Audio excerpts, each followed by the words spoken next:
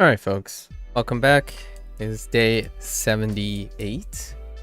Keeping the streak alive once again. Maku desu. Konnichiwa. Yokoso. So, I guess yesterday's more of a bye day, like a extra day because of the review on day 76. So we're still covering over the first half, N1, right? N1 of Unit 1. And so we'll do a quick recall here. Not exactly a lot of new vocabulary because it largely focuses on getting used to mashita.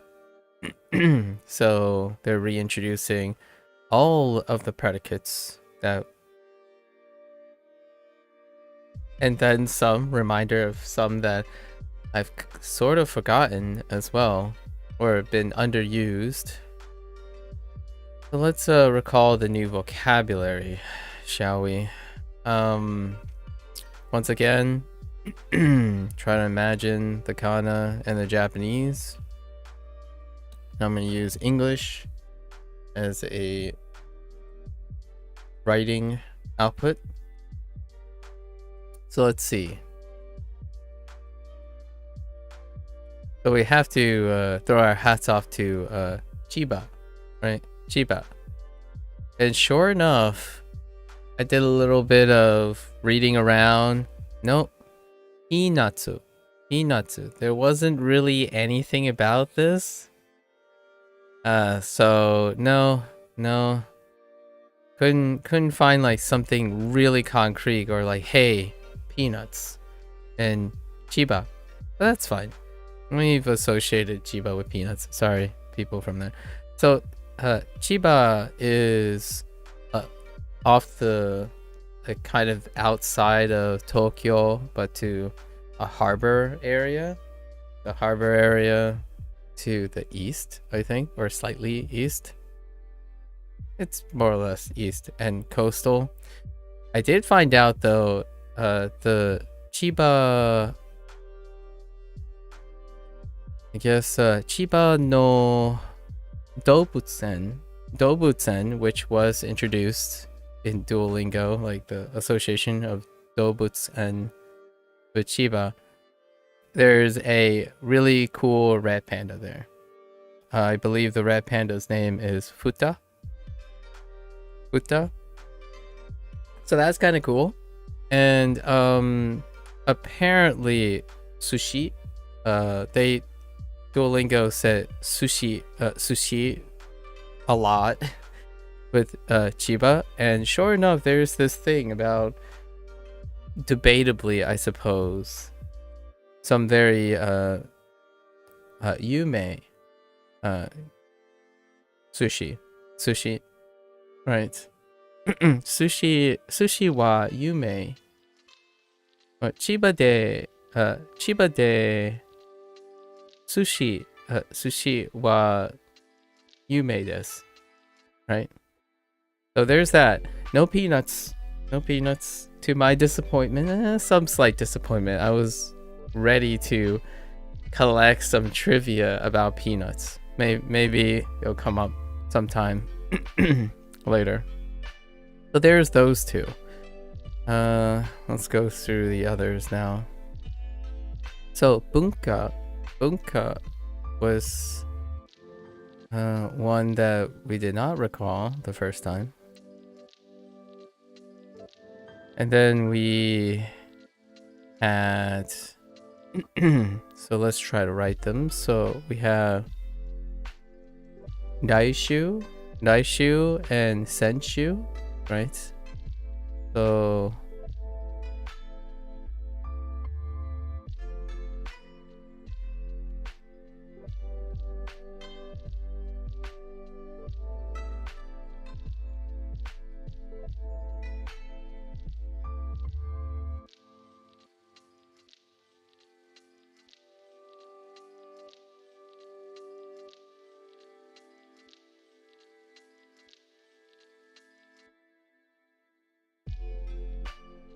right? Senshu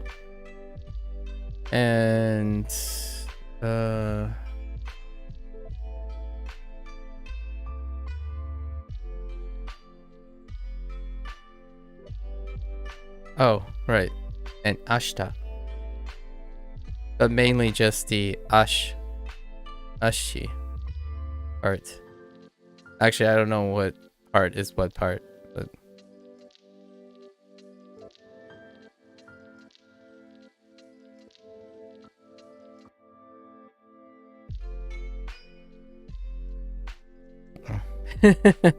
ashita. A little bit wobbly to start. All right. So that's like it wraps up all our kanji for the time being. So Senshu, Senshu and Naishu, respectively.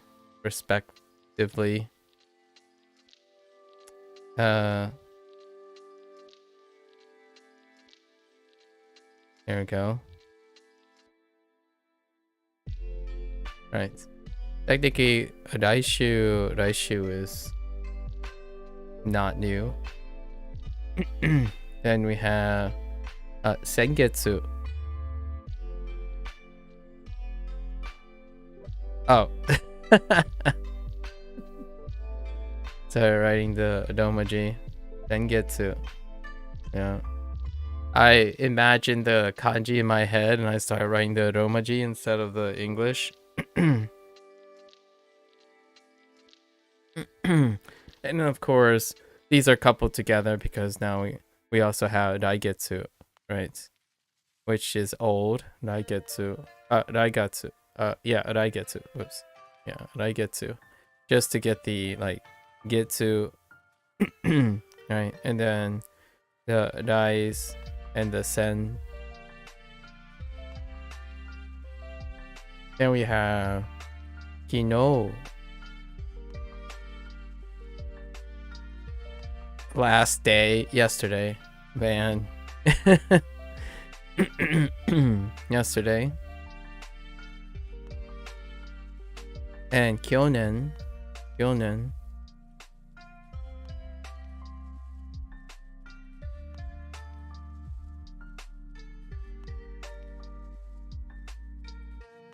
Kabuki.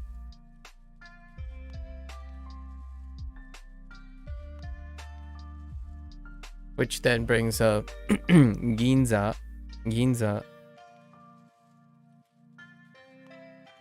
Because of Kabuki.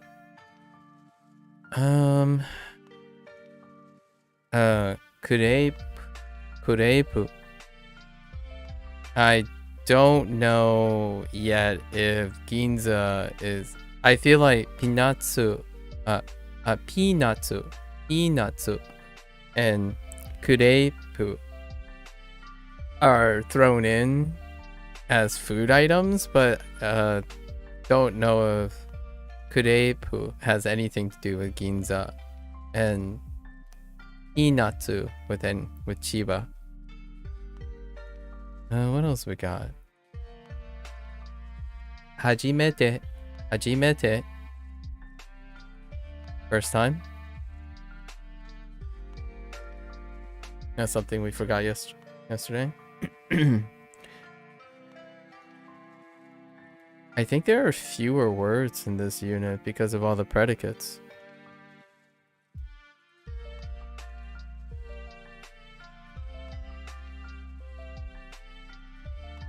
They do scale back a little of the new vocabulary whenever they're once in a while introducing a tense. I remember the one when they did the negative verbs. It was scaled back. Did we get a new predicate though? Generally they introduce one new predicate. Oh wait.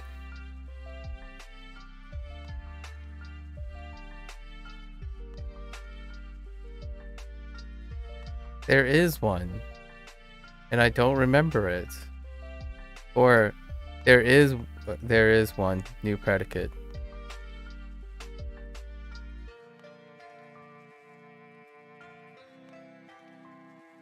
Oh, I know.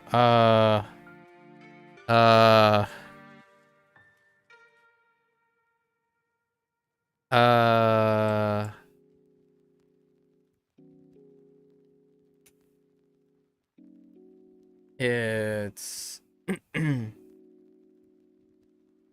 I had a problem. Oh, I remember now. It's I'm gonna say it's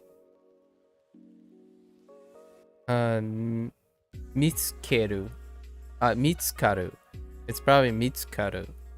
So the form that we had, it's mitsukemasu, right? Mitsukemasu or mitsukemashite.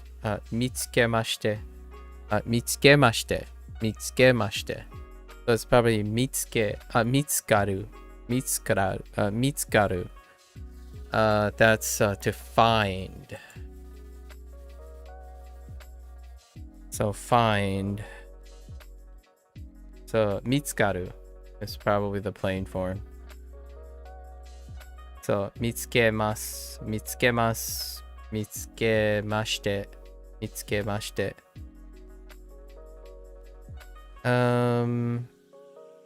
Yeah, they throw in one predicate. Generally, at least one or two new verbs each unit, regardless of the content, a lot of times. Let's see. What else? 3, 6, 9, 9, 12, 14, 15, 16. Yeah, that's past 20. So that would, I mean, that's past 15. I usually try to go past 15. Yeah. I think that's good enough. It was kind of anemic now that we have so much vocabulary. All right. Good enough. So let's move along with our second half. Now we're in N2 of Unit 1. See what we can learn today. I still only have 4 hearts. Okay.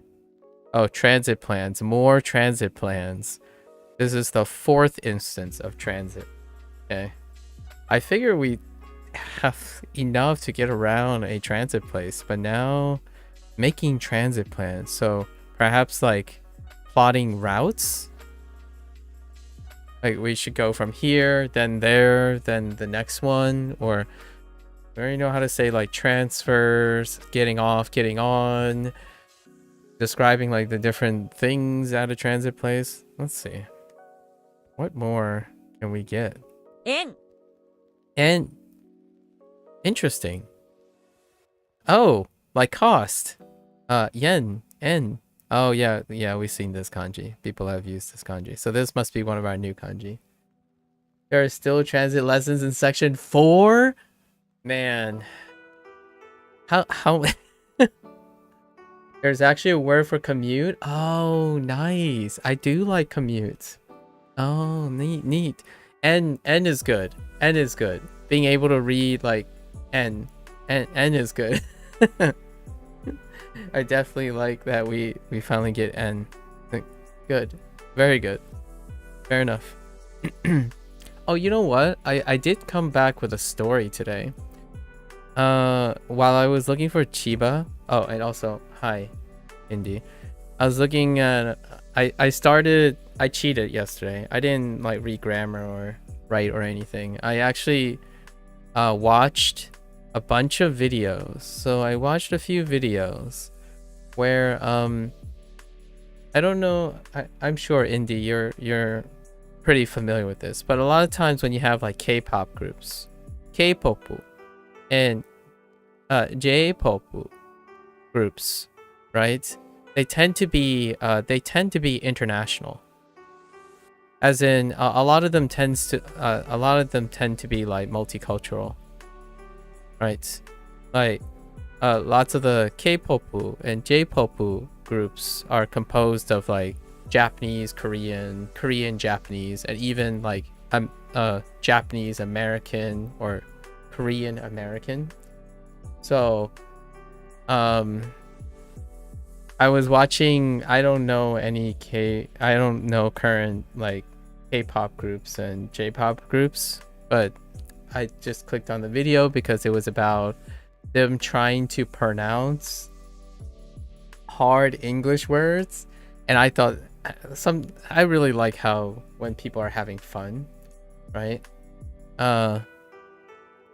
They also combine there's a 13-hour difference between Tokyo and New York in transit. Oh wow. Or jet lag. Interesting. I see. So in this video, they had an English speaking host who clearly also has another language, because when she was pronouncing like Japanese words and stuff, even though she might not know the words, her pronunciation was clearly exceptional.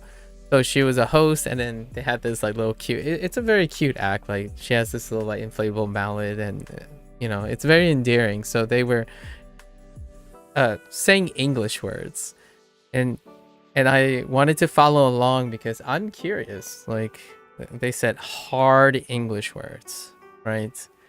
And they specifically, even at the top, it's kind of funny because even at the top it has like a blip. It's like American English, right?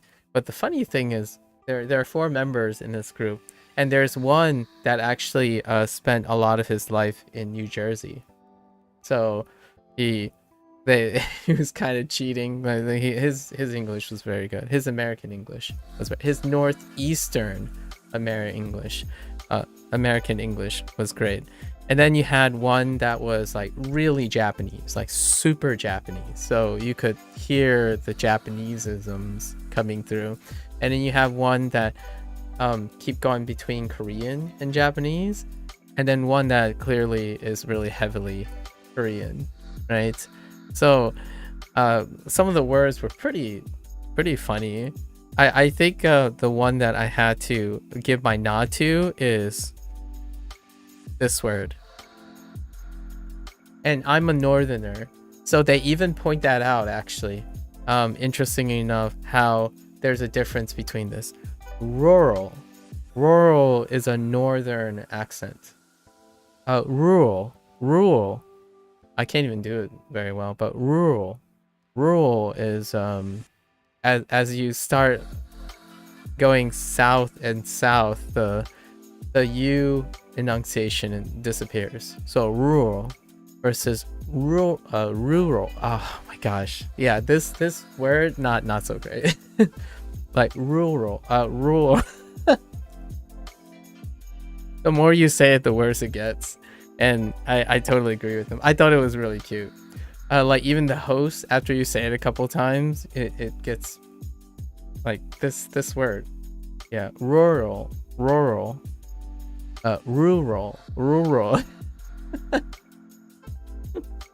So I do have to give the nod off to that clip on this. I don't like this word is yeah, they did give a tongue twister too. They gave a tongue twister was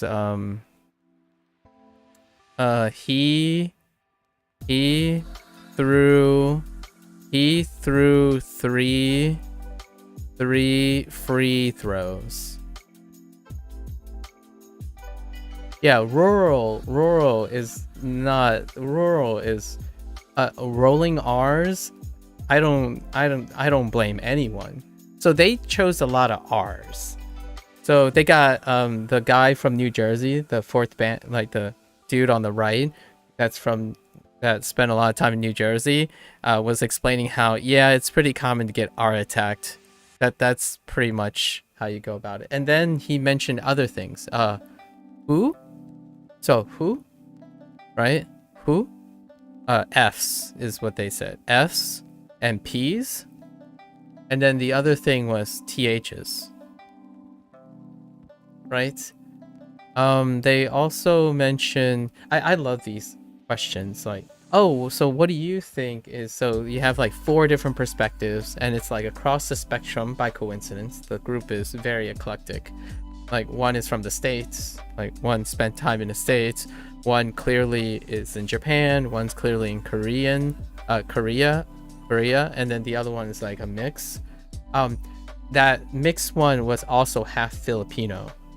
And the funny thing is, when that person pronounced the English words, it came out with British accent. It had a slight British accent. So even though their pronunciation, like the reference they were using was American English, that person was pronouncing it with a British accent. So it was a very eclectic group, and that's pretty sweet. And they talked about who. I don't know about pe. It might be because pe, like p, is a highly aspirated, like high aspiration. So like it's not pizza, it's not like pizza, right? It's pizza. So there's like a p, and it's Mike's worst nightmare. Like anyone who has headphones and you don't have a mic that is rejecting plosives in English, you hear it a lot. When I'm listening to a Japanese person speak in a mic, like they can get really close and they start doing their pus, like for example, K-popu. It's very, very light. But when you say K-pop, right? K-pop, you're going to pop your mic if you're too close to the mic, unless you have some plosive rejection, right? So it's K-pop, and I'm guessing that's why they pick P's as well, because there's high aspiration. A lot of air is coming out of the P's. And why is my like pen not disengaging? Okay, so that's pretty cool. And he threw 3 free throws. That's pretty tough saying it fast. He threw 3 free throws. And funny enough, and this is where the Japanese gets a little fun. The guy who has excellent English reverse Uno card the host and gave the host a tongue twister in Japanese. And I knew 4 of the words. No, I knew the one word they repeated 3 times, and I knew 1 of the words. So I think it was so nama. I knew that word, like nama, and then they mugi. I don't know what mugi is, but it's something that's raw, that can be raw. And then nama tama, I think was the other one. And then nama tamago. So I knew tamago, right? So he said these 3 things together. So nama mugi, nama tama, nama tamago, right? Nama maybe is nama mugi, nama tama, nama tamago, right? So that's kind of interesting. Or this might not be correct. I don't know what.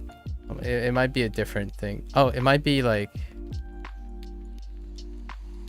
but it looks like it's like raw something, raw eggs. So that was kind of fun too. They pick up a lot of that.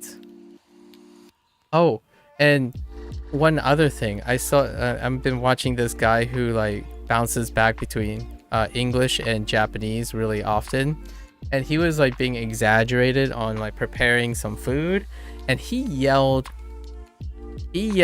salto, and I'm like, shio? Question mark. I'm like, what? that was my only thought. It was, you know how YouTube shorts have like subtitles, like really animated subtitles now, and all this was like, it was a gigantic flash of salto, and I'm like, wait, chio? Which was pretty funny. I'm guessing like he was sprinkling salt, so I imagine this was referring to that. But I don't know if this is a thing or the guy was memeing. Like what I mean is I don't know if people actually say salto as opposed to shio. You know, because Duolingo introduced shio and kosho, right? Koshou for pepper. I'm guessing they mean maybe black pepper, because I imagine maybe they'll have a word for white pepper as well. I don't know. These are actually a thing, right? Black pepper. The table version, the table version pepper is actually black pepper. But anyways, some fun things, right? I didn't. Oh, and I want to correct something as well.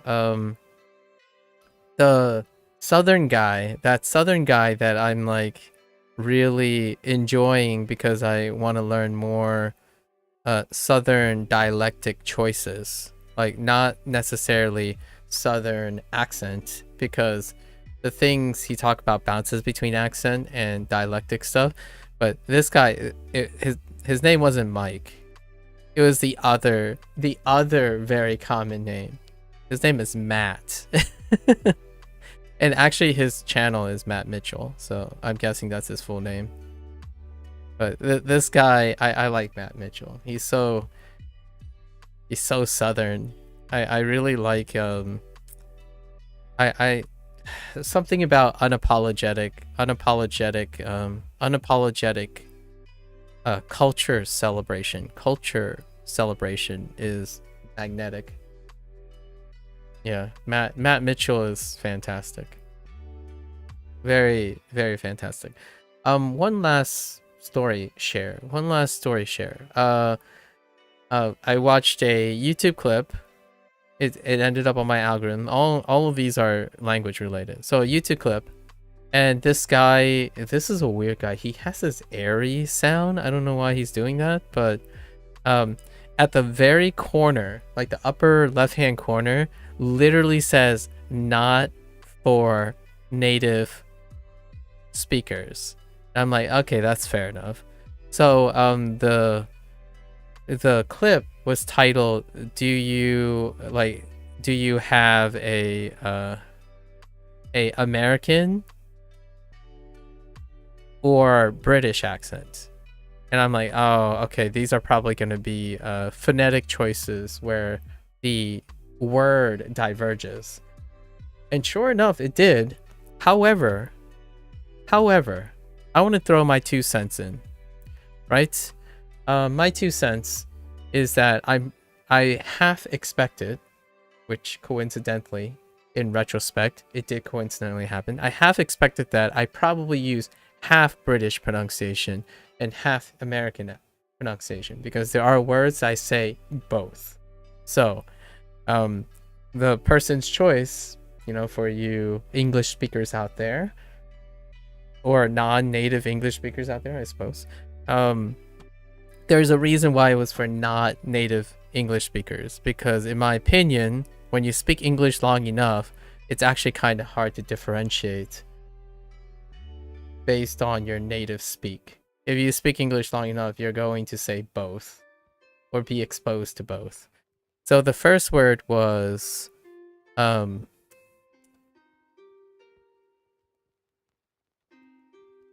it, I don't remember the first word. All right, the second word was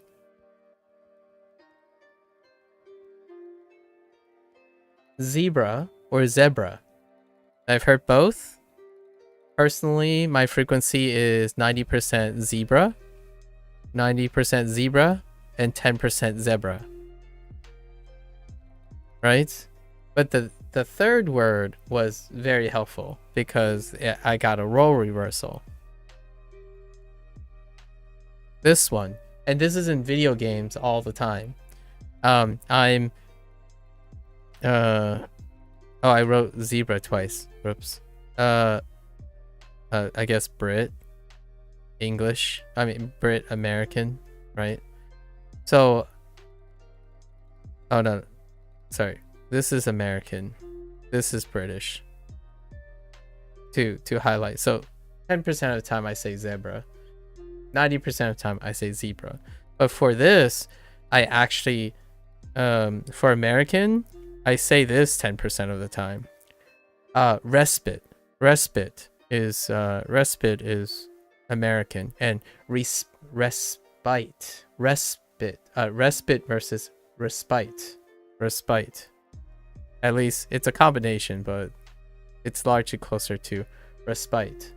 Like to find a resting place or getting a break from hardship or stress or something, right? And then we have the also proliferative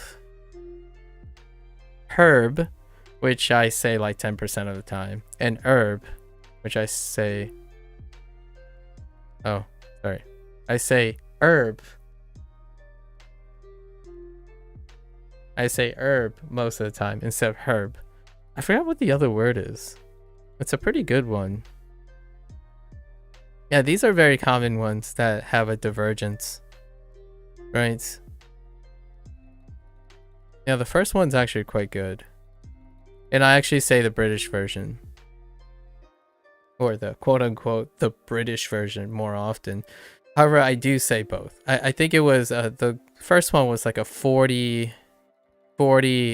split. I actually say slightly more the other ones. And that's kind of what I'm talking about when it comes to pronunciation. It's like, what happens here is, the reason why I want to highlight this, why is this related to my Japanese experience? Why is this related to my Japanese experience? I typically learn language with the idea that I keep in mind as many examples. And then at some point over time of use, I preferentially decide how I'm going to pronounce them. So I understand a lot of people are like, oh yeah, you know, Kanto accent is pretty much where we're going with this, right? That's just it, right? I know there are things that make it sound weird and possibly non-distinguishable, but there is, if Japanese is going to become wider spread, it's gonna go beyond Kanto. And much like many things, a language that is incredibly influential gets influenced a lot. So I would echo, I doubt a lot of people would challenge me on this, that pronunciation changes over time. It is subject to change. How quickly is very dependent on how, in my opinion, how widely and divisive or like individualized, like group, how many groups are actually using it. So this is a great example. Like, I don't actually think respite is any more diverse than respite. And herb and herb. A zebra, I mean, I don't say zebra in general. Like, I don't remember the last time I said zebra until today. So I don't usually use those.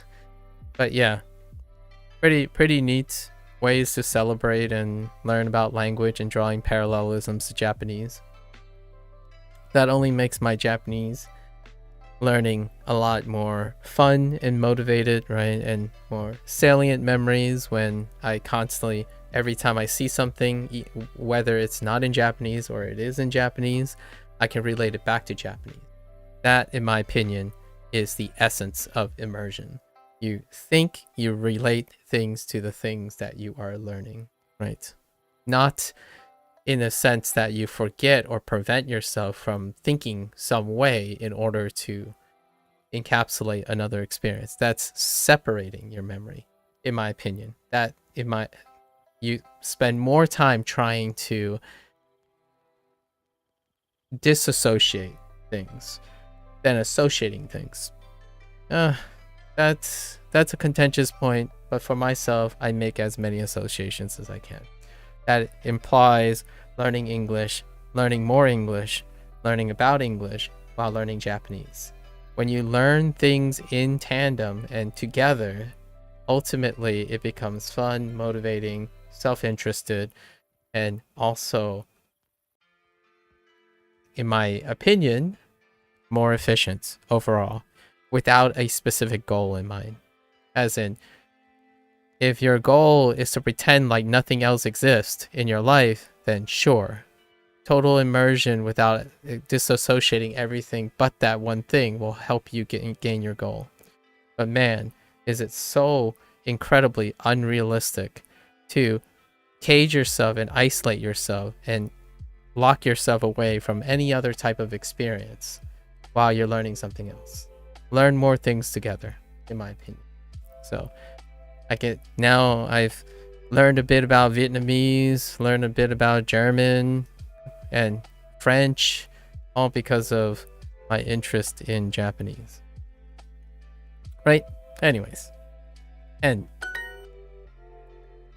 all right, we got Eki, what looks like Kin, part of Kinyobi, Nani, and so no teasers for new ones.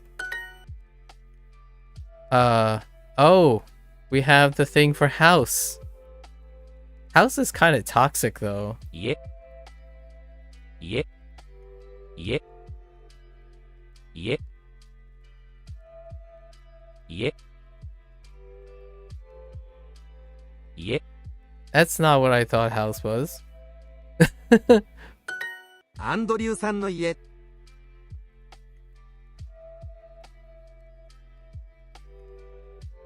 Am I hearing yeah? Yeah. Yeah. Wait. Hold up.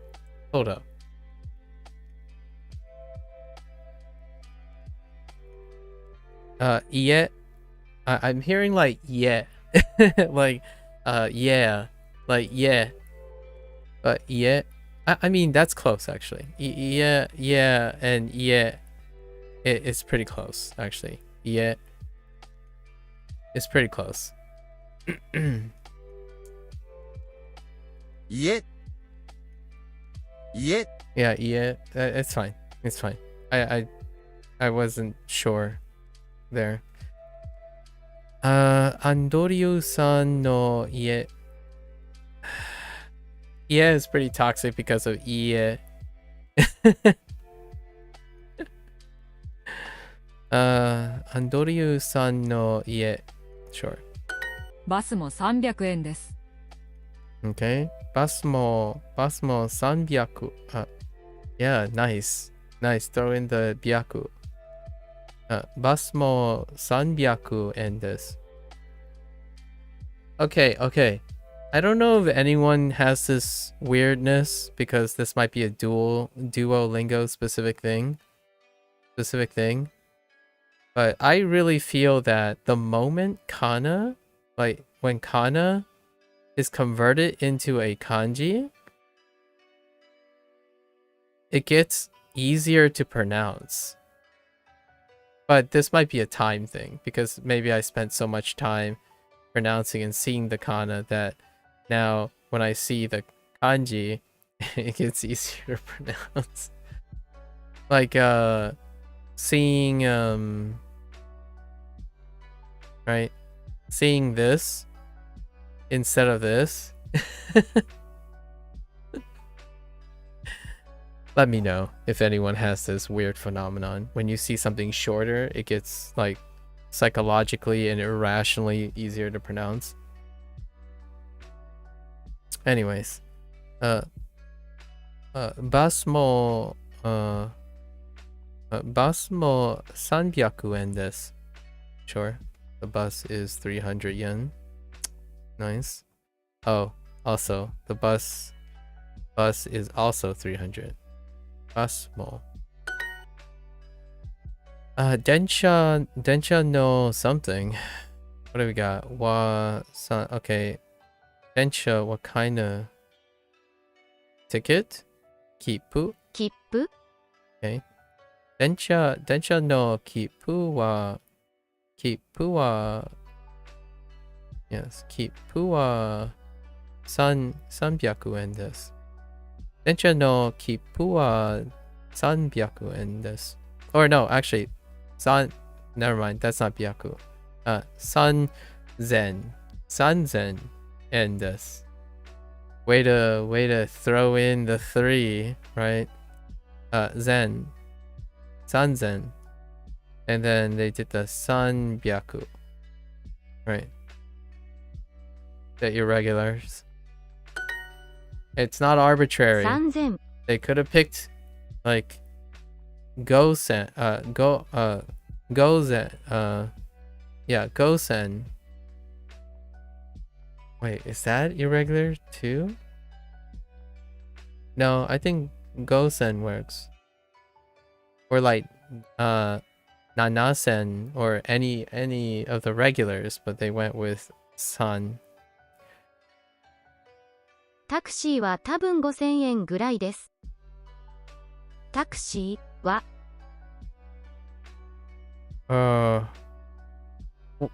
Wait. タクシーは多分5000円ぐらいです。 Oh, interesting. That's new. 多分5000円ぐらいです。 Because of tabun. Combination of tabun and gurai. I'm making sure I don't say gurai versus gurai. So because someone else mentioned this already. Gurai. Right. Gurai. Instead of gurai or gurai. Okay. Or gurai versus gurai. Okay. Say so. Taxi wa tabun gozen. Gosen. Yeah, gosen and gurai desu. タクシーは多分5000円ぐらいです。5000yen. 5000 yen ぐらいです。駅まで遠いですね。まで Eki, how is made being used here? Is this the same made? まで No, it's not. It's not the same made. To, through, even. Interesting. Okay. So, eki, made,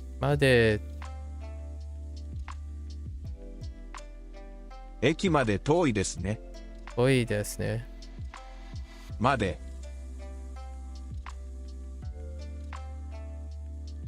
駅まで遠いですね。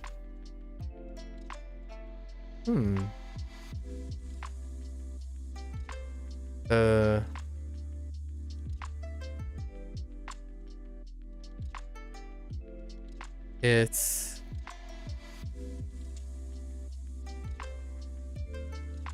far to the station. Interesting.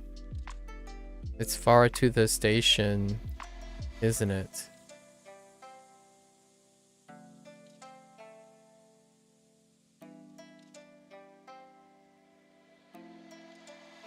Okay. Alright. I can do that. Made. So, eki made toi desu. Ne. Okay. Eki made toi desu ne. I could say things like, so it could replace anything to. Could even say things like, can I say まで through? Even. Huh. I'm trying different words in front. I'm trying different words in the place of toi.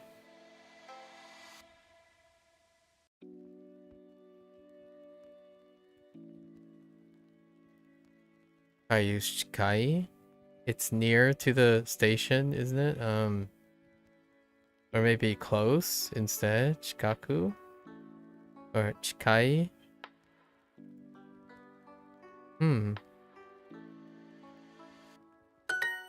甲斐さん、デパートは遠いですね。 They'll probably give other examples. Brainstorming. Aisan. Aisan what?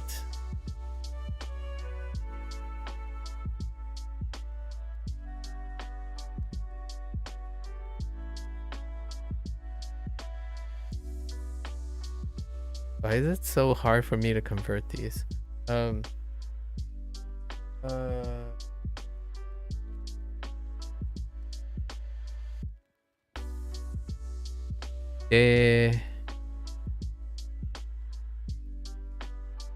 Pato. De Pato. De Pato wa toi desu ne. I'm trying to read it, but haven't seen De Pato in a while. Hi, De Pato made taxi ni norimasen ka? Would you like a taxi? Would you like a taxi to the department store? I see. Interesting. Yes.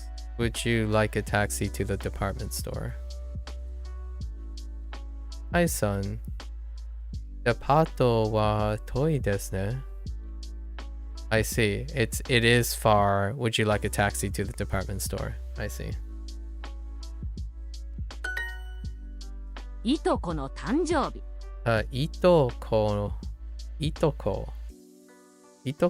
の誕生日。いとこ。Interesting. いとこ。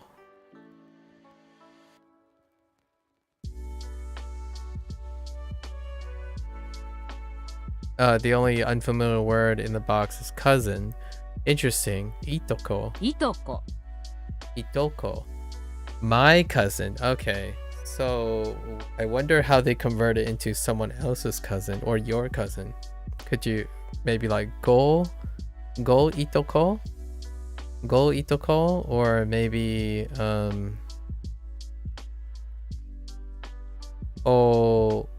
ito-san or something. I'm applying the either converting it from like my mom, my dad into dad, mother and father, or the other way where they added like ryoshin and then go ryoshin. Curious which way they go with this. So itoko no tanjoubi. My cousin's birthday. Sure. カイさんのいとこの家はとても遠いですね。 Curious when they're going to introduce how to say itoko in a third person. Like someone else's, or talking about a cousin in a third person that's not personal cousin. Let's see. Kai-san no itoko no ie wa totemo. That's kind of hard to read. Toi desu ne. Okay, toi desu ne. Still not very good at still having problems like line breaking. Line breaking has often been a problem with me, even in English. Line breaking like mid-word, because what's happening here is, to me, it looks like mid-word break. It's a mid-word break. So in English, if you mid-word break in English, it'll still be hard for me. Like, for example, you go like simul break, taneous, right? Simultaneously. If you word break like this, it's very difficult. Like simul what, right? It could be simultaneous. You wouldn't know until you see the other one. So it's starting to this type of thing, it feels like a word break. So to e, right? So it's like a mid-word break. Or a mid-concept break. Okay, let's see. It's very far, isn't it? Kai-san's cousin's house, or Kai's cousin's house, is very far, isn't it? Kai, itoko no eki made bus ni norimasen ka? Yeah, would you like a bus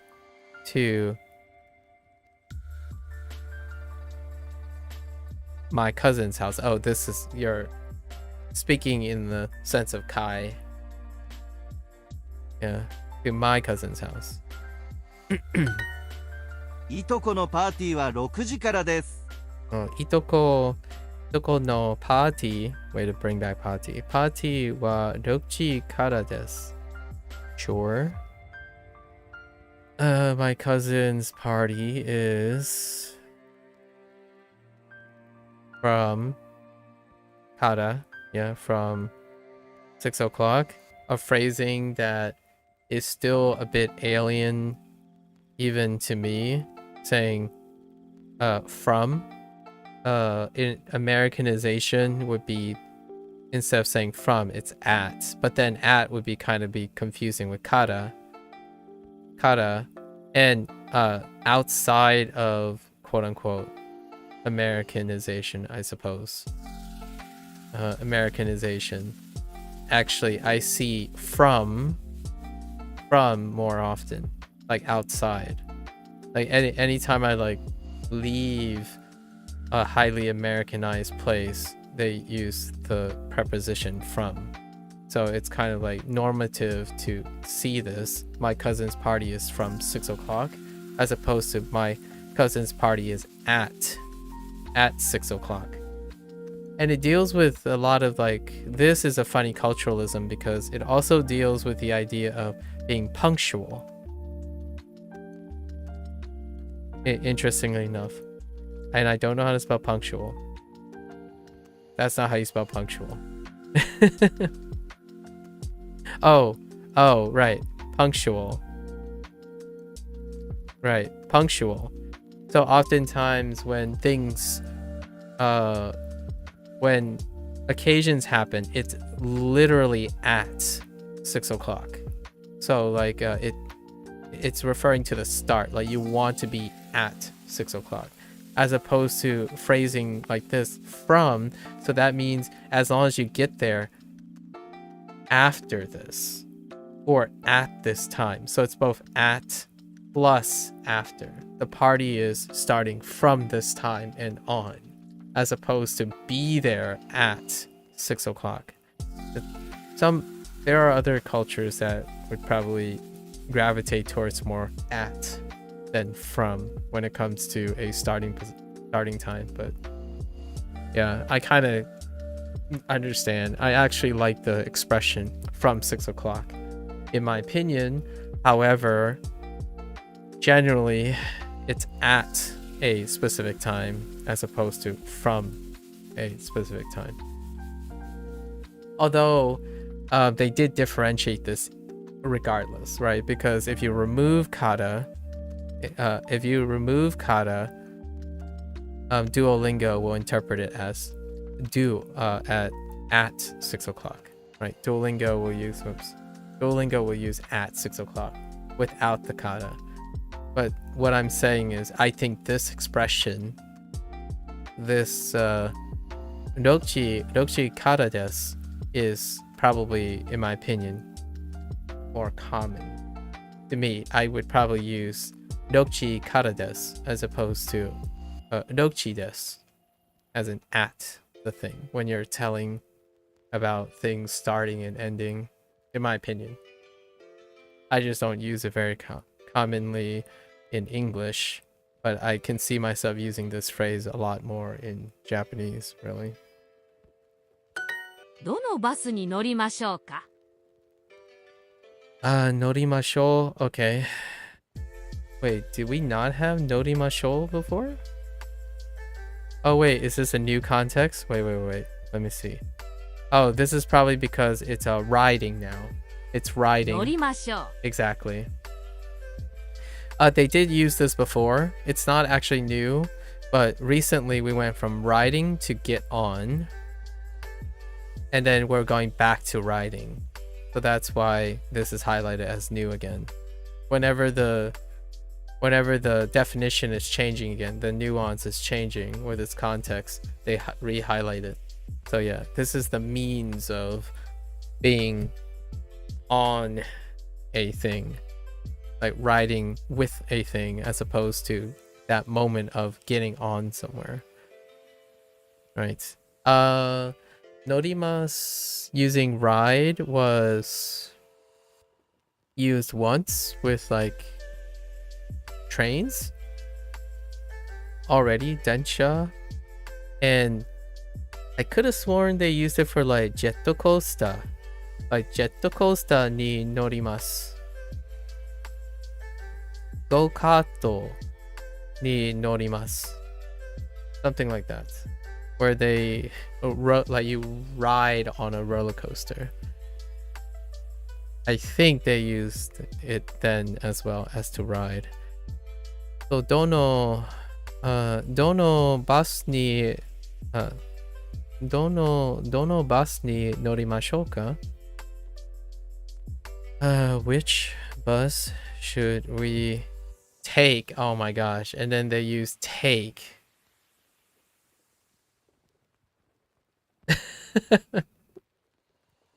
Okay, yeah, you can definitely word it this way too. Take.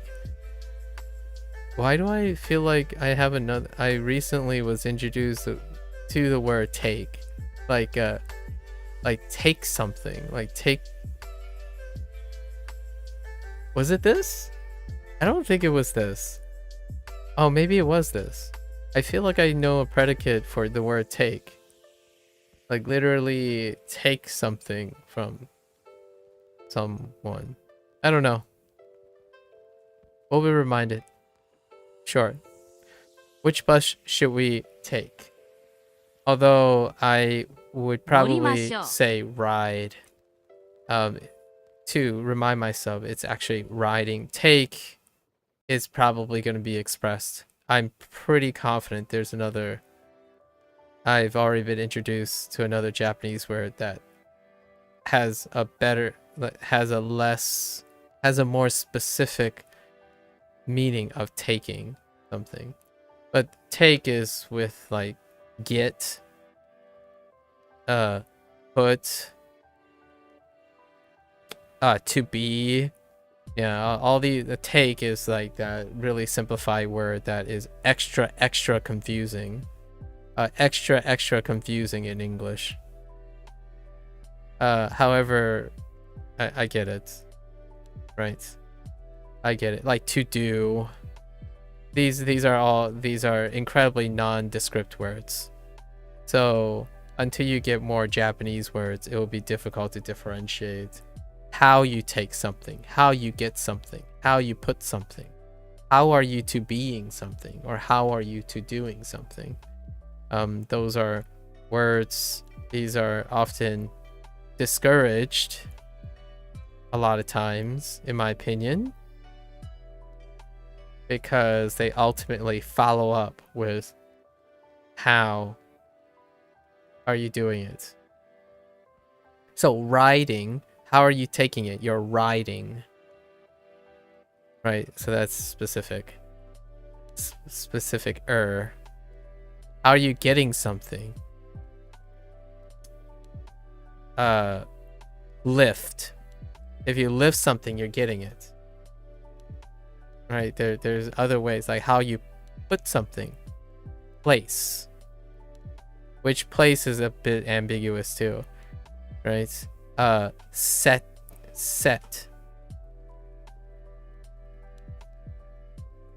Weird. So which bus should we take? Pretty common. じゃあ、快速電車に乗りましょうか。Aishoku. Oh, you know, I forgot a vocabulary word. I just realized I forgot a vocabulary word from yesterday. Kozukan.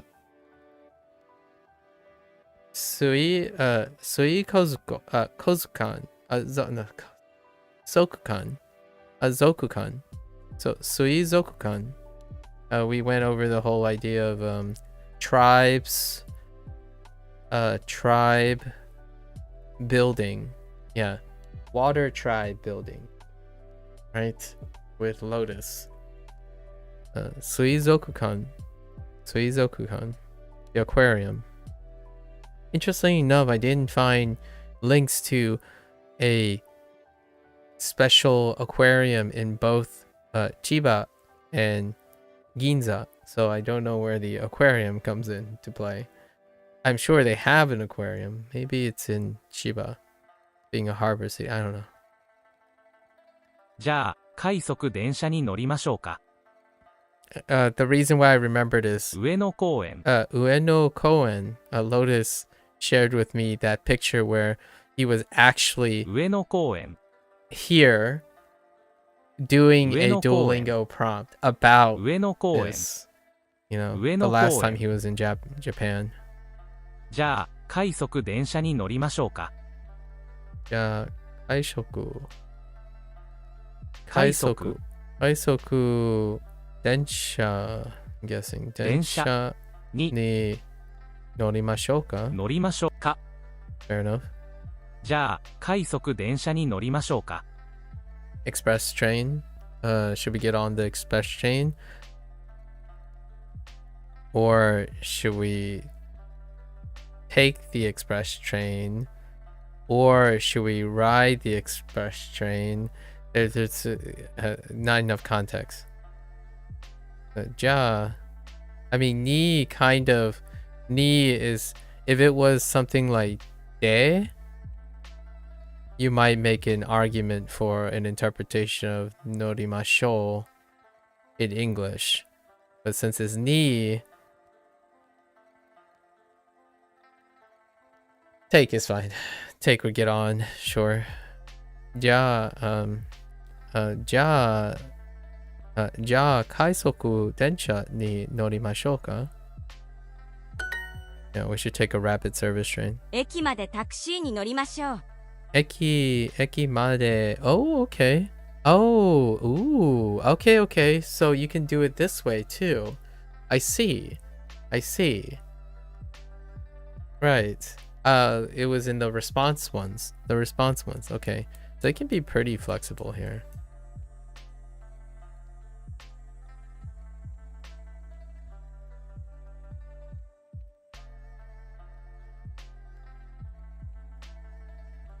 It's interesting that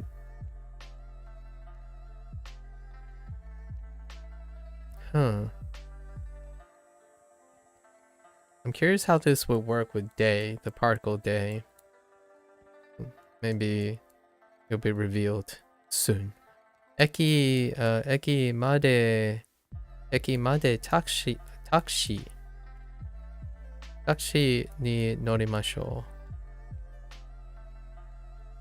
We should take a taxi to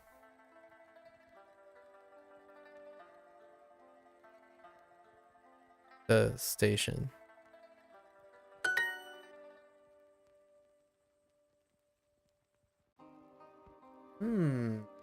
So we could say something like oh, I still don't have the word for car, but you could replace it with like party made. Party made. Concerto made, right? Contesto made. There are plenty of things that are nondescript. It doesn't have to be.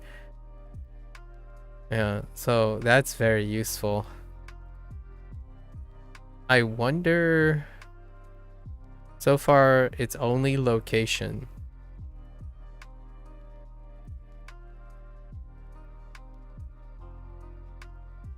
Not sure about figurative, like conceptual places.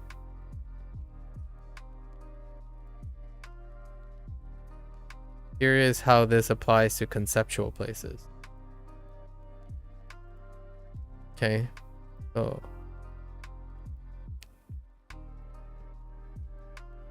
Kyo wa Naomi-san. Oh! Oh, is it the same? Oh, it stays the same.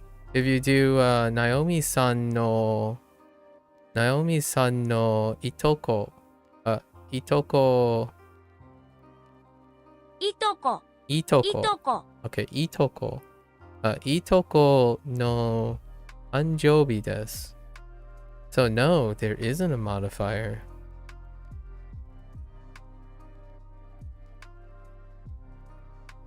Okay, so 今日の Hey, Sub-Zero. Ooh. Sub-Zero. You're early. Does that mean you have conquered the Thanos snap, and now you have snapped all that stuff away, right? Now everything's manageable. Are you free? Sub-Zero, are you free? Did you do it? You're very early today. Did you do it? Whoops. の Yo. は Wow. の Naomi-san. ナオミさん San no いとこ itoko の no 誕生日誕生日です。です。誕生日です。今日はナオミさんのいとこの誕生日です。Quite the contrary, I skipped campus today where I've usually been at until 11 p.m. lately. Oh, so you're taking a break. Okay. You're trying to, that's good. It's nice to know that you have some time to relax. It sounded like you were really stressed out. Or you're managing, but it's nice that you have some time to relax. Relaxing goes a long way. I would say it's very underappreciated when things get incredibly hectic. Sometimes those moments where you can take a breath can go an incredibly long way to increasing productivity with some time sacrifice. Like, you know, people who get so used to keep up the ante, right? You go 15 hours straight. It's like, what's 30 minutes of rest? I know this might not be the exact situation you're in, but oftentimes it's very underappreciated how much a bit of rest, and even trying to liberate some rest time, even in an incredibly busy schedule, can pay back far more than the time you sacrifice from resting, right? Some people use the word sacrifice. I figure I use that word here. I don't see it as a sacrifice. I see it as a means to a much more healthier end, right? If you view that work ends in any way. From my perspective, relaxing is necessary because work doesn't end. Work doesn't end. It continues. You were super stressed at the start of the semester, but over time I've come to terms with the roughly translated Norwegian saying, "It will go how it will go. Enjoy the journey, my friend." Welcome to the journey life. At this point, I'll just be happy to get through this month. Exactly. That's a interesting rough translation to the journey. I saw a YouTube video that popped up on my algorithm that, you know, was listening. I don't know if I've shared this before, but my phones, I have two phones on me, and they are like on always listening mode a lot of times. So naturally, I have Google phones, right? And what happens is, after time, the phones would translate into whatever is offered to me, right? Because it's collecting data. And yes, I think a day or two I've been talking about journey, right? The journey, goal, process oriented versus goal oriented. So today there's a YouTube video that showed up. I didn't get a chance to watch it yet because it looked like a long video and I would need to digest it in the evening. And it said the what is it called? The disappearing, I think it's called, the title was The Disappearing Art of Enjoying the Journey or something. And I was like, yep, my phone is definitely listening to me. And it had very few views, of course. It's like one of those, like my sub, one of those like once in a while, maybe 1,000 clicks, you might see a random suggestion. And that's pretty much, it will go how it will go. But you know, stick to it, one day at a time. Keep your eyes on the prize. Stick to the present. Don't peer too far into the future. Otherwise, you'll be pretty super stressed the farther you peer into the future or attempt to peer into the future, right? That kind of thing. It works for some people, perhaps younger people, but when responsibility and experience piles up, it becomes ever more daunting the further you peer into the future. Imagine being born into a household that at the age of like 5, you're going to be a doctor's son in 18 years, or maybe 20 years, or maybe 26 years. Like, hot dog. Talking about stress.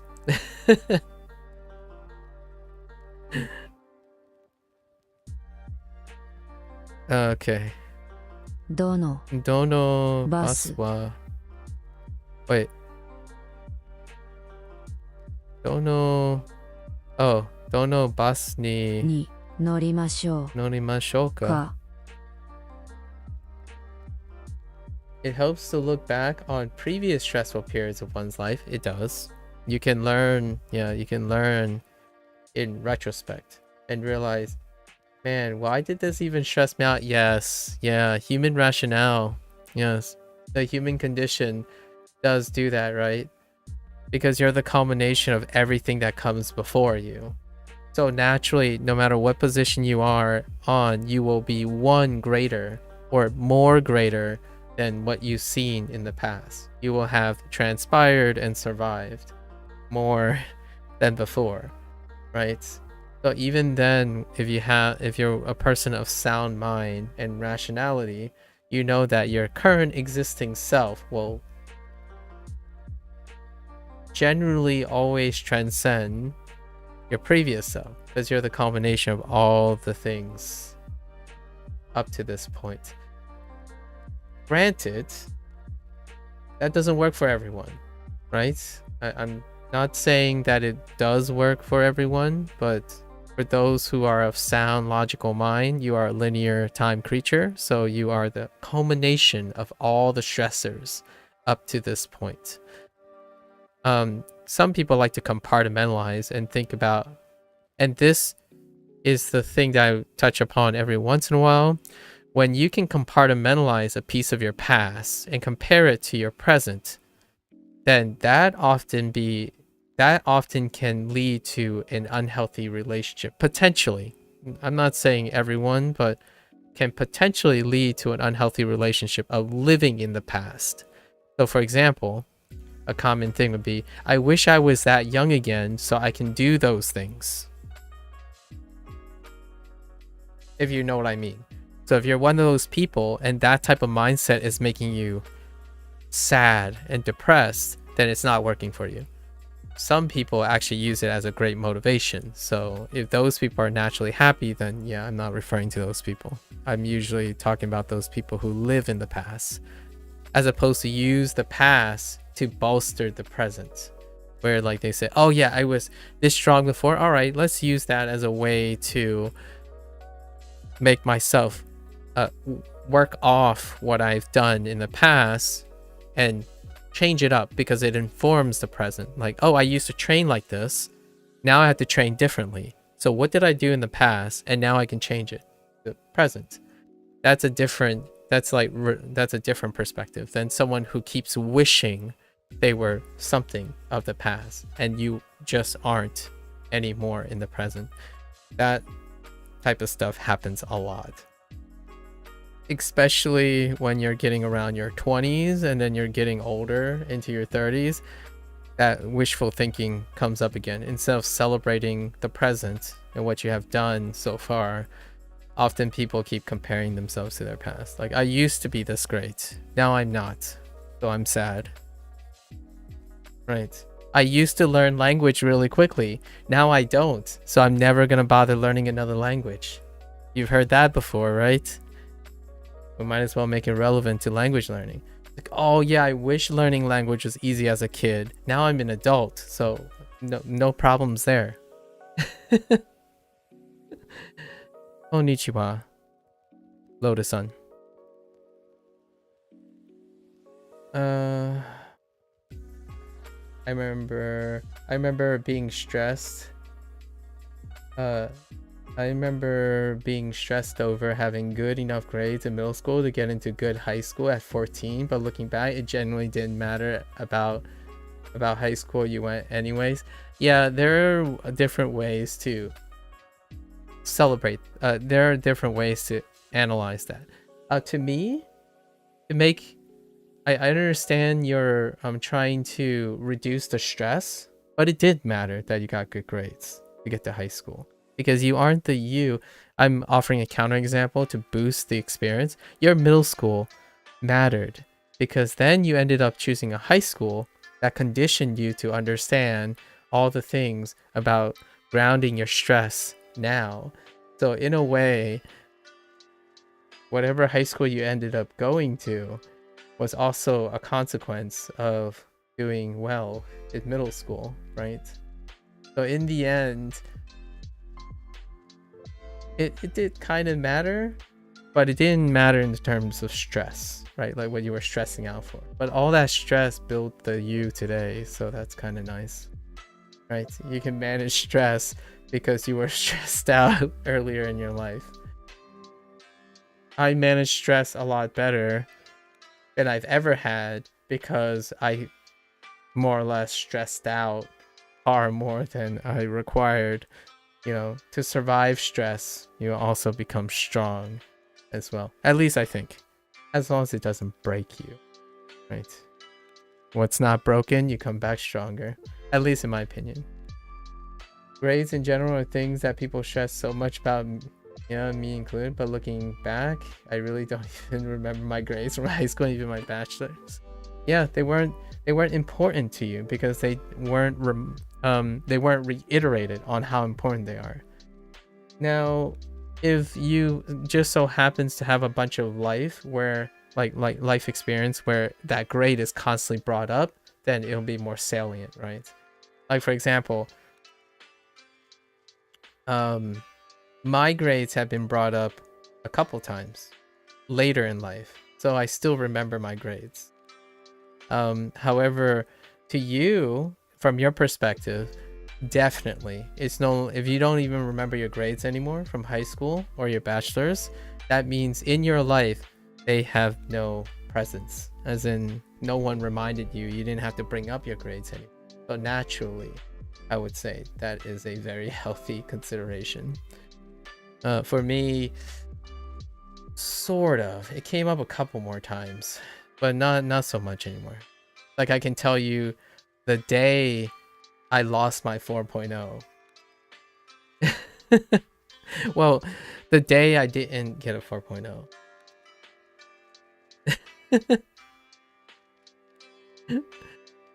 I mean, it's still approximately 4.0, but the day oh wait, I don't know if you use the point system, Sub-Zero, where you are, but in the United States there's this weird thing. They first convert letter grades, and then letter grades are converted into the point system, and it's from 1 to 4 if you're. Oh yeah, don't get me wrong, I definitely agree. I'm grateful for how it's gotten me to where I am, and I probably wouldn't even been able to apply for a master's with bad grades. I didn't know that. However, I'm certain I would have been totally fine if things didn't work out that way, and it wouldn't be as big of a deal as my stressed out mind made it to be back in the day.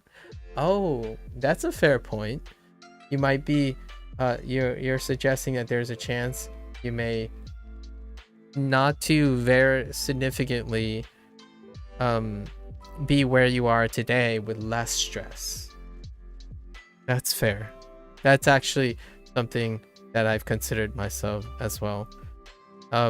Like for example, things that I could have done, right, would be things like liberate, I don't know, 15-30 minutes, maybe a day in the 365 calendar day to take a break or go on vacation or like just stop working, you know what I mean? Like that kind of thing. And it wouldn't probably significantly impact my path to current day.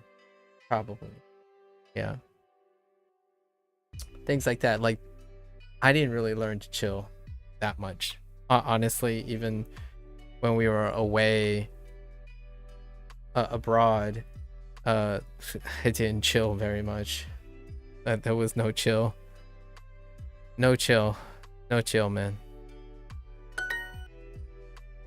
It's kind of different here, but I'm familiar with GPA. We use A through E here. E, oh interesting, where A is 5. Oh, a 5-point system. So you're between A and B? Yeah, so you use the 5-point system and you use E instead of skipping E and going to F. Interesting. And then minimum is C. Yeah, minimum is C still here too in the letter grade equivalent. Yeah, we go A to D. I didn't ever read on why E is skipped in the United States as opposed to just going to E, but it's A through D and F, technically 5 letters, but it's on a 4-point system. And I don't know how you get 5 letters and it goes to 4-point system. Reminds me of the messed up GPA system that my high school had. Yeah, there's no E. Yeah, they skip E, so it's still 5 letters. A, B, C, D, and then F. I think the idea is that if you D, here's my guess, right? F is for fail.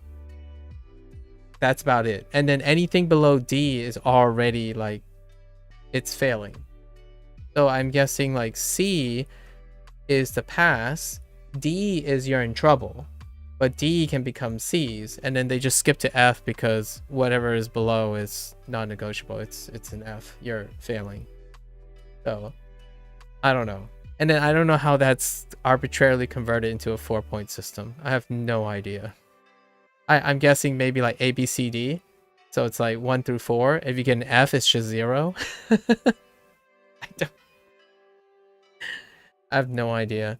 In my life, I haven't ever dropped below a 3.5, so I have no idea how you negotiate the range. I have no perception of the range below 3.5.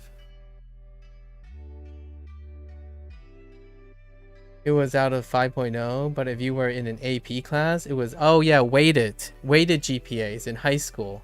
Exactly. Yeah, Lotus. I totally forgot about weighted GPAs in high school. Yeah, weighted GPAs is a +1 point. It's +1 point. So like for example, 100%, it's weighted to 110% when you're in an AP class. However, that is relative to the 100%, which is graded as an A. Yeah. So you get 1 whole point above as the cap. Yeah. As the cap is raised by one whole points.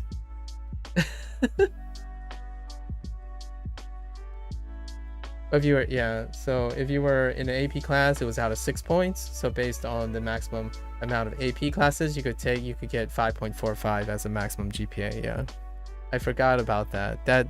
We used a weighted system as well in the high school I went to. The high school I went to didn't use the point systems though. No point system. Instead, they just used percentage and scaled up to +10%. +10% for each AP class. I've always struggled with applying for positions that have a US based application form. When they ask my GPA, I'm like, what? I don't know how to get. I wouldn't know either. That's absurd. Converting them, but it is really fun, right? This is kind of like a different language, if you know what I mean. I treat this as a different language. When you have different like grading systems, it might as well be a different language, right?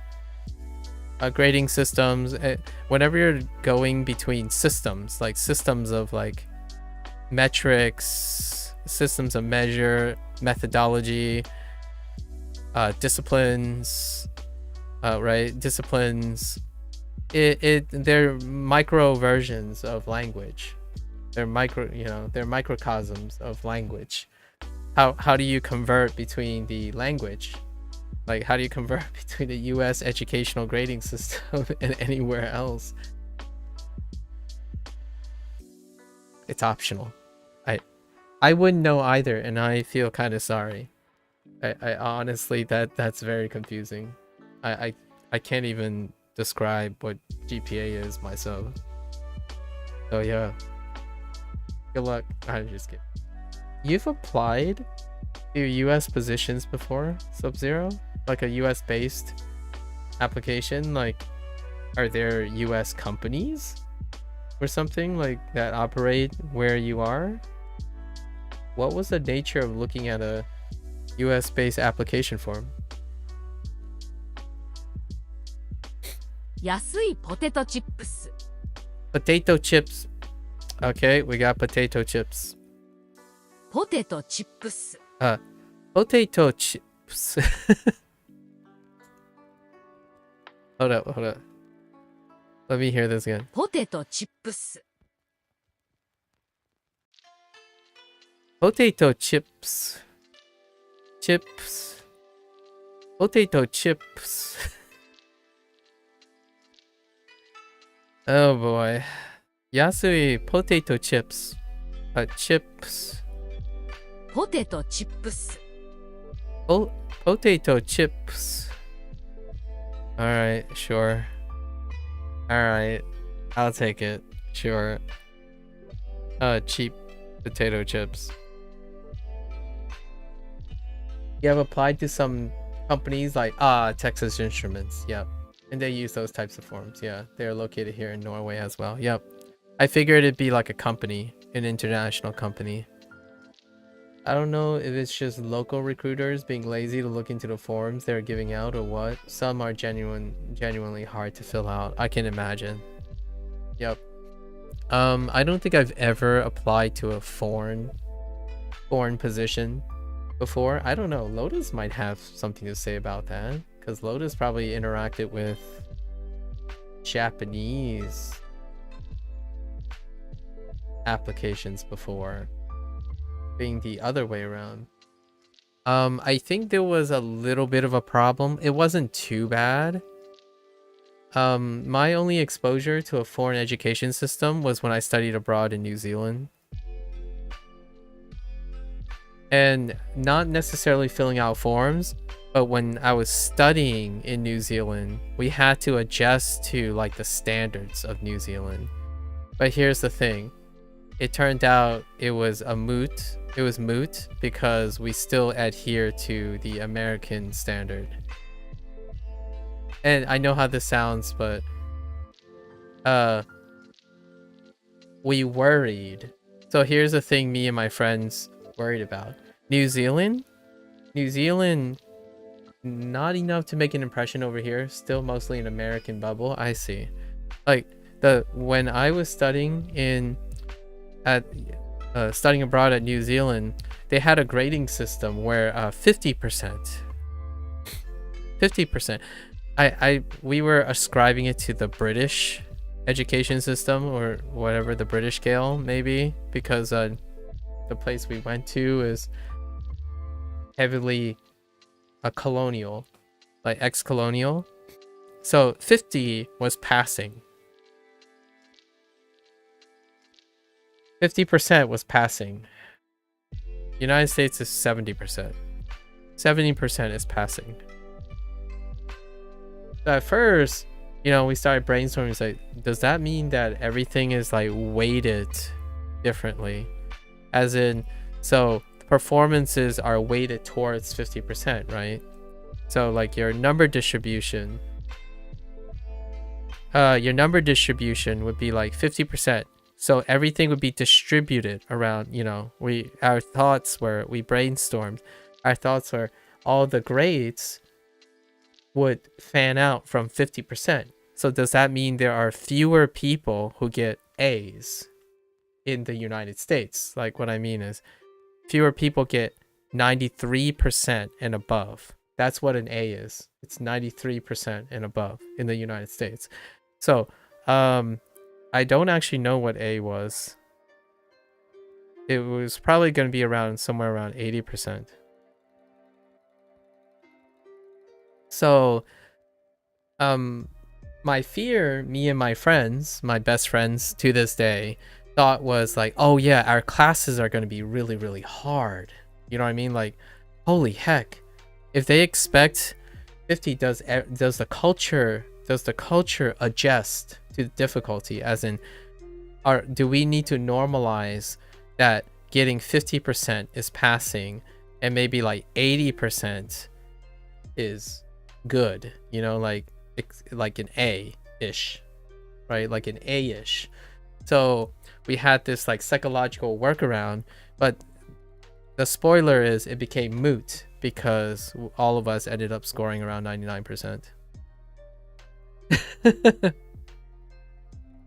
So I don't know.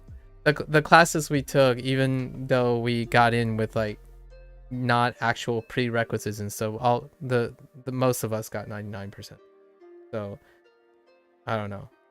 It's hard to know if it affected us, but the grading system swap does affect a lot of preconceived notions. The classes were more or less it's like similar. The classes were similar. But our performances didn't change. So our raw performance, we were worried that our raw performance would be much lower than our weighted performance. But so I don't know if we got 80%, will we still get A's, because you have to convert between the two. So if you're studying abroad, your grades get converted back, right?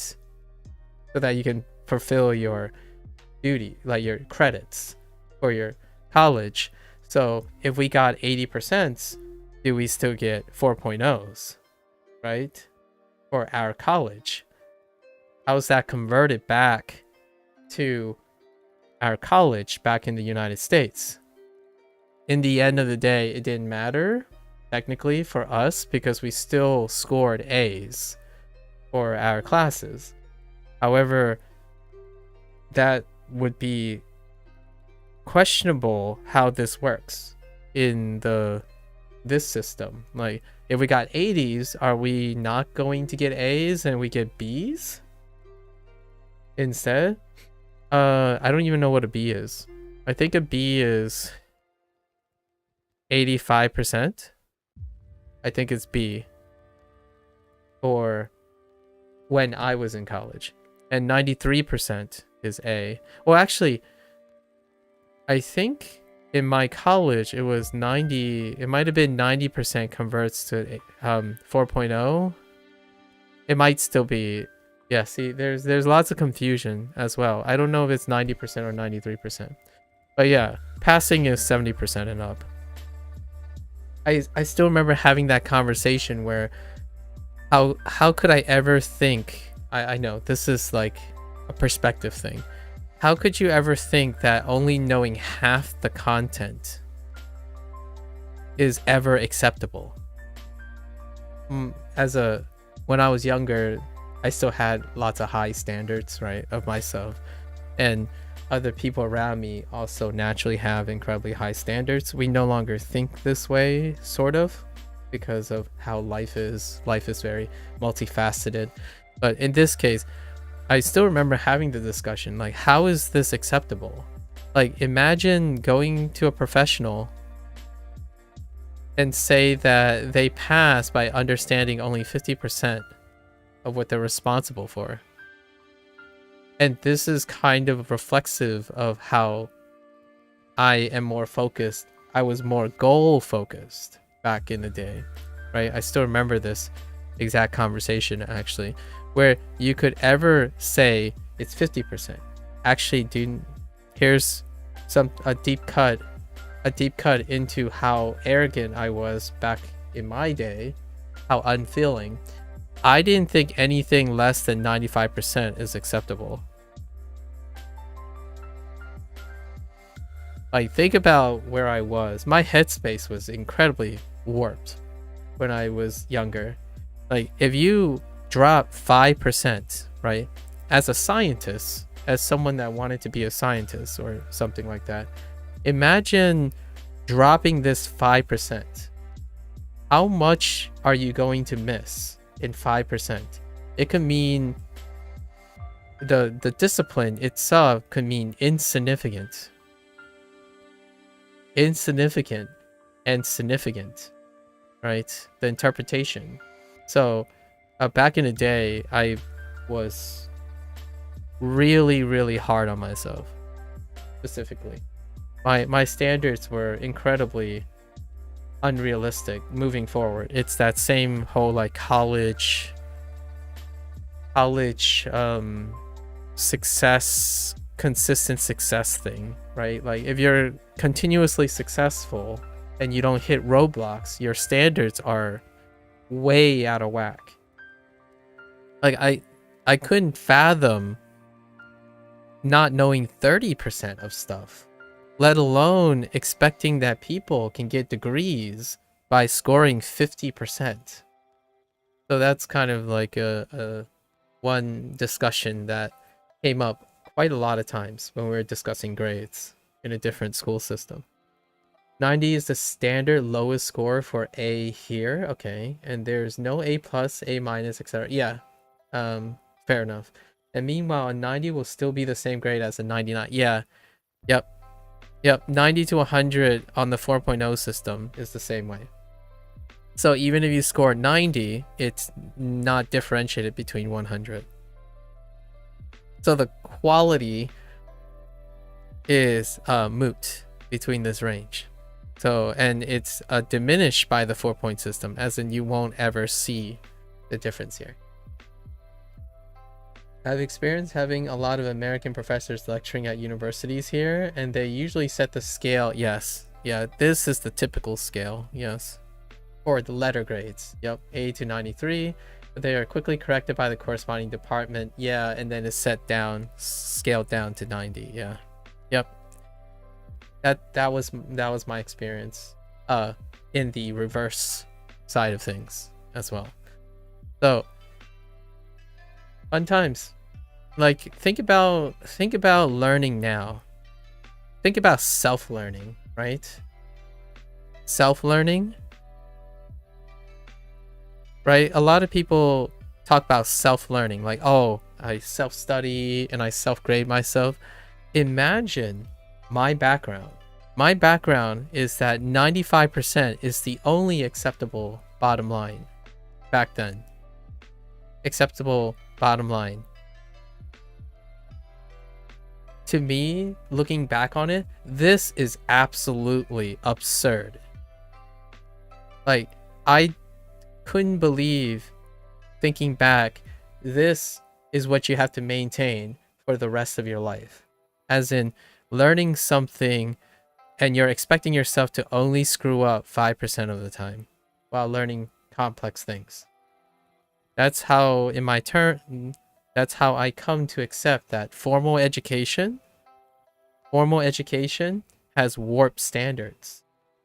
And what I mean by that is the standards, you can only expect 95 because the way they teach, right, is heavily standardized. So that means if you can obey what is prescribed, you can consistently score this high. Self-learning, when you're learning by yourself without structure or marrying structure of whatever your dependency, this is not standardized. So if there's anyone who's young, doing great in school, and then suddenly they go and talk to someone who is self-educated, like they've gone beyond the structure and now they're paving the road with no standards, like how to teach someone to learn language, and you keep going back and forth between school standards, like formal standards, and self-standards, I would drop this down to maybe a 70% actually. Heck, I would even go to 50%. So this would be the range you would operate in, because there aren't standards. There's no standardized standards for these things. So oftentimes nowadays, I'm not in formal schooling anymore. So in my opinion, it is required to have a healthy perspective shift. Make sure in my opinion, I highly encourage someone to make sure they understand that methods are standardized with high expectation because they're rigid. The less rigid you become with your approach, at least to learning and retention, you're going to have to lower the range of consistency. And that goes with, there's pros and cons. There's a deep cut in here that I didn't even talk about, and that's grade inflation. So it goes way deeper because I was in formal education a really long time. Grade inflation, weighted like shifts, business, right? How business works, perception of skill, all this stuff goes really deep, where like, oh yeah, your grade is inflated. Like for example, a great place, like a good school, if the normal distribution, right, if it's around 50, if normal distribution is like this, a good school is expected to be like this. You see, it's shifted to the right, right? But the question is this politics and business? Is this politics and business, or like psychological bias? Does this actually make for a better school? A school that has shifted grades from normal distribution. So what does 95% mentality mean to me? It means all of these things.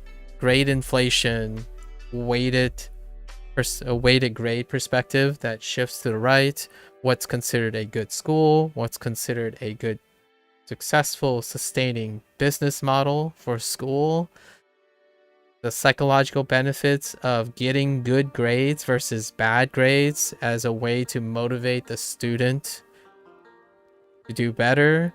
All of these things play into this type of school system, or like this type of grades and metrics. So we're not going to go too deep into that. It's so controversial. It's still ongoing. And then you compare it between other schools. Then you step back and then compare the school systems between countries, and everything becomes chaos because you can't. So when someone says things like, oh, this country's school system is better than this, the comment comes up all the time because the internet, the de facto internet, is using a highest representation of American school systems, the United States school systems. So oftentimes blanketed statements like, oh yeah, this is why American school systems are stupid and they don't educate people about things. You can't compare them. It's so complicated. There's even politics. Have you ever looked at your own country, and have you ever asked your country's government that, do you publicly use a scale that is raw so that when other countries look at your country, does it see a country of average educated people or well-educated people? There's a lot of politics that go into how grade systems are designed. So when you say, oh yeah, we have 99% literacy rate in our country, it's a shame in the United States it's only like 90 or 95%. Where did the other 5% go? Like, well, the standards are different, so you have to check your information at the door. A country that gets all A's within their own school system, their grade system, you have to have those students come to the United States, participate in the United States grade system, and find out. That's my experience with New Zealand. I went to New Zealand, saw that their grade system is completely skewed to the left.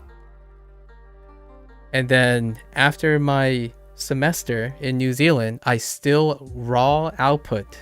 In fact, I actually found most of the courses under application, so they were easier. We had a much better time getting 99% in the classes that we didn't even fulfill the prerequisites for. So until you actually participate in another grade system, it's very difficult to know if that grade system actually transfers. Now, which country has the most number of international students in like very specific fields? The United States. So I've had the privilege in my life to be at a university with a lot of international people, and sure enough, their grades get normalized. They don't necessarily excel or not. It ends up getting normalized to the grade system. So you could be the top dog in your small pond, but until you go to another grade system, it is very difficult to know what the quality of the education is. From my experience, I ended up outputting the same quality raw instead of being adjusted, even though I could have been. And I think that's a plug for studying abroad, by the way. It's a plug for being aware by going to other places. I never thought I'd be saying that. If you ask myself before I went to New Zealand, I wouldn't have ever considered the idea that it is nice to go to a different country and participate in your profession. Be it a student. A student is a profession temporarily. So it's very nice to get some perspective when you go to a different country. Not just experiencing the culture, but the education. I mean, technically it's still part of the culture.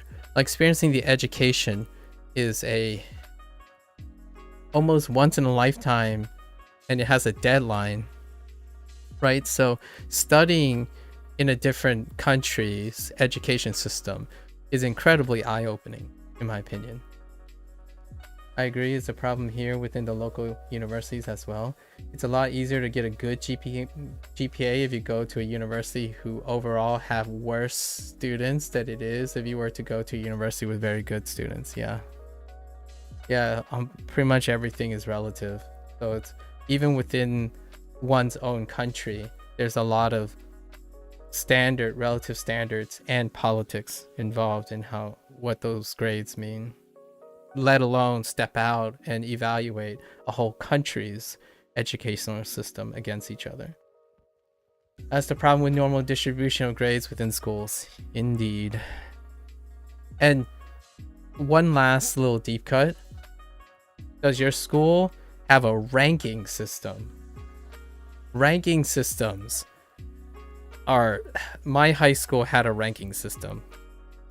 It's interesting because when I went to college, then there wasn't a ranking system. They disposed of the ranking system. That's ranking systems. Oh, that's like gamifying your education. Just imagine this, right? You turn education into a relative sport system. You know, the reason why I'm using sports is, think about this. If you go to a school and everyone's a superstar, someone has to be a loser in a ranking system. You see where I'm going here? You see where I'm going? Does that mean you suck relatively? You can't know. Because if everyone is doing well, then you might still suck. Well, this is in high school. So high school ranking system. In college, there wasn't a ranking system. At least the college that I went to. College and the university I went to. They didn't use ranking systems. Thank goodness. Because ranking systems... Look at all the kids now, right? Let's... think about all the kids that they normalize video games. Right? They normalize, competitive games. Right? I mean, there's a balance, obviously. It works for some people and works for... But think about the vast majority of kids who work and normalize competitive systems. Education, I don't think, should be one of them, in my opinion. It's crazy. Like, learning... Having a ranking system for learning is outrageous. It's, so scary. because you could be a great learner, but everyone is just a better learner with the arbitrary metrics, whatever metrics they decided. If you're a great learner in the grand scheme of things, and everyone else is better learner, then you're the loser in the ranking system. In a closed ranking system, you will always feel like the loser if you're not number one, you're last, kind of thing. So there used to be ranking system. I don't know if there still are in my high school, but when I was in high school, they used a ranking system. So even if you get 100%, I kid you not. Let me give you a breakdown of what kind of high school. Like, there were, I think, about 600 students in my grade alone. So 600 students. I had 600 classmates, right? Do you know what the 90%, 93% cutoff is? 90% is honor roll. Basically, you have honors if you're 93% and up. Average, a 93%. Do you know how many of these 600 students are 93% and above? It's more than 50% of the students. It's actually close to like 60% of the students have 93% and above. So all of these students from 300, the top 300 students of 600 have A's.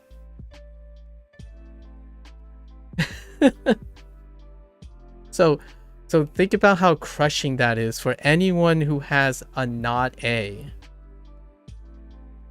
A not A. And then you might be thinking, well, maybe the range is different. No, it goes all the way down to D and F's. There are students that are failing. And it does go all the way down to the bottom, but it's not a normal distribution. Like it has an upper limit problem. So normal distribution is actually around an A. That's crazy, isn't it? Like if you think about a scale, your midpoint is 93%, and then it's like cute, and it like tapers off really, really far to the end. Just keep tapering off really, really far to the end. And then you apply a ranking system to it. And all that tells you is if you're doing really well, you're average. And if you're doing terrible, you're garbage. And then if you're up here, like the top 5, you're a superstar. Hold on to that thought. These guys were superstars.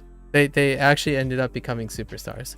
However, now you go up here, how well did these people do? Well, you never know, because they're in a small pond, right? So if you go to a different system, then you don't know anymore. Not even in the same education system. You never had a ranking system, but I used to hate how grades were given out during class in high school and middle school. As soon as people got their paper, they would be discussing it and asking everyone around the room what they got. Yeah. Yep. Yeah. There was a bit of controversy about also, at least in the United States, about displaying scores. Displaying scores, right? Or here's another one. One last topic. Curving grades. Do you curve grades? Curving grades to the highest grade. Because I can tell you, I've been in this position before. So say the highest score, top 1 in your class on like exam is a 93%. Then you are 100%. You get standardized. So the grade is curved up by 7%. So everyone else's grade is curved up to 7% based on the top score. So it's normalization. It's curving the grade. That's happened before too in various places. Like if exam the highest score is a 70%, then the curve is a 30%. As in the best the class could do among all your classmates is a 70%. So it curves up to by 30%. Last point. Yep, we in Amethyst League. Nice. Are you saying you're in Amethyst?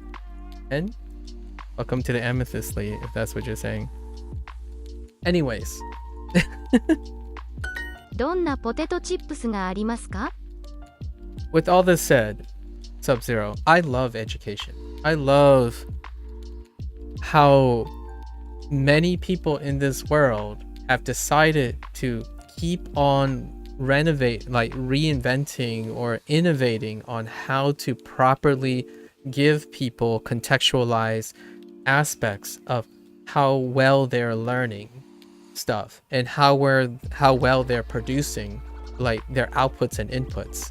So yes, I'm pointing out some of the weirdness between formal and informal education, because those are things that are important. You have to know that these things have been used before or are currently being used in order to build upon them or change them or adjust them, right?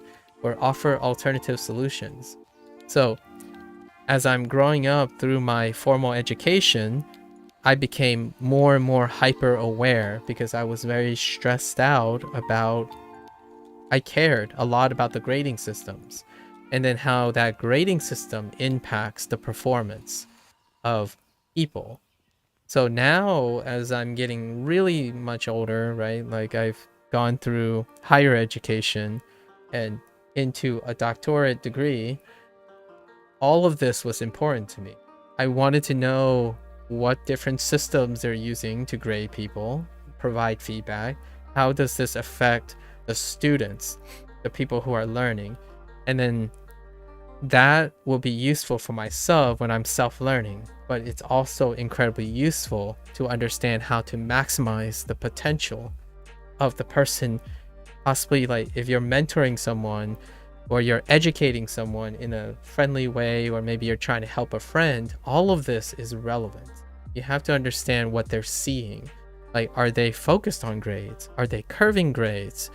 Are they thinking about a standardized aspect of themselves? How are they evaluating this? All these things are incredibly important in order to get someone to learn and feel good about it. Because at the end of the day, if you're stuck with one grading system and you think that one grading system is how everyone should be measured against, sure, that will give you a universal standard, but will it educate people?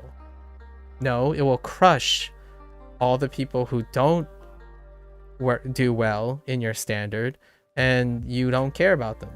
That's my tough luck, guys. So for me, formal education is very tough because you need a standard that applies to thousands, hundreds of thousands of people. And sure, it's easy for me to critique a system that has to be useful to millions of people. I wouldn't even know where to begin. However, for me though, my purposes is my critiques come because I take it case by case. So I am an exceptional case to myself on how I learn. So the next person I talk to who asks me for advice, I need to know what they need. So it's more like a tutoring and mentoring, like coaching, not in the prospect of the daunting task of creating a universal language or writing system or coming up with overarching perspectives on secondary language acquisition. I totally understand. Those people are doing something way more daunting. I would not be comfortable in giving someone some universal hack on how to interpret grades and grading systems, because those things really do impact you. Like, are you a person that resonates with seeing a larger number? Like, just seeing a larger number on your report card ends up being that imaginary psychological motivation? Or do you profit from seeing an average, right?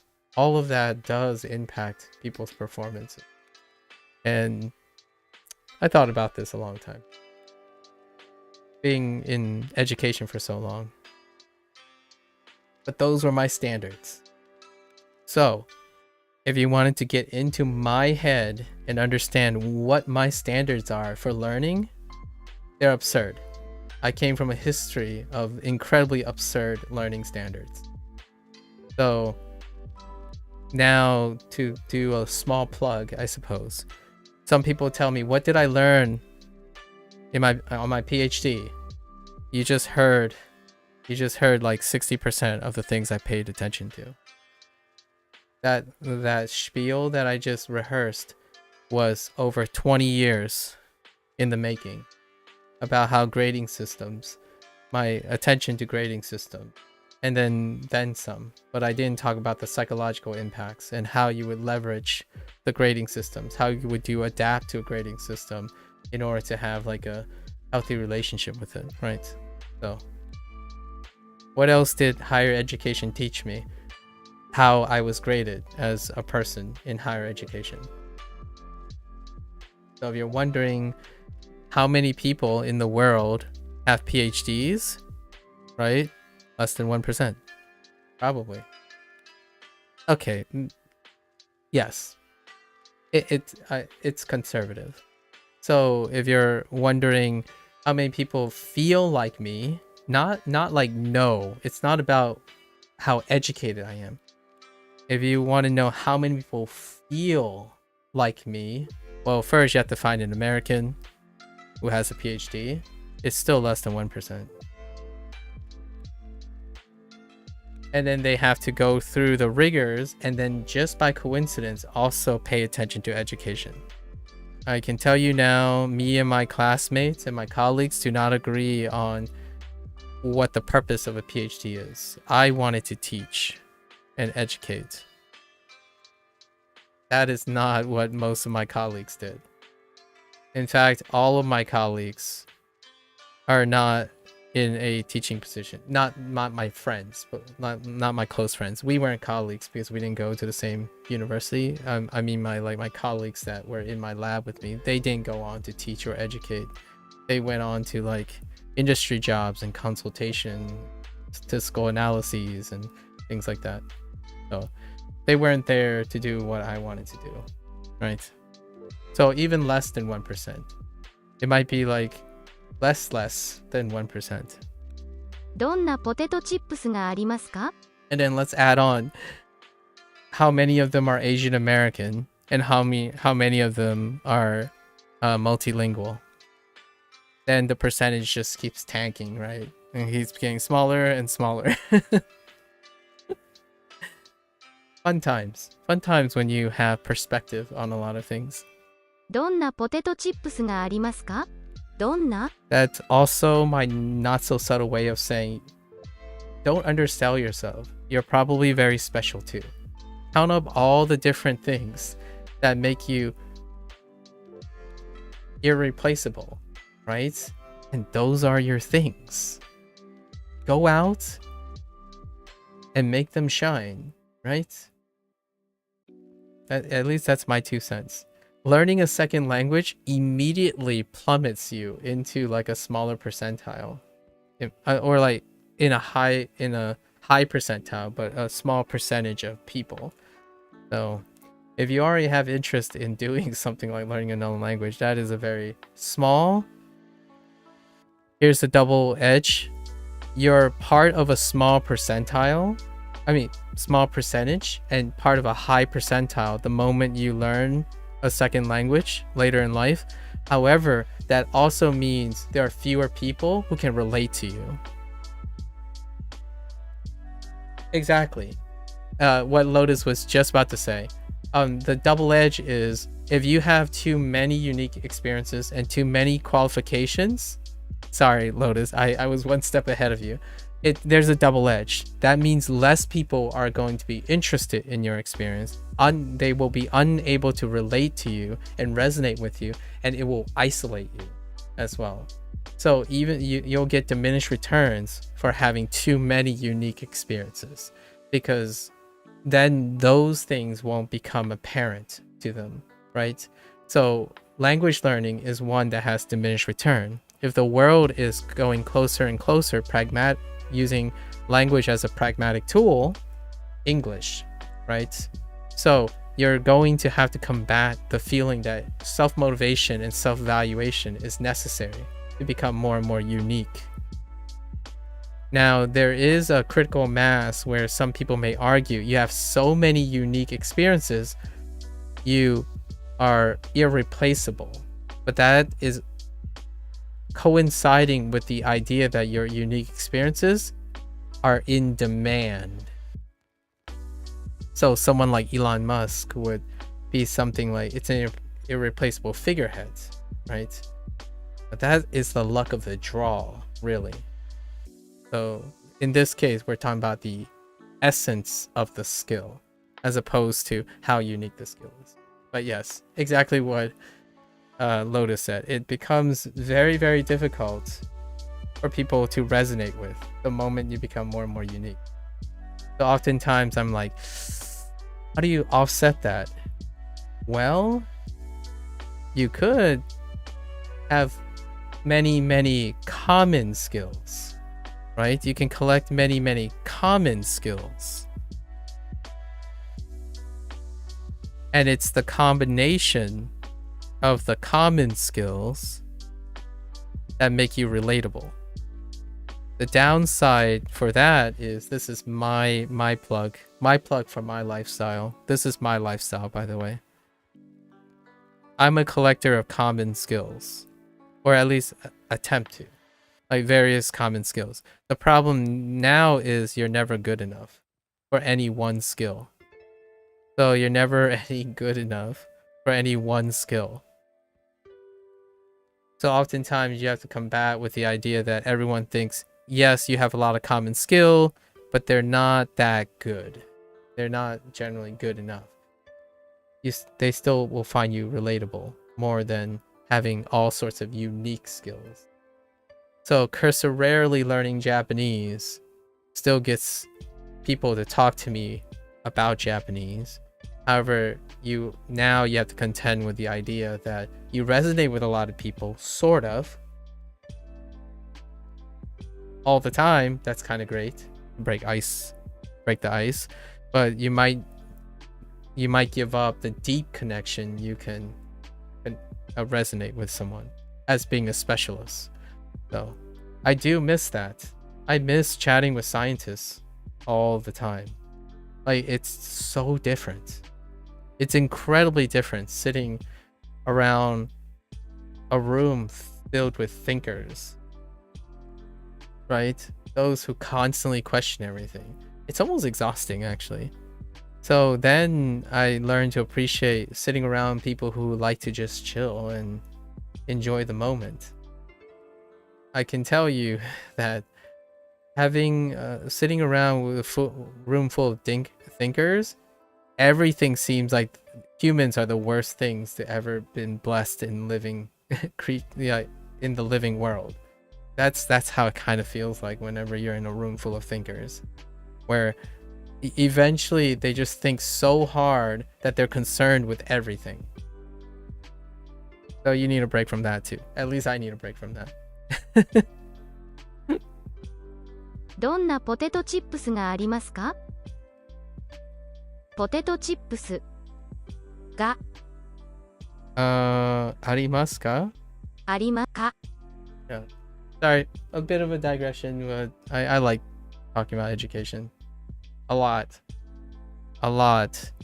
Pretty much a lot of any topic remotely I can relate back to education and learning. Can go on for quite a long time. With all that said, I want to bring it back to the beginning, Sub-Zero. I hope you're doing fine. And, you know, you're healthy. In the end of the day, I don't think I would ever sacrifice a person to preserving a grading system. That's bonkers, in my opinion. Valuing standards over human life or human well-being is something that, even in my opinion, even some of the most objective people in the world would find disagreeable. Although they do that a lot. Hyper-objectivity can be cruel and uncompassionate. Like, oh, hey, your Japanese sucks. According to what? According to perfect pitch accent. It's cruel. It's objective. It's business. Metrics don't have feelings. They're not weighted based on how you feel. Right? The word perfect literally is unfeeling, in my opinion. Oftentimes when people are feeling and they say you're perfect the way you are, that's not the word perfect in the objective state. It's the subjective perfection. It's almost implying that there's imperfections that make you perfect. So if you have an unhealthy relationship with metrics and people telling you that you suck based on like whatever facts there are, then you might want to consider an environment that is a bit more compassionate and less objective. Try to find more subjective people around you than people who are hyper objective if you're feeling down and depressed. Because oftentimes objective people may provide the opposite. That's different from having someone who doesn't know you. Someone who doesn't know you can still be compassionate. That's a different type. Like, don't have your friend as a psychologist for you, kind of thing. Like, because emotions are blind, that kind of thing. Not that kind of thing. I'm talking about like motivation. If you're lacking motivation, the last person you want to go to, in my opinion, is someone who's focused on metrics. They'll be unfeeling. It's like, well, according to your grades, you suck. I don't know what to tell you. You just suck. That's what these metrics say. You keep scoring at 50%. That's the facts. Like, yeah, unfeeling. Very unfeeling. どんなポテトチップスがありますか？このポテトチップスの味は好きですか？ Okay, I'm gonna say potato. Wait. Hold on, let me hear this again. ポテトチップス。 Potato chips. Chips. I want to hear. Dang it, Lotus. I want to hear you and Indy say potato chips. Chips. Why did they separate like this? Is it really chips? I honestly don't hear the t. I don't hear this. I don't hear this t here. Chips. Is there really a second beat? Potato chips.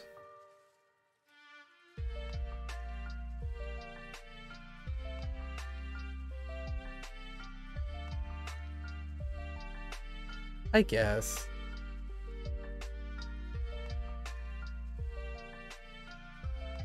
When am I gonna go play Neverwinter? It's every Monday. So it's every Monday. In fast speech, the moras can move quite quickly. I see. I'm just gonna say potato chips. Potato chips.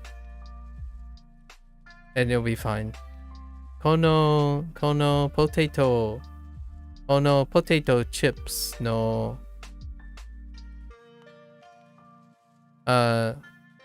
Chips no aji. Ooh, aji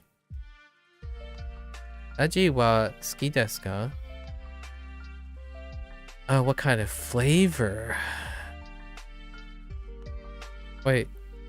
Do you? Wait. What's happening? Oh, do you like? Sure. Do you like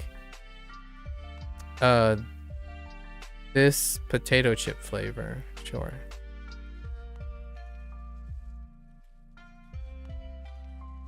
Yeah, at the end of the day, it's better to just enjoy the journey, like you said. The best professors I've ever had was one who gave out assignments, but was against the idea of being mandatory. He encouraged exploring them in your own time with no deadlines attached to it to reduce stress, and ultimately a lot of students were a lot more motivated in the course. Of course, you were tested on the subject at the end with an exam though. Yes. So that's a great blend. I think that professor sounds incredibly wonderful. And here's another reflection of that. Professors that have that also have to contend with the insecurity and the concern of what happens if most of the students stray away. You see what I mean? Sub-Zero. So I think that's a brave thing that professor is doing, like being willing to trust the students. There's a lot of large level of trust when you provide less and less structure and less deadlines. So yes, you gain motivation and you gain like there's also like that trust that it's gained, and it can be a risk take. And I think a professor like that was brave enough to trust the students. So in a way, it's great that in the end it works out for that professor. Oftentimes you have to decide how structured you want to be in your seminar, or like in your class that you're teaching, because you have to be able to perceive how motivated the students are. If they're too demotivated, then providing a source of motivation with that type of structure is very telling of how effective it is. Sometimes it can go awry and no one do their work and their performance went down. I naturally think, based on what you said, that professors' exams were uplifted, right? There's a contrasting improvement in the class's performance, maybe compared to like another person's classroom who used a different type of structure. So in the end of the day, I hope that, in my opinion, personally, I'm biased towards that professor you just described, provided that those students put out performances at the end of the exam, because otherwise that in the United States, that professor would be out of a job. And it's a risk they take. I would do one even further, and this is another deep cut for professorship. When you let your students do their ways, you also have to spend extra time as well as a professor. So hopefully the students give the professor adequate motivation and like feedback to help with that professor, because that professor is going to have to juggle so much more. Like the workload for that professor is going to be so gigantic. And I know this from personal experience, in my opinion. You love to give the flexibility to your entire class, but it can explode the workload for the professor. Like, because if the student goes in all different directions, you have to learn how to grade or like figure out if they're doing well or not. And that's why a lot of professors would stick to structure in order to standardize and be able to measure their aptitude along the way, because you have to pick up all the students that are struggling. Your class has to perform well, otherwise you're not an effective professor. So it's very brave, and I think that professor needs some gifts. I think if the student's providing pretty happy, like positive feedback to that professor, that sounds awesome. Sounds like a match made in heaven.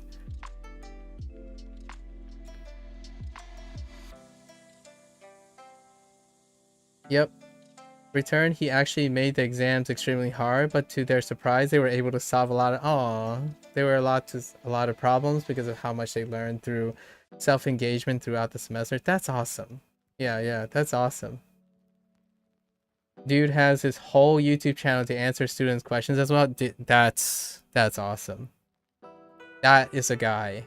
Now that is above and beyond what a professor needs to do, in my opinion, like pragmatically speaking. When you have, if you walk into a class and like the syllabus is exactly identical to the next professor's syllabus, and it's like super rigid, it has like a deadline every single day, every single weekend, it has attendance requirements and all that stuff, that's usually someone who's like, I want to be efficient. I want to be an efficient professor.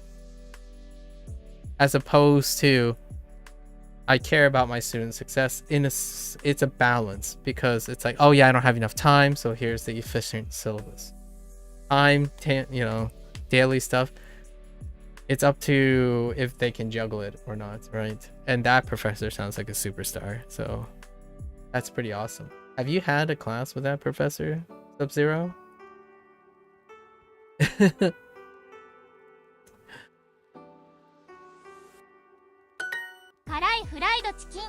That sounds like an amazing that sounds like a experience. So like an experience worth taking. I think, in my opinion, it becomes more and more like that as you get older. He's the one who made me switch from chem to, oh well, there you go. He's the one that made you switch to electrical engineering. So usually structure is higher. You already know this probably. Like, this is why Duolingo, I say Duolingo is aimed at younger people, right? Aim at younger people. Structure is provided when people don't have structure, right? When people don't have structure. But when you get older, like when you get to uni, right? When you get to college, the expectation is the students have more structure. They have other things, right? They're older, more experienced, so you can dispense with less structure, right? For costs and stuff. And then when you get to graduate school, it becomes even less structured, like even less structured and more self-motivated and self-problem solving, right? So that's kind of the way why when I think of language learning, in my opinion, when I think of language learning, if you're an adult, you typically don't resonate as much to this incredibly highly structured plans.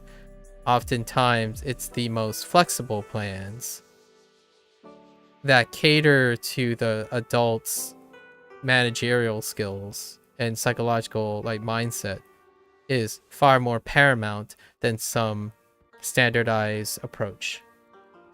And that's kind of my thought on language learning. Obviously, if you don't have enough structure, then you have to understand you need structure if you want or desire structure for your performance.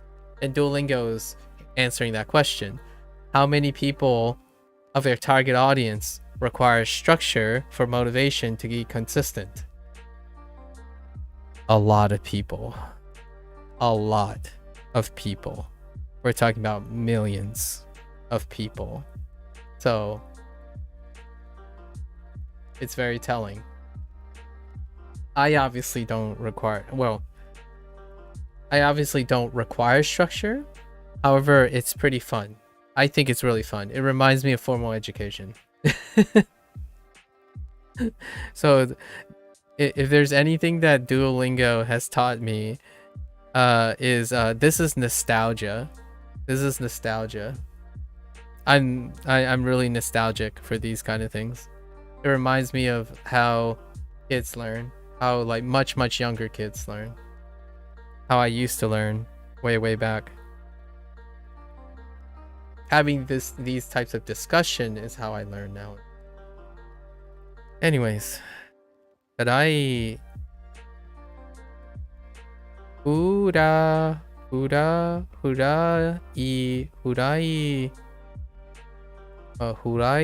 do fried, furaido, fried something.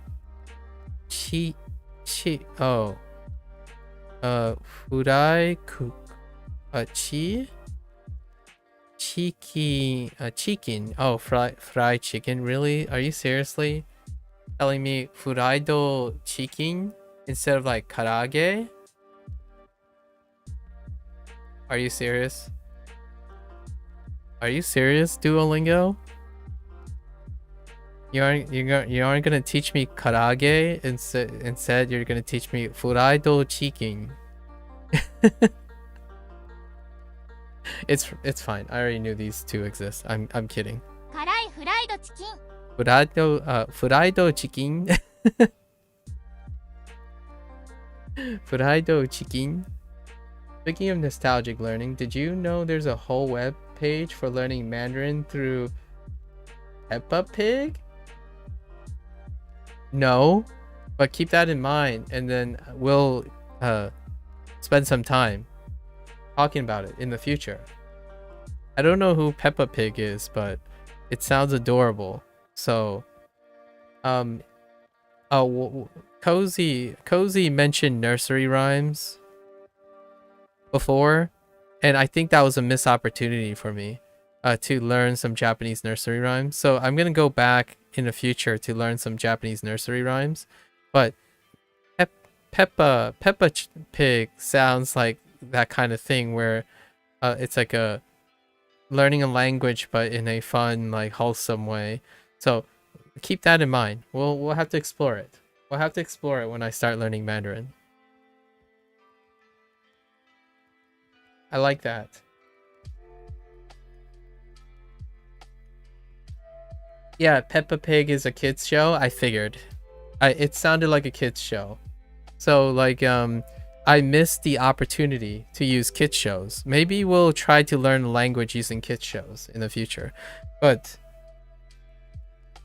I like probably not streaming. I don't know what the streaming, copyright, right? There's probably copyright problem.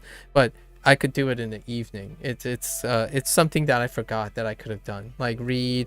So I'm already reading children's books, right? Like younger kids' books, getting engrossed into feeling like a kid again, like nostalgia kind of thing. Duolingo does a lot with this, like characters and stuff. It makes me feel kind of young again. But I forgot that there's a lot of programming that you can also watch, like where in English you have like Blue's Clues and all the newer like kids shows that I've seen screenshots of, but I have no idea what they are like before. I kid you not, I saw a kid show, a clip of a kid show in the United States. The person was teaching the kids about how to make pho.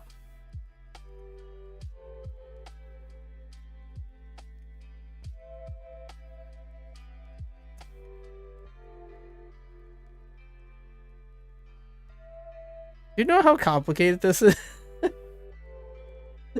Do you know how complicated this is? And it's a learning lesson, so it's also a language learning thing too, like language education for pho, the Vietnamese noodle dish.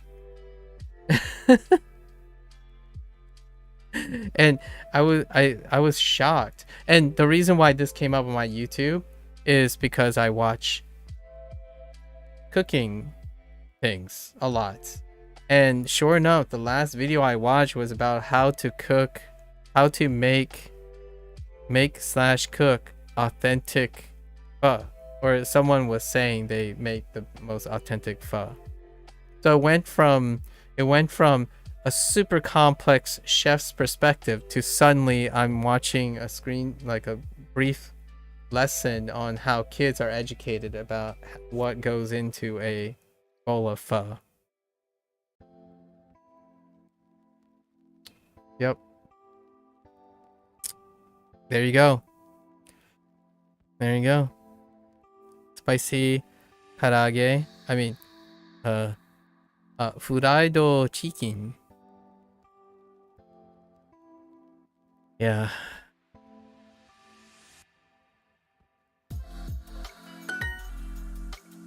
Furaido chicken. フライドチキン。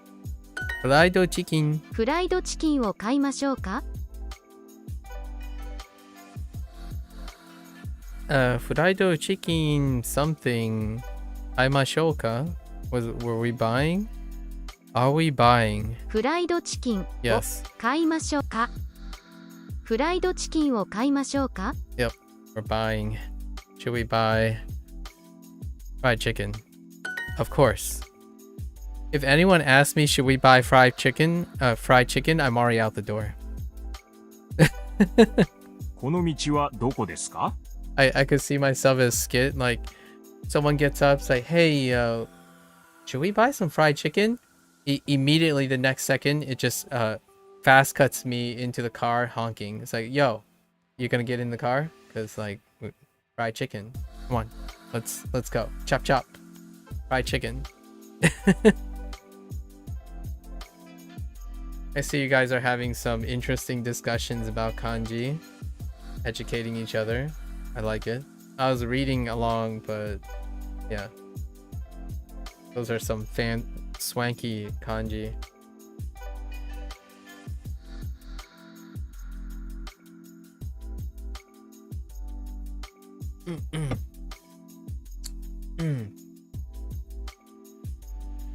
KFC? You wish they had KFC here? Wait, what kind of fried chicken do you have? I swear I know Norwegian. Is your fried chicken maybe like closer to like a schnitzel or something, where it's light breaded or something? Which, by the way, just so you know, KFC is like a phenomenon in China. I don't know if you know, but KFCs in China are like specifically themed, and like it's wild. It's like a whole different thing. But what kind of fried chicken do you have in Norway? Curious. Kono Micha.道。 Michi. What's Michi? I said Micha. Michi. Kono Michi. Street path. Ooh. Oh, that makes sense. Michi for path. Kono Michi. Kono Michi wa doko desu ka? Fair enough. I swear Michi meant Michi. something else too. They have a spot. Oh, a spot called fly chicken, but it's not the same. I see. Interesting.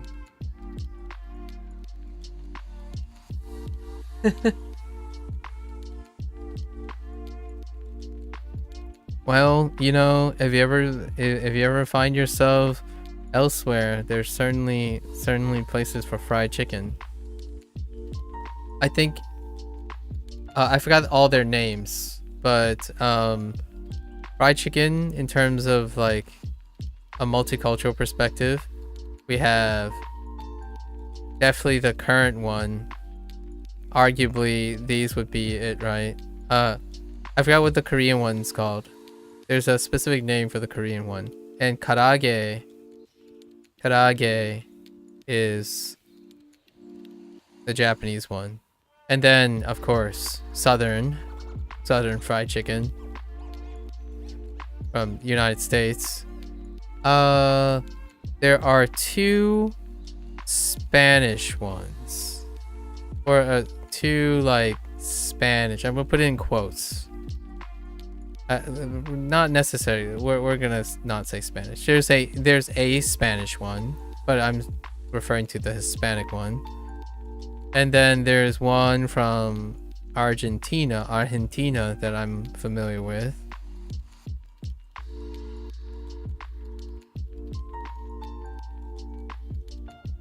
Thai. I don't remember the name of the Thai one. Like they have so many different names, but what's the Norwegian one called? Getting hungry now? You'll be right back. Oh, I was gonna ask you what the Norwegian one's called. Right now, I'm only thinking of karage because Japanese. Okay. Kono michi wa doko desu ka? Where is this street? I see. Huh. That's really good. That's a good phrase. Where's the street? Kono michi de bus ni norimashou. Oh, that's useful.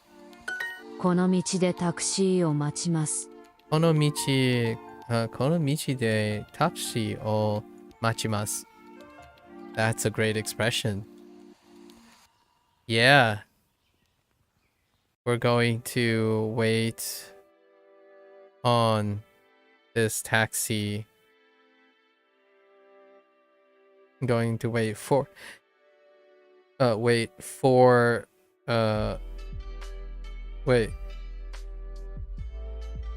We're going to wait for the taxi on this street.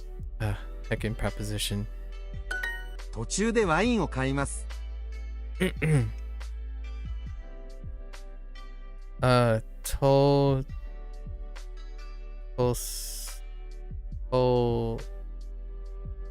途中で on the way 途中で interesting 途中で wine 途中で wait 途中で wine を買います。途中で Oh, we're gonna buy wine on the way? 途中で Interesting.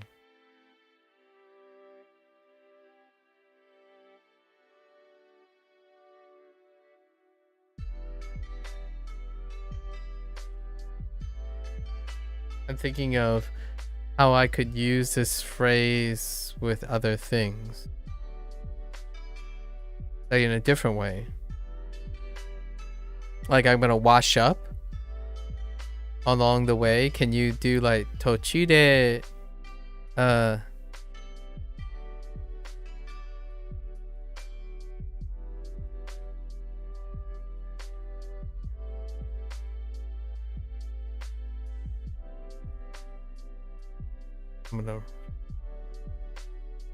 can you do like actions I can run along the way?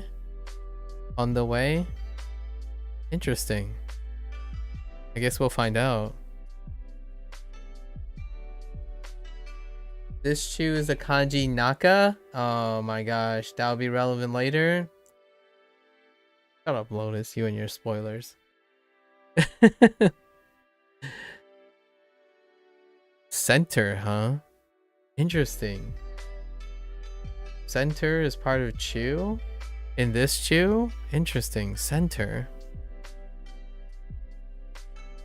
Or central. Interesting. We are going to buy wine on the way. I see. In between, that kind of makes sense. Like in between the destination and where, like in between our current destination and where we're headed, right? Where we're headed, we're gonna buy wine. So on the way to our destination from our starting position. So in between, that kind of makes sense with the central kanji naka. Oh, or it's probably, I don't know if it's pronounced the same way or whatever, but the kanji, that kanji in between. 途中で Why did you say it that way? 途中で Why are you going so high? あの道でタクシーを呼びましょうか。あの道でタクシーを呼びましょうか?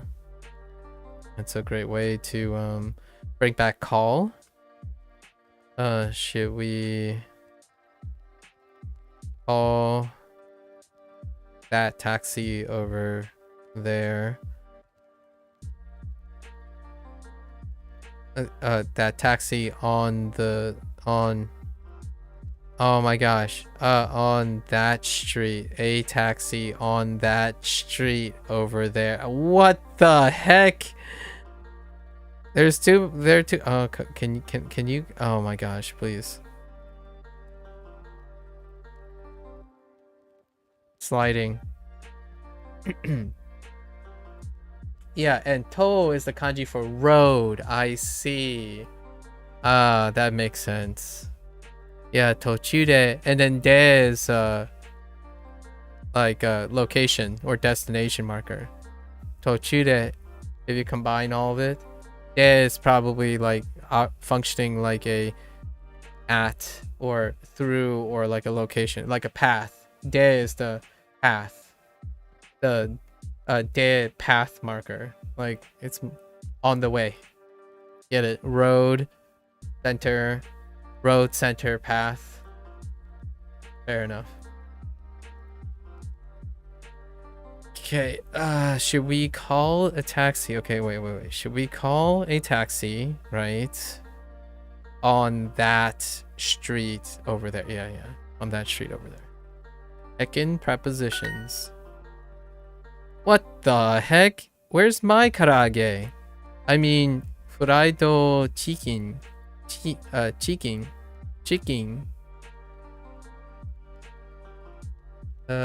Okay. 途中で fried chicken を食べます No,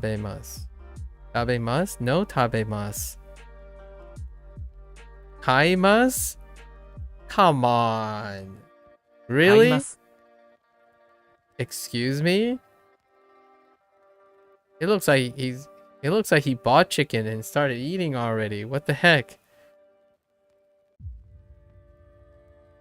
Drink chicken, but drink chicken along the way. Drink chicken along the way. On the way, I guess. No, buy chicken on the way. Say what? Doyate. Why have I seen this phrase before? I swear some of you peps already use this phrase. Doyate. どうやって I think I've seen this before. I don't know in what context though. Can you say どうやってか? どうやってか? Just like standalone? Like how? You know, like the English exacerbation, like when someone oh, maybe from anime. Can you say どうやってか?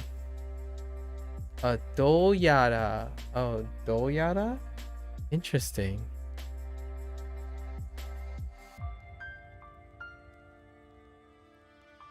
You know how in English when you see something incredible, you're like, how?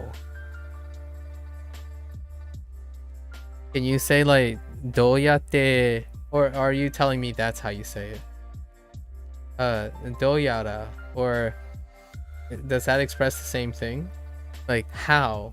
Dude, I was gonna just mark it with ka because it's a no marker, but I don't know how you would do it as a like an interjection, like a rhetoric, like how or huh.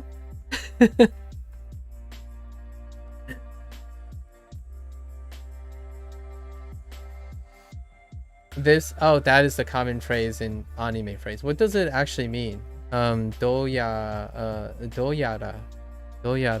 like what is it specifically meaning? どうやら I don't think they present it as a question like that. I see. Okay. Well, it's not really a question. It's more of a response, if you know what I mean. Like, wow, kind of thing. But instead, you're saying, How? Like, it's amazing, but how, man? No, you're not asking how. You're saying, dang, that just happened. They maybe say, uso. Okay, uso. Or you're lying. Oh, okay, uso.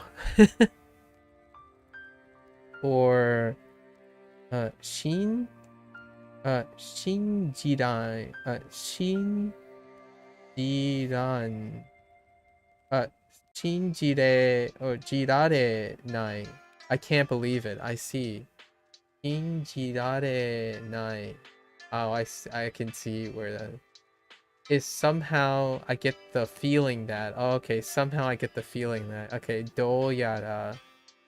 Somehow I'm getting the feeling that. Okay. Got it. I do like I can't believe it. Shin jarana jarare nai. Yeah, jarare nai. I can't believe it. Yeah, that's kind of the essence that I was going for. Because I like that expression. Like the expression of awe. Like, wow. It's hard to believe, right? I can't believe it. It's hard to believe. Like, good on you. That's so impressive. Like, I can't believe it. In a good way. And instead of the whole, you're lying, right? Like, you're literally lying, but the reverse. Oh my gosh. English is... I just realized how silly that sounds. If you know what I mean.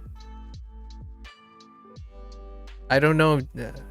does Japanese differentiate between uso? I feel like I heard before. That's the euphemism, right? You're lying. For sure, right? You don't get like misinterpreted when you say uso. And you're like, oh no, I'm not actually lying. I'm telling the truth. But no, it's not like that. Oh, I got so many questions about phrases now.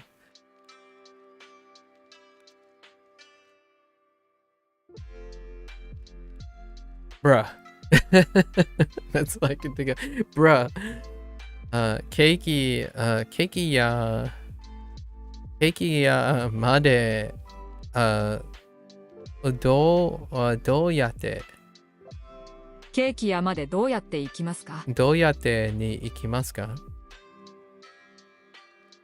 Okay.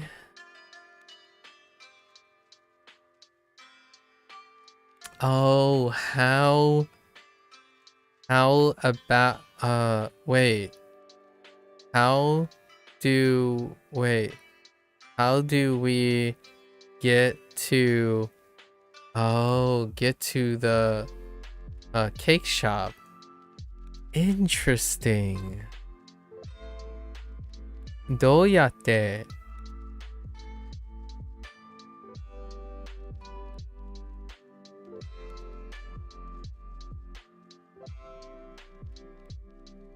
I got a good phrase. I don't know if this works though. いい日本語どうやってお勉強します? Oh no. Oh wait, do I put どうやって after or before? So I do like どうやっていい日本語を勉強します?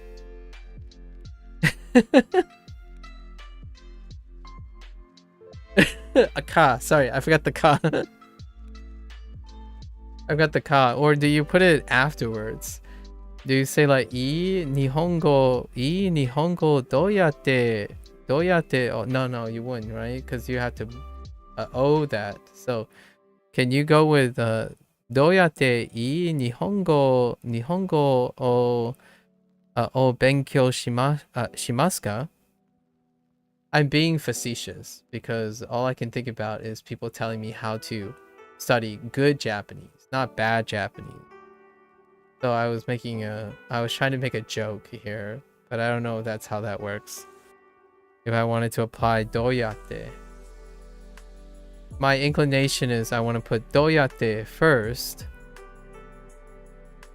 so that the structure is closer to I Nihongo, then I use the particle O to mark Nihongo and Benkyou shimasu ka?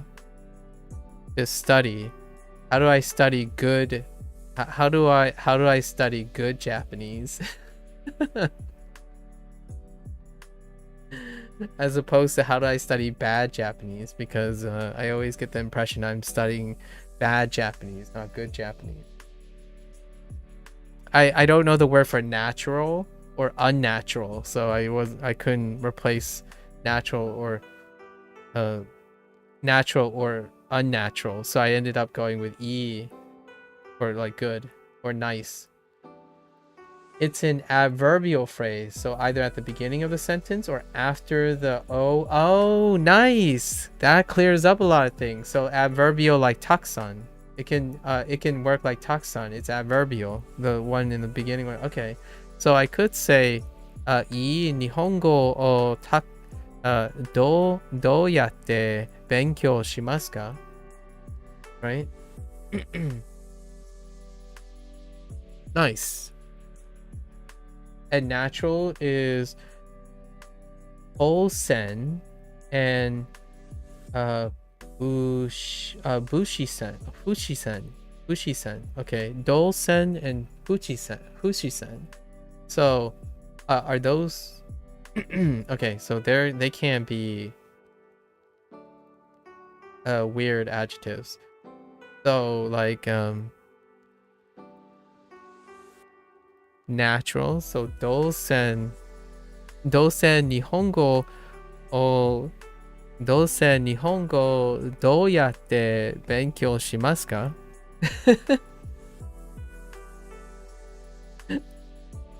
Hello there, Cozy. Hello there.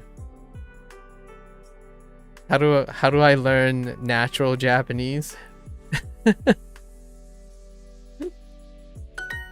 エリカさん、どうやって行きますか？ Erika-san. Oh, I'm not sure. Oh, in terms of speech? Oh, you mean, well, oh, that means meaning natural in terms of speech, not from nature. Oh. Well, yeah. Oh, that means it, right? Yeah, that's the one that I'm meaning, yes. So there's a separate word for of nature, like natural as in referring to, I don't know, organic, like something like that. Something that's of the natural world as opposed to natural speech. Okay. Can you use dozen to describe a language? So dozen Nihongo is fine, right? We learning vulgar things yet? Nah, I don't think that's gonna happen, Cozy. The most vulgar thing I know is baka. Or urusai. Maybe,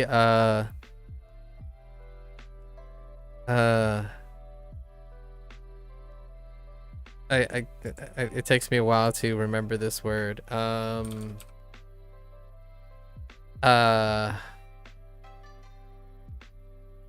It's something like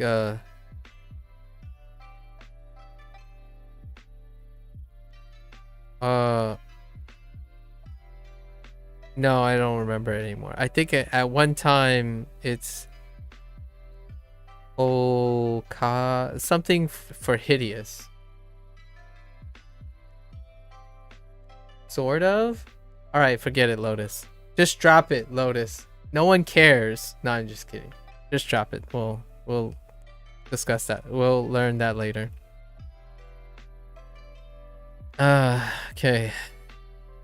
Erika-san, Erika-san, どうやって行きますか?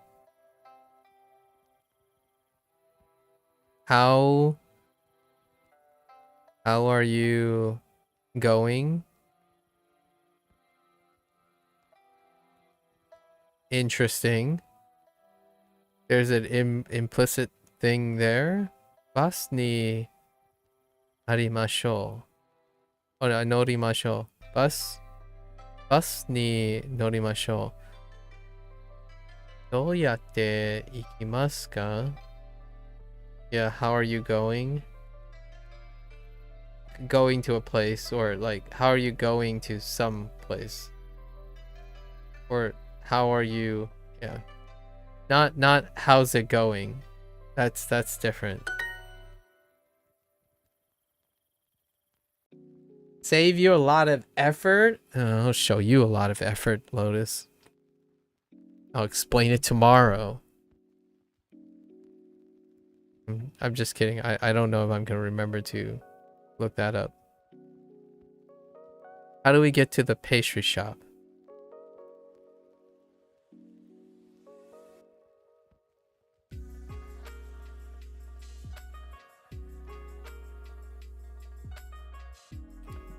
There are, without saying too much, there are vulgar expressions. At least they are translated to vulgar expressions. That I'm already aware of.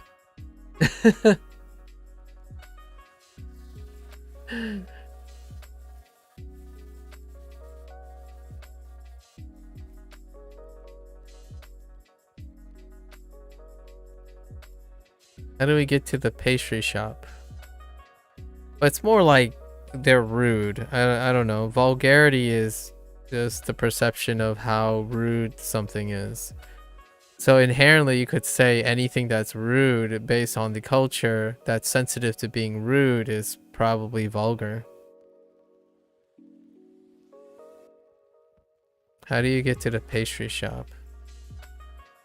Let's see. So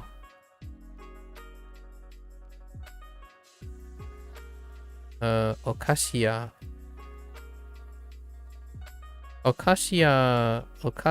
made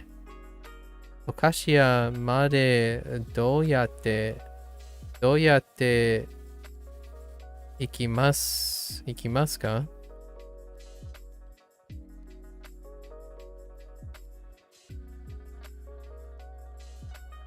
Okashia までどうやって行きますか? Ooh, what the heck? Yaku and what? Wait, Shio Shopu. Oh, Shapu. Shopu, no. Yeah, Shapu. No, Shopu. 100円ショップ Shopu. 100円ショップ. Oh no. Is this a $1 store? It's a $1 100 store. 円ショップ100円ショップ. It's a $1 store. 100円ショップ But 100 yen store. But still.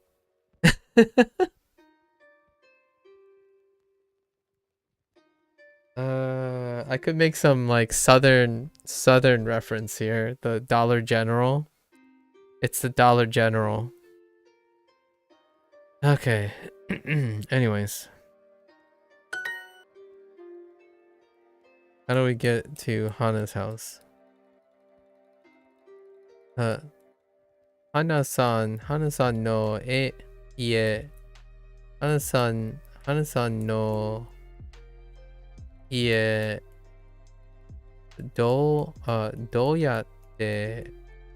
どうやって行きますか?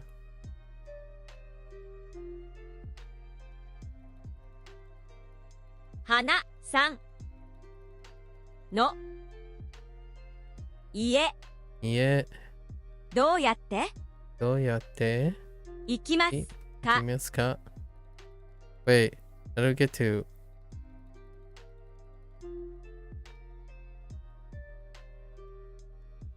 Oh. まで Made.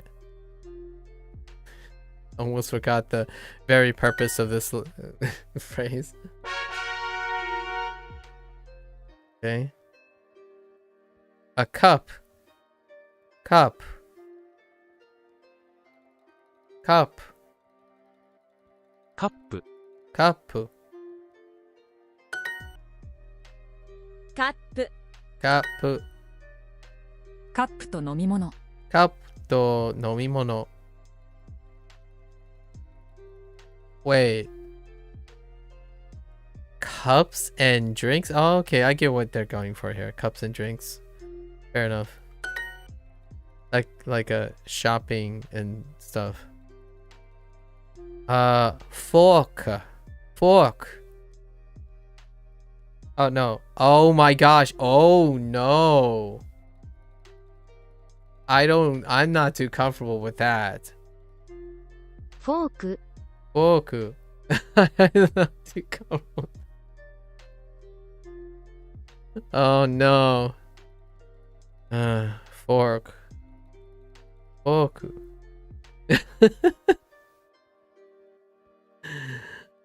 Okay. フォーク Fork. フォークと箸、 Fork と箸.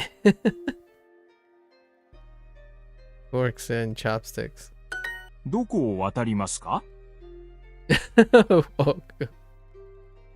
Oh no. Oh no. Oh no. どこを川田、no. 渡りますか？渡りますか？渡り。Crossing? 渡ります。渡ります。渡りますか？ Cross. Interesting. Or the street. That's where they introduced machi. Okay. Where are we going to cross? Where are we going to cross? To cross. どこを渡りますか？ここで道を渡りましょ渡りましょう。Sure. ここで道を渡りましょう。Yep. Across the street, right? Wait, is this road too? I want to make a wait. Niwatori, right? Niwatori. Oh no, I don't know how to say why. I was gonna say, why does the chicken cross the road? Because I could say that now, but I don't know how to say why. Someone tell me how to say why right now. What's the interrogative for why? Because I could say niwatori, chicken. So niwatori.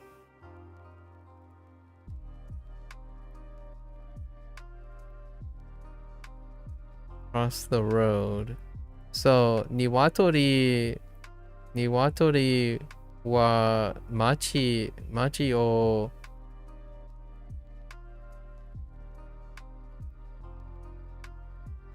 I need an interrogative. Oh, naze?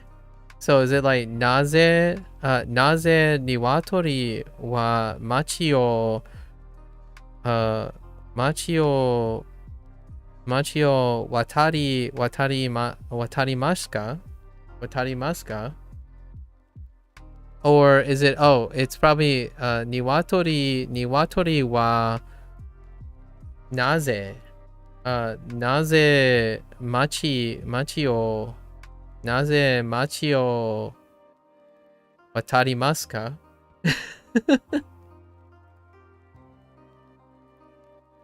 Why did the chicken cross the road?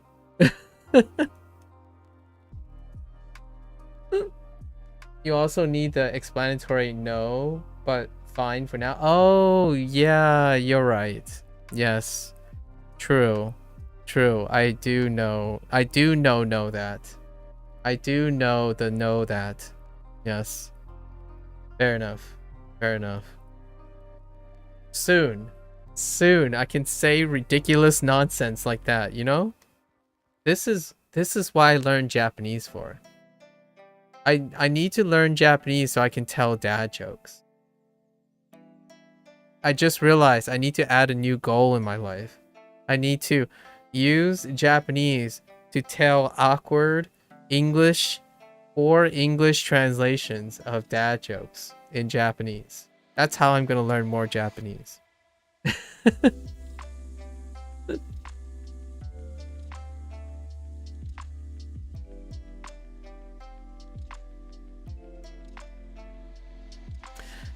Soon we're going to make Japanese to English dad jokes. Like the haha joke, right? From way back. The haha joke is great. We need to tell more haha jokes. Or more chichi jokes, but they're really haha jokes. Alright. So, koko de machi o watarimashou. I'm kind of curious if anyone find this cringy or not. I earnestly think if you find certain things cringy, you're not having fun. In my opinion. Oh, I see. Naze niwatori niwa-san niku maku san wait. Naze maku-san wa nihongo o benkyou shiru no. Oh, suru no. Oh, I see. Why? Oh, okay. Why do I study Japanese? I see. Or why am I studying Japanese?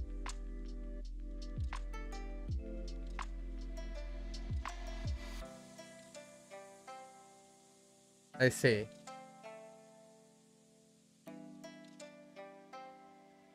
Or why I study Japanese. Because you would need a different form for continuous? Or is that the same form as the continuous form? Why am I studying Japanese?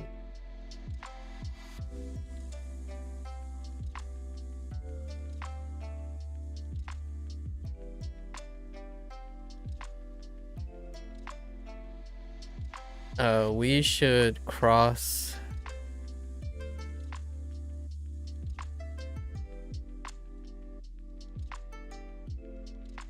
on the street here. Wait, no. We should cross the street here. Okay. That makes sense. I'm adding more prepositions than I need to. Awkward. 100円ショップは遠いですね。100円ショップ。100円ショップ。100円ショップは遠いですね。100円ショップ。 Yeah, the 100 yen shop.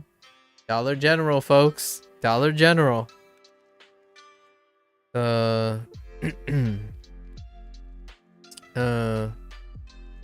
Wait, did you just call it the 100 yen store? 100円ショップ。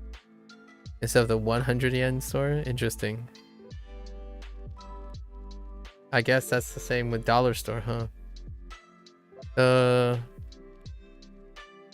It's kind of funny because if you say it's a dollar store, it really isn't only a dollar most of the time. The 100 yen shop is far, isn't it?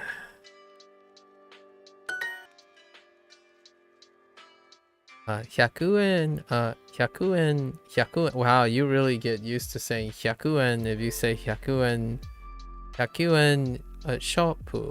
ショップ Over and over again. 100 yenショップでたくさん買いました。買いました Way to throw in the past tense. I like it. この道を渡ります。この道を渡ります。Okay. We're going to cross this street.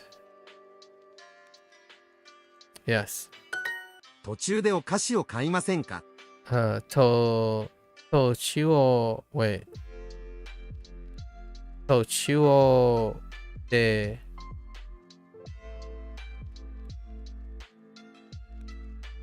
Tochu. De. Tochiwo de. Have I been mispronouncing this? No. Tochu. Wait, have I been mispronouncing this?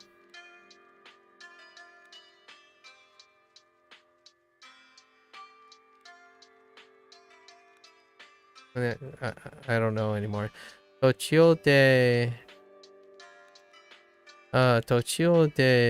okashi. Oh no, okashi. Okashi. Okashi. Tochio de okashi o kaimasen ka? What are we doing? Mainichi go no.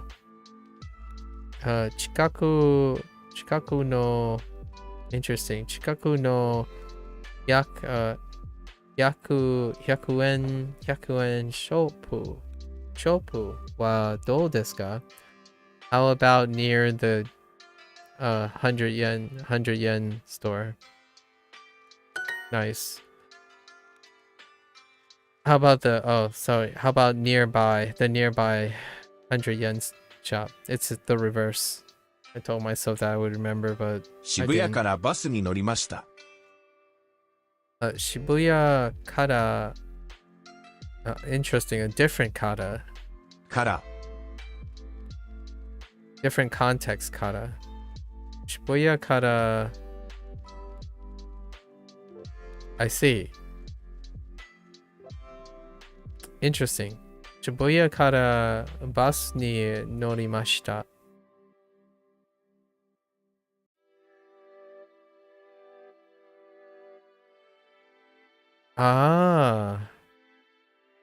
I took the bus from Shibuya. I see. Yep. That's definitely a different context. This is a modifying phrase? It certainly looks like that. Yeah, it's a modifying phrase of how... Yeah, it's a modifying phrase of the path. Yeah, the bus noun. Yeah. Giving the bus an action. Or like imparting like a path to the bus. Or like it's characterizing the bus with kata.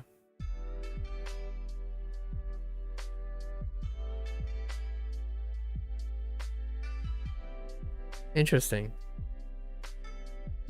I wonder what else I can...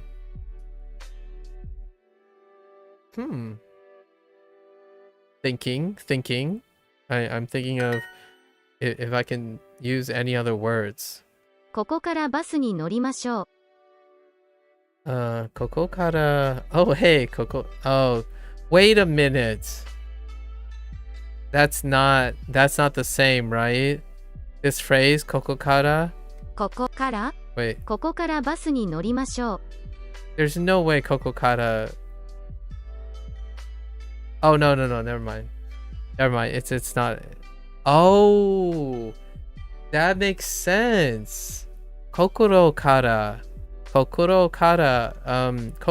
is heart, isn't it? From the heart? Oh, that totally makes sense now.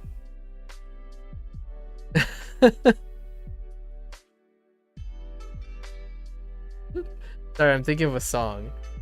Isn't Kokoro heart? So Kokoro kara, from the heart. Yeah, you can read it in both senses, I guess, either as modifying the noun or as modifying the sense. Yeah, kokoro. Yeah, so I've heard that phrase a bunch of times. From the heart. Kokoro kara. That makes sense now. It makes sense.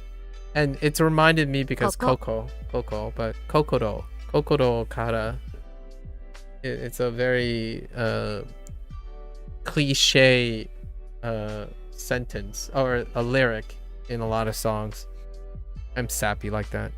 Kokoro kara. Okay, koko kara what? ここからバスに乗りましょう。バスに乗りましょう。 Yeah. Okay. I see. So we should ride or get on, should take the bus from here. Ah. We should take the bus from here. コンビニからタクシーに乗りませんか Company kara taxi. Oh, yeah. Company, ooh, that's a throwback. Company, wait, let me see. コンビニからタクシーに乗りませんか Yeah. Company kara taxi ni norimasen ka? Would you like a taxi from the department? Or would you like to take a taxi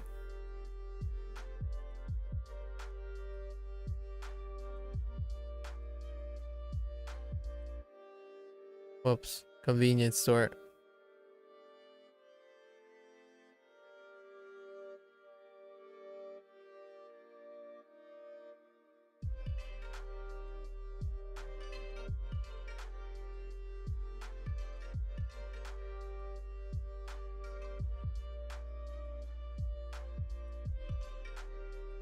Okay. I'm just taking it in right now. Modify or yeah. I can see what you mean, but you can read it both as either modifying the noun or the sentence. Yeah. Exactly. That's pretty sweet. That's like awesome. Like that is a more it's the sentences are getting more complicated. Like it feels like the sentences are flowing better with these kind of little touches you can add to your sentence. I don't know how to nounify it yet right now, but say like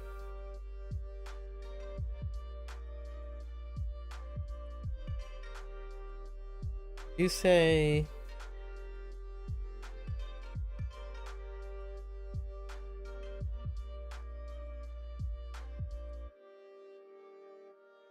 oh, I was gonna wait. Hold.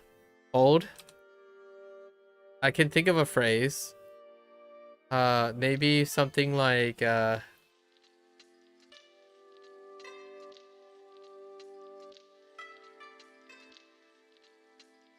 I say something like soto kara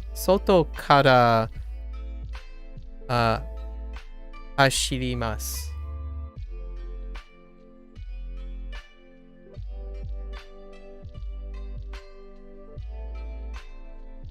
Can you actually do that? Or am I violating some usage rules?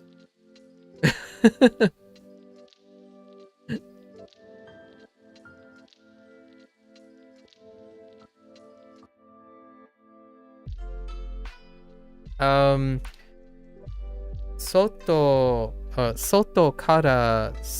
kara hashirimasu.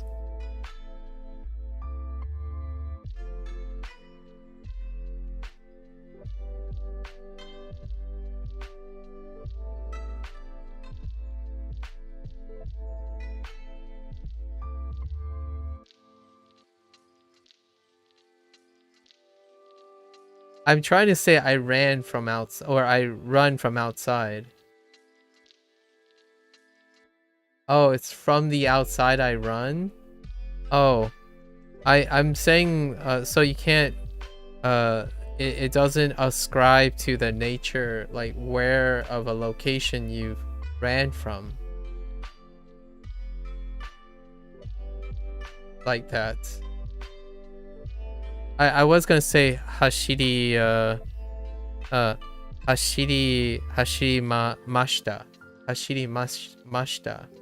I ran from outside. Like I'm coming in from outside. Like if someone ran in, it's like, oh yeah, what were you doing? I ran from like I ran from outside, like I just came in from outside. Or you could say come in, I came from outside instead. Like, you know, even in English you're a bit confused. You've never entered a room and say, oh, where were you? I came from outside.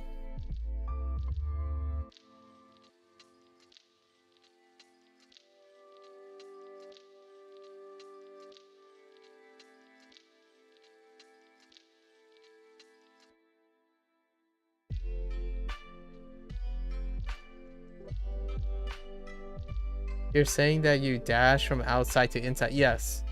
Or that you finished running from outside then went in. No, I'm saying I dashed from outside to inside. Like when someone's asking like, what were you doing? I came from outside. You could use came like kimasu, I guess. Kimashita.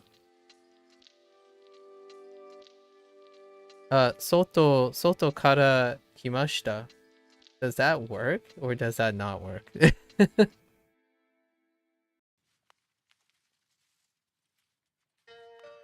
I was gonna use a different action. I wanted to use hashiru, but we could use kimashita.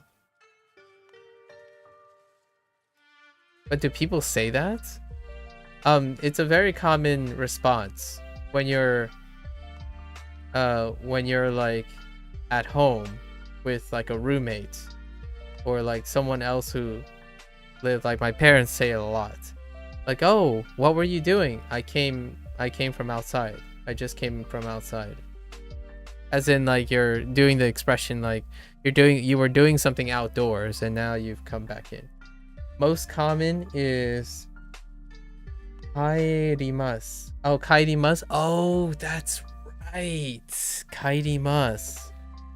I returned, right? I see. You're right. That's so true. So you would use kaerimasu. Yeah. Okay. Well, there you go. Yeah, you're right. Kaerimasu. Man, talk about a roundabout way. Obviously, in English, you don't say I have returned or I return. If you're leaving for just a second, you'll say ite kimasu. Oh, okay. Ite kimasu. Okay. Or is that kite? Is that kite or ite? I'm guessing it stays eat as in the same kanji. Ite kimasu. Oh, chotto. Yeah, okay. Chotto ite kimasu. Okay, and it's ite. Okay. Chotto ite kimasu. That makes sense. Yeah, chotto just like a little bit longer. Wait, or it'll be a moment. So it'll be I'll return in a moment. I'll return in a moment. Or I arrived momentarily. I will return. Wait, how does kimasu work here as opposed to kaerimasu?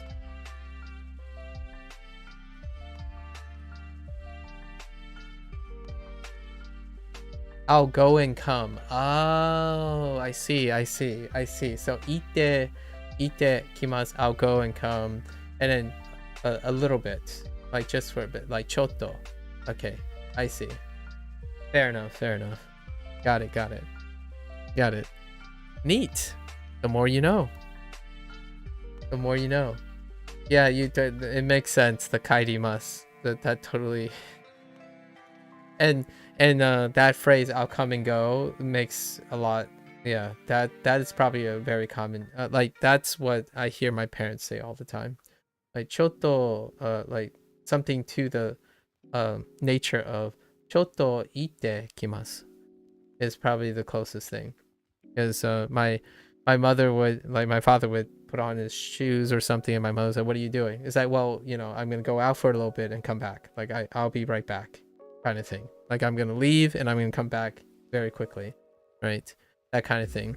And then when he comes back, my mother would ask, like, "What were you doing?" Well, I was outside. I just came back from outside. And then she'll ask other things like, well, what did you do outside? That kind of thing. If my father isn't explicit enough, right? It happens when there are two people in the house as opposed to like a single person. But kairimasu is something that I keep forgetting because announcing one's return is not as common. And you know, like that's a cultural schism or a cultural dissonance between the two. Neat. Although honestly, I know this is not the sentiment that Japanese people are going for, but if I had roommates, you know, like pals I hang out with, I wouldn't mind entering the house and then entering the door and closing the door and say, I have returned. You know, just announce yourselves like, I have returned in a more like a ironic, like a like a confusing pun way, the Japanese culture. But kairimasu, yes. Got it. Wakairi. They say tadaimasu. Taidaimasu. Oh yeah, yeah, right. Taidaimasu. Taidaimasu. Tadaimasu. Yeah, tadaimasu. I'm here. Yeah. Tadaimasu. I remember that. Actually, how did they greet? It's wakairi, right? Wakairi is the person greeting the person returning home, and then you say, the person returning say, tadaima.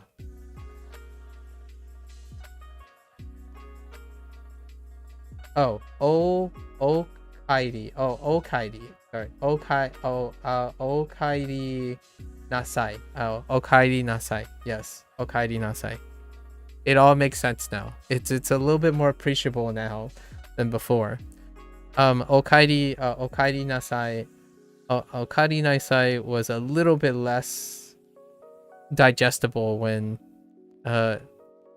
uchi no kairimasu was introduced. Someone used the phrase okairi nasai, and I wasn't quite able to break apart the parts, but now that makes sense. Nice. I want cups and forks though. I'll show you a fork. Boku.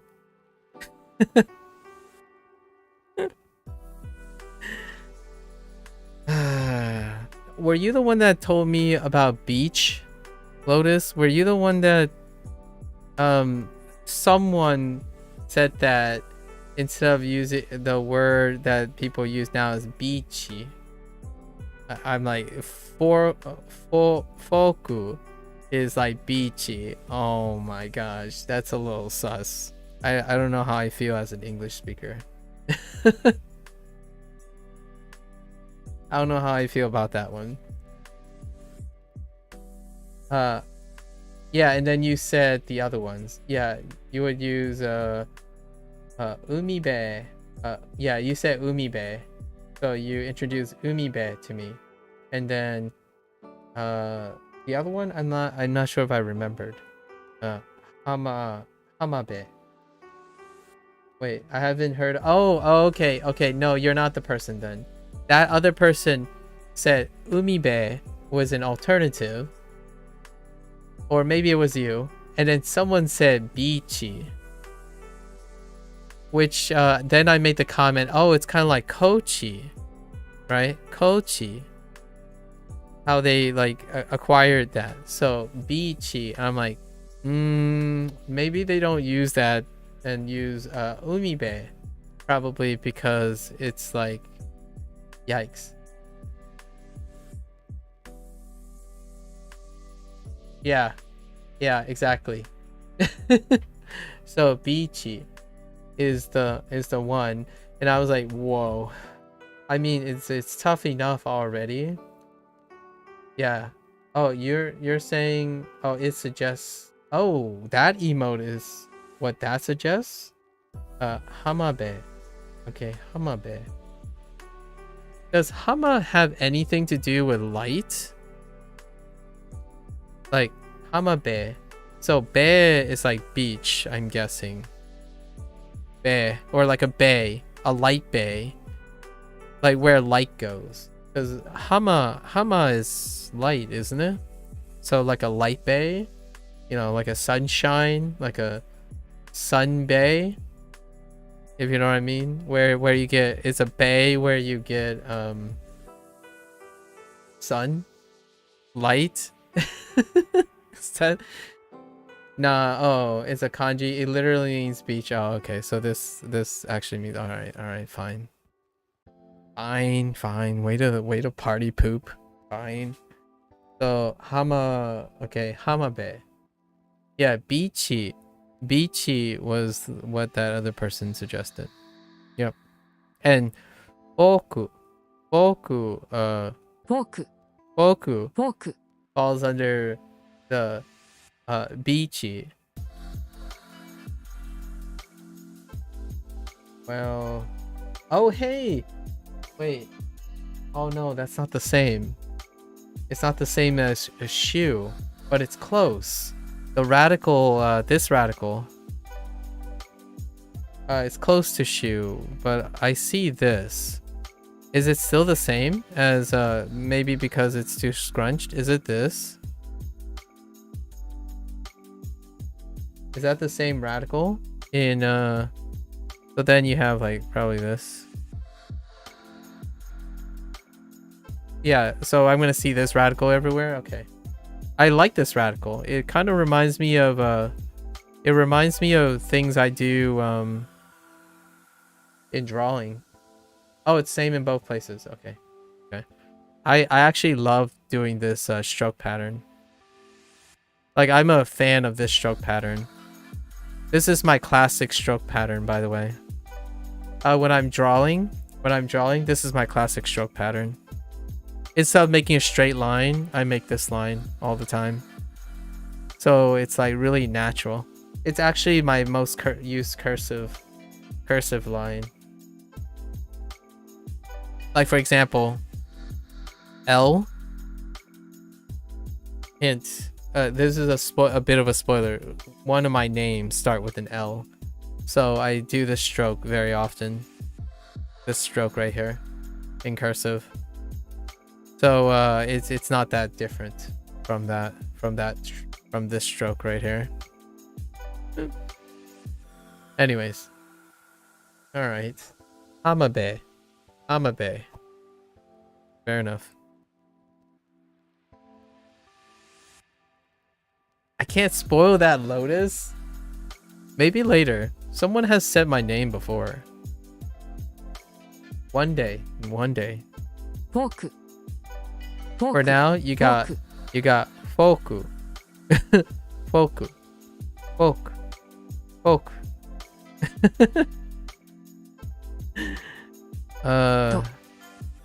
And then you also have カップ kapu to foku. Yes. No. Hoshida ga hoshii desu.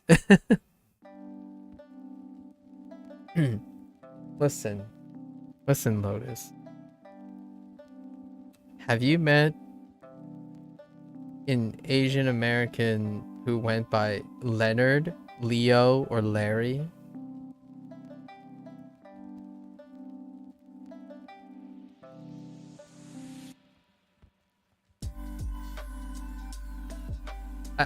I'm misleading you, obviously, because why would you choose for an Asian denomination to use the letter L in their name? No. I know, but real talk though. Why? Imagine making it hard for yourself by picking a name that has an L in it. like just think pragmatically for a moment. You know, like if you're a Chinese person, right? I'm not saying this is not what happened, but or it doesn't happen. I'm just saying if you're gonna have a child, right, and you speak like Mandarin or Japanese, for example, and you're thinking like, oh yeah, we need to give your child an English name. Let's start the name off with an L.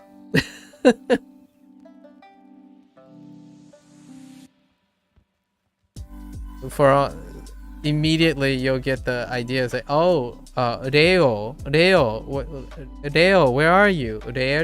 Larry, like, dude, Larry is awful. What the heck?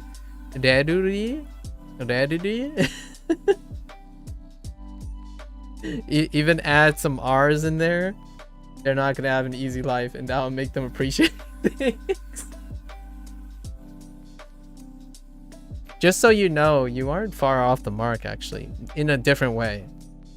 My parents, at least for first names, our English names, my parents have probably picked easily one of the most difficult, shortest names they could find for both me and my sister. The two of us have quite literally some of the worst names for someone who is Chinese. Like when you're thinking about pragmatically, they cannot, it hits the worst things.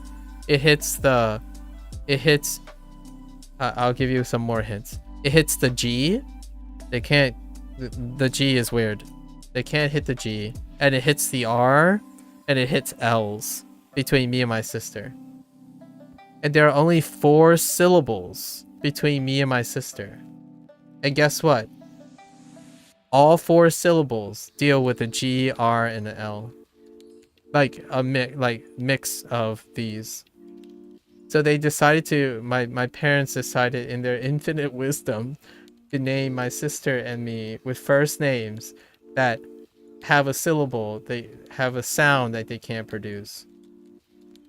Or they don't, like, they're not very good at producing. To this day, they still can't produce it. So they don't ever, like, they kind of don't ever refer to us as by our name very often.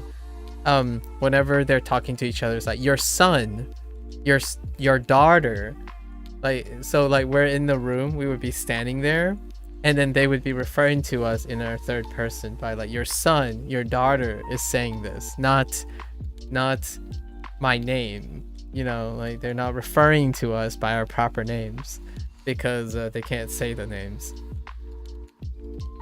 Your girlfriend is Candace and her sister is Janice. They're very, oh yeah. Oh, but they're very Chinese. They're very, oh, I'll set them backwards. Yeah. So I'll share my name. People already know my name. My parents named me Gary.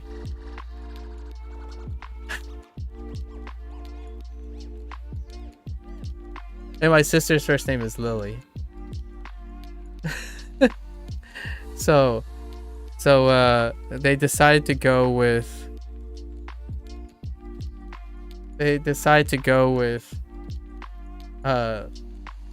easily some of the worst.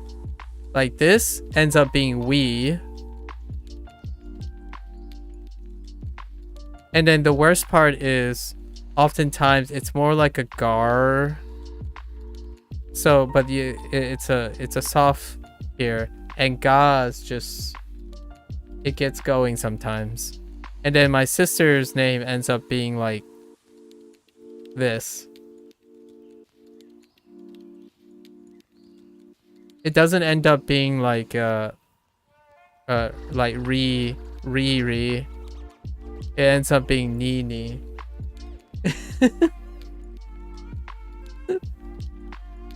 So oftentimes,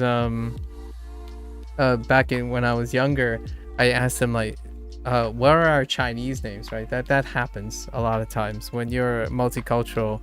You get asked a lot. It's like, what are my Chinese names? Like, what are our Chinese names? We don't have Chinese names. At least my sister has something that's equivalent. The flower, right? But there's no Chinese equivalent because they're awful. They're awful names in Chinese. Like, you don't want to say those things. Yeah. And also D's and Lee's, like R's and L's, they vary as well, even among other related languages. It ends up becoming W a lot of times. Like wee, I know how that sounds. But wee wee, right? Ga wee. Ga wee. So it happens a lot. So these names are not very friendly most of the time. You don't have so what's a okay name? Maybe like Isaac. Or I don't know how to spell Isaac. Isaac.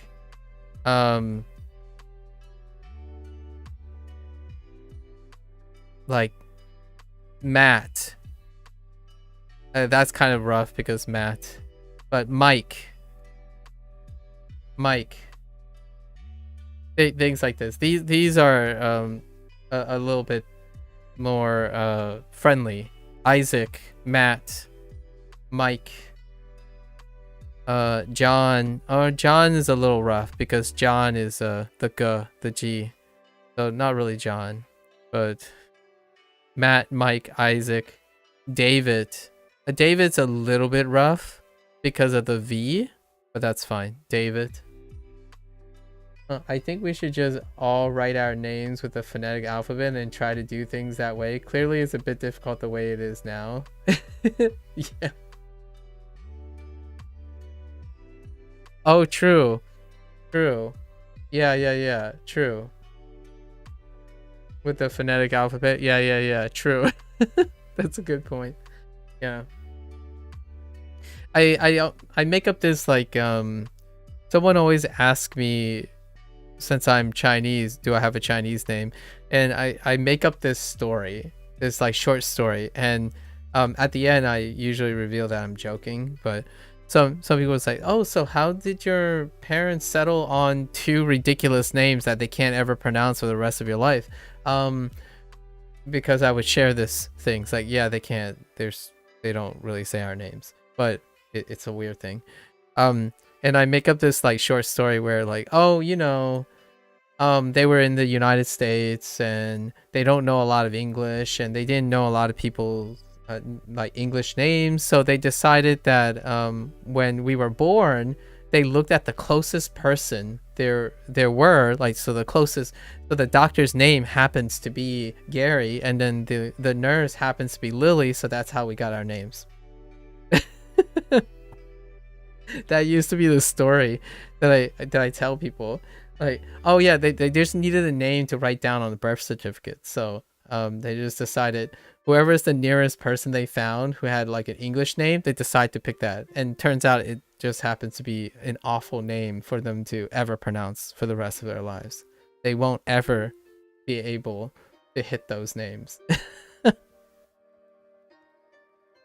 Also, to this day, our family name is not what's spelled in English, so we'll keep that under wraps. But our family name is not the same as the English writing and the pronunciation of it. It's not close. It's a whole vowel difference. Like the vowel is all the vowel sound in it is completely a different vowel. Language. What can you do? Language. But embrace the chaos. Would you like to cross here? I've already forgotten everything I've learned today. ここここでで渡りません渡りませんか? か Why is e here? え Wait. E is picture. Yeah, picture. I'm Alex and my brother is Adam. We always joke that our parents got lazy and didn't get past the first page of the name book. Yeah, you have to make stories up like that. They're very believable. They're very believable. Yeah.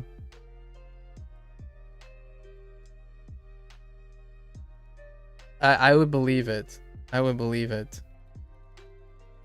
My friends are named in alphabetical order. My best friends are named in alphabetical order. but not like ABC. It's AEG because they're identical triplets.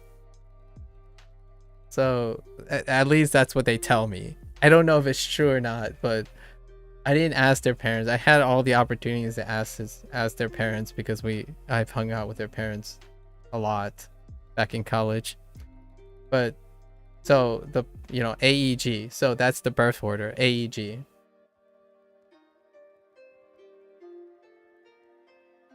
Which is funny because Adam is such a common name too. The only thing I know about my name is that it doesn't check out still. It doesn't explain why my parents chose my first name, but apparently, it could sort of. So the peak popularity of my first name is in the 70s. But I don't know how flanking, like what about the 80s? Because I'm an 80s baby, right? So I don't know if it's due to the popularity.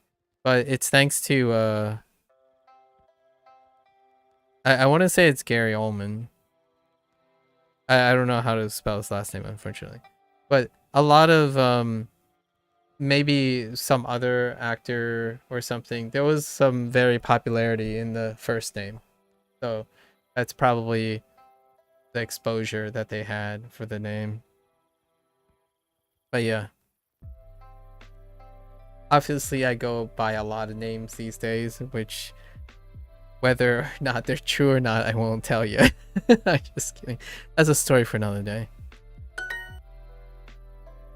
I have quite a lot of names over my years. 600 Nope. Wait. 600 Okay, it's the same. Wait. 600 No byaku. It's not the same. Okay, so this confirms my suspicions. For a while, I thought it might be dok yaku, like it's unchanged. No. Oh no, it's go. Go is the one that's coming through most of the time. But man, even go, even dok is changed up. The perfect streak is gone for dok. Did go change? I don't think so. Go hyaku? No, go didn't change for hyaku. But okay, do byaku. Do byaku. 600 Do byaku. Pyaku. Do pyaku. Okay.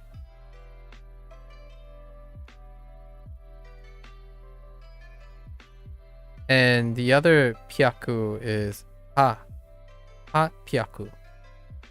Right? And then we have san pyaku.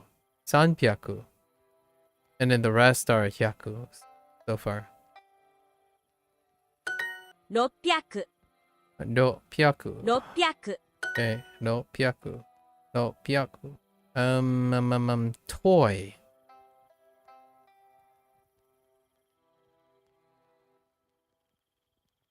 Omocha. おもちゃ Omocha. I don't know how I feel about paddleball being the representation of a toy, but alright. I've never had a paddleball in my life, but it kind of looks like fun. In my old age, I feel like the simple stuff, like the simple toys, I've become more intrigued by all the toys that I haven't had in my childhood, which is basically no toys. Largely it's video game, right? Video games are like 90% of the toys, but a paddleball seems pretty fun. I could occupy myself with a paddleball.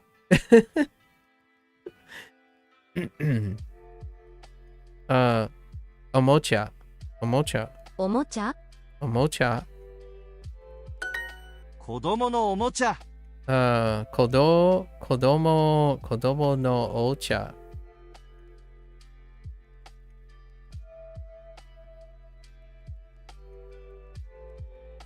I don't wanna, okay, I'm gonna out myself here. the moment I saw Kodomo no Kodomo no Omocha, I started thinking I could also say adult toy. Adult's toy as well. No, before you guys go crazy. It's only because Kodomo was introduced with Tonari? No, that's not it.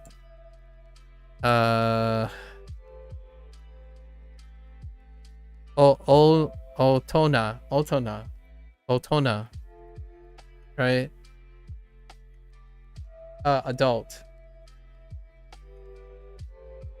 Wait, why are you yelling at me now? Hentai, oh no.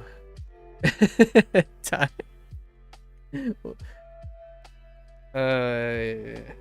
Hentai kame?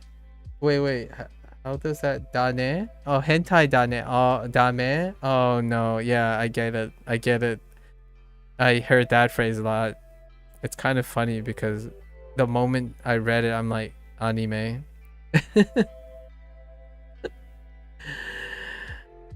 Children's toy. It's okay. It says kotomo. Kotomo. An adult's toy could be like I don't know what, like a car is an adult's toy, right? Not like a toy car, but you know, like the euphemism. You know, a fidget spinner. Oh, a fidget spinner would qualify as an adult's toy. Yeah, true. I haven't gotten a fidget spinner. I always wanted one, actually. Now that I think about it, I haven't ever bought a fidget spinner. It would be kind of fun. I do fidget, but I don't fidget with a fidget spinner. Since I always have a pen in my hand now, I'm actually rotating the pen all the time. So it's off screen. It's like right down here, so it's not visible that I'm fidgeting all the time. Sometimes my legs move. I have restless legs, so it'll kind of look like I'm bobbing, like vibrating up and down, like I'm constantly like moving or shaking a little bit.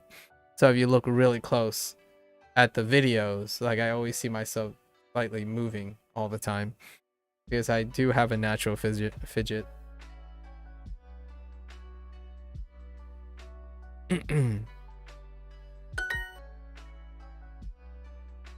Why am I getting reintroduced to Purezento? プレゼント Pretty sure I already have Purezento.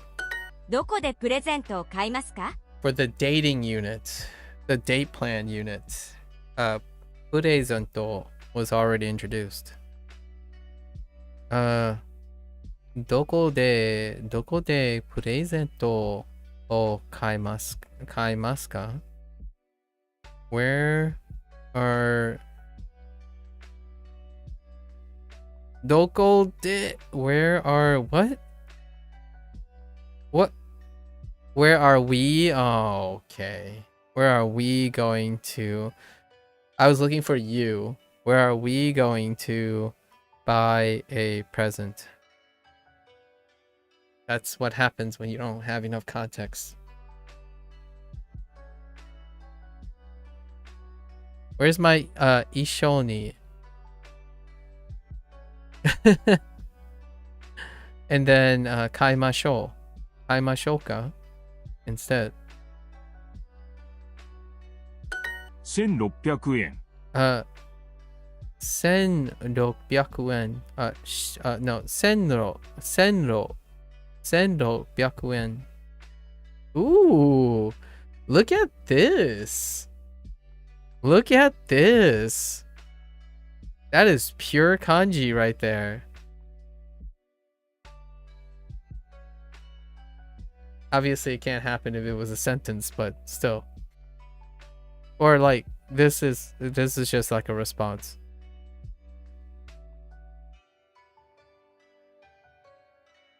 Instead of like adding des or something like that.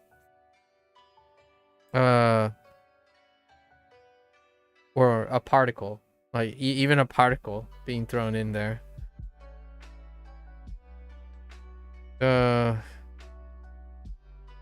1,600 minutes. No, I'm just kidding. Sorry. I'm thinking of a song from Rent, the Broadway show, Rent. When they were counting the seconds. But it's not 1,600, but same deal. 1,600 yen. I'm thinking about that song. Yo, this guy's a little rad.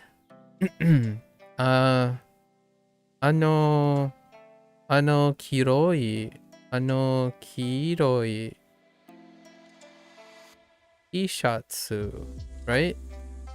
T シャツ T-shirts wa no 100 yen, oh no. No 100 yen desu. Yasui desu ne. Oh, yasui desu ne. Hold up. 安い Yasui desu ne.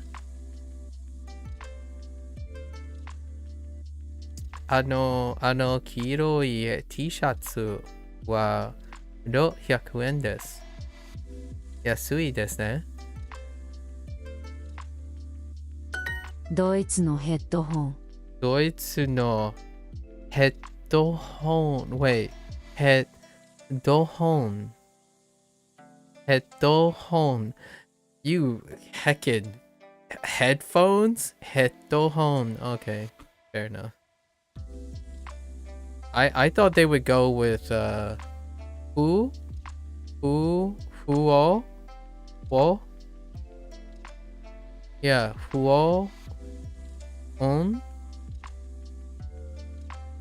on, yeah, or even extra, like maybe even in o, right? Put it in extra. Oh no, this works actually. Hon, headphone, as opposed to hon, because they can do this one. Phone. They're avoiding the F. The F. The F. Okay. ドイツのヘッドホン。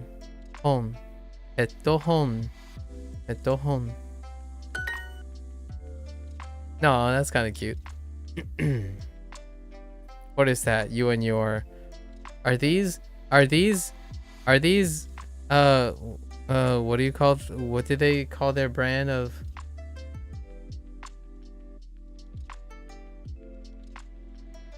Oh, I forgot what they call these. I was gonna make fun of Apple products again.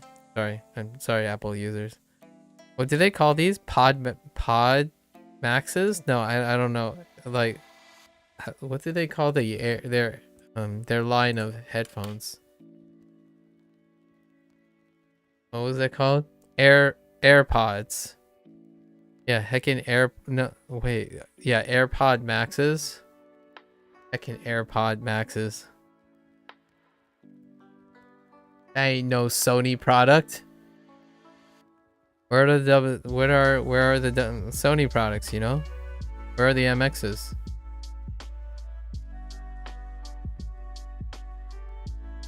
Kidding. Kono... Oh, okay. Kono shiroi headphone wa ikura desu? Oh, no. Takai desu ne. I just realized there are 2 blanks here. E? Sure, okay.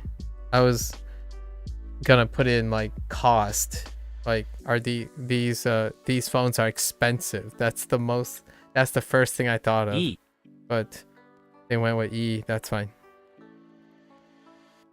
And then, ikura desu い ka? くら Expensive.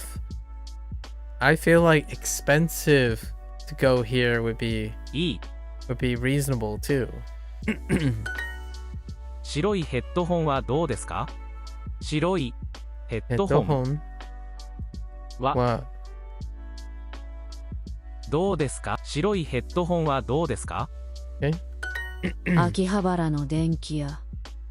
Denkia. Ah, 電気屋。 Denkia makes sense. Electric shop. Electric machine shop. Denkia. 電気屋。 Electric machines. Electronics. Got it. 電気屋。 In store, yeah, fair enough. Electronics shop, electronics store. Electric 電気屋。 machine store. Okay.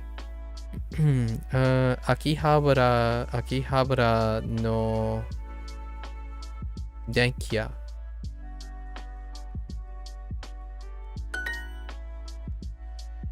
電気屋。 Denkia. 猫を見ましょ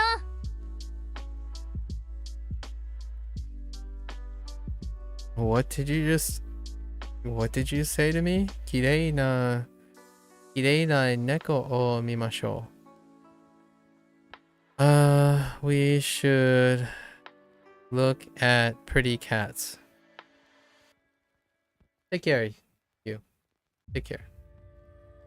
We should look at pretty cats. 電気屋から駅まで遠いですか？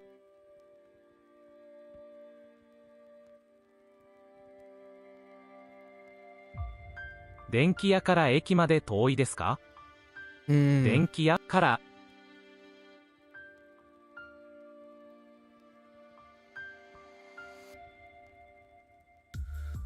Wait a minute. 電気屋から駅まで遠いですか？駅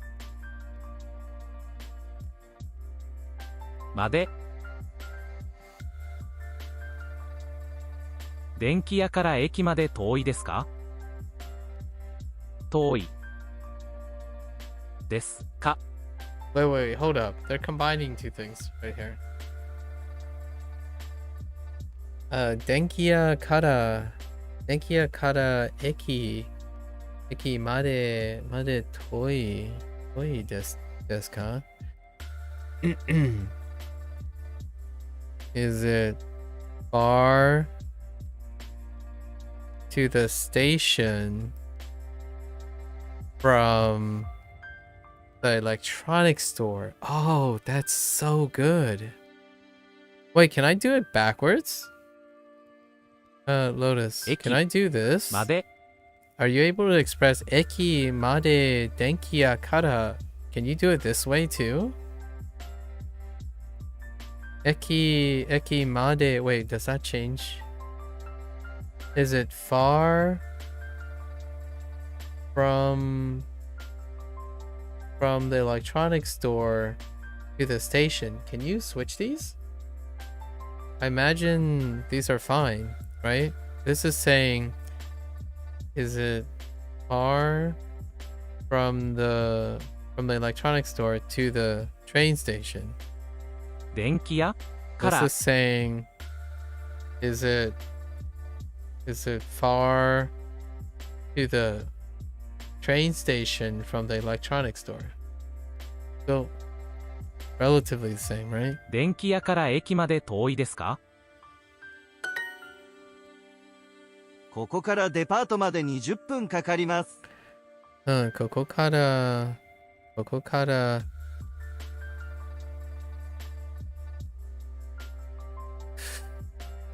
からデパートまで20分かかります。デパートまで20分かかります。Ooh. かかります。 They brought back かかります。And how long? Ah. Neat. Very neat. It is going to take It takes, okay, fine.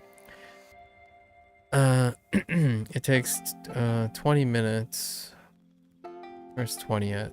20 minutes to the department store from here. Takes 20 minutes to the department store from here. All right, sure. It takes 20 minutes from here to the department store. Oh, I see what they're going with that. That's fair enough. From and to, in the format of from and to. All right.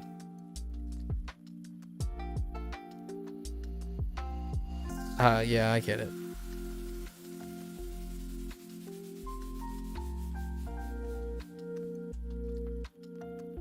So you can change them back. Let's actually see. So, 県3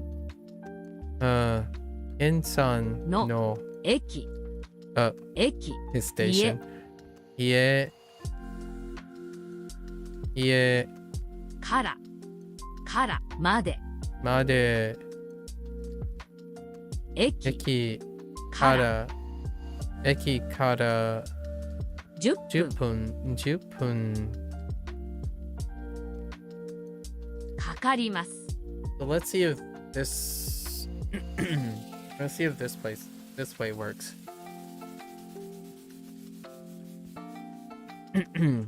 If it doesn't, then you have to have it in a specific order. No, they took both, so yeah, I deliberately said it takes 10 minutes to Ken's house from the station. At least what I would say it was. And then they suggested eki kara Ken-san no ie made 10分かかります. Yeah, so fair enough. They can do both.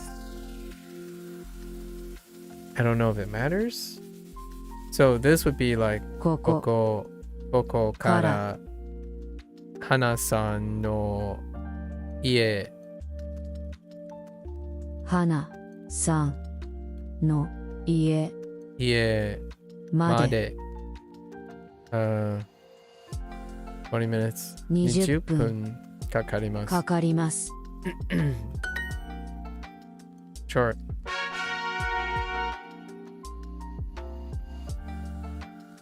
Knife. It's knife. ナイフ Okay. I'm glad I'm getting these now. ナイフ Knife. ナイフとフォーク。 Knife to fork.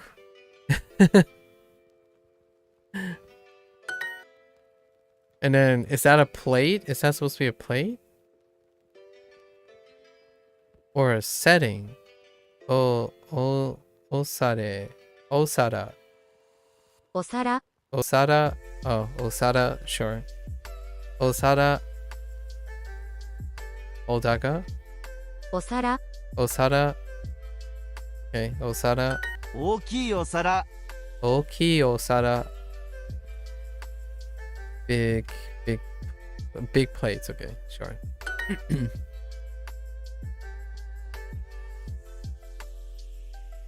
What is that? What the?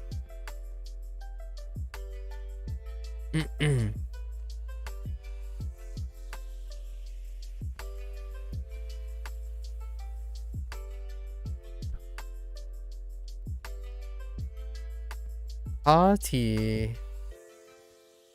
Party no ato. Osara o arimashou. Araimashou. Whoops, 洗いましょう Aramashou.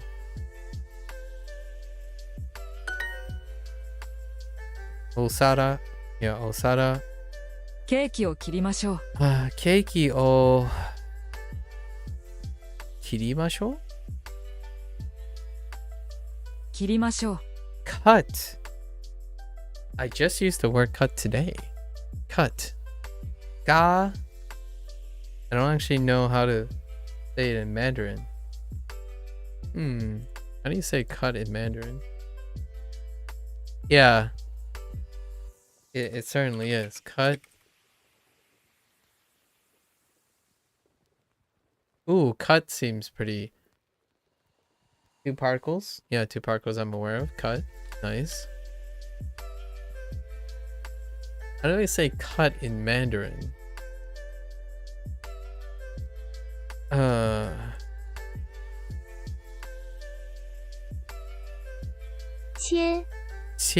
Oh, and it's the same kanji. Tie. I see the kanji. It's basically it's the same kanji. Tie. Interesting. Tie.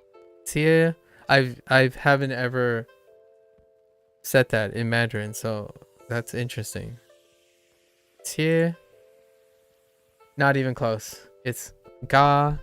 Ga is the cut. It's kind of funny because garo like scissors is cut blades. It's called cut blades. Garo. Oh, how do you say scissors? Is it like tie something? Oh my gosh, Mandarin is gonna be so much fun in the future.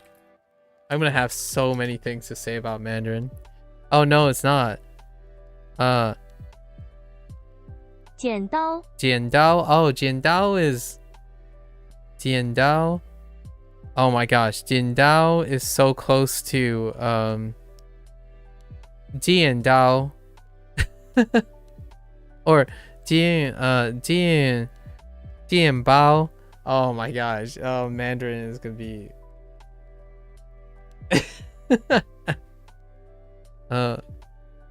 Jiandao. 剪刀 Okay, Jiandao.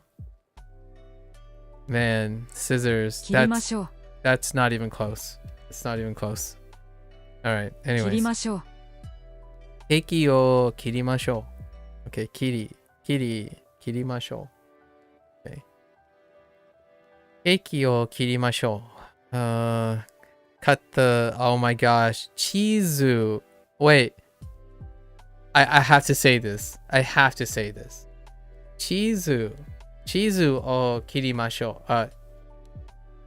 Chizu o kirimasu. Lotus? Eh? I'm stealing it from cheesecake, but funny? Haha, it's a dad joke, right? I know it's immature, but chizu.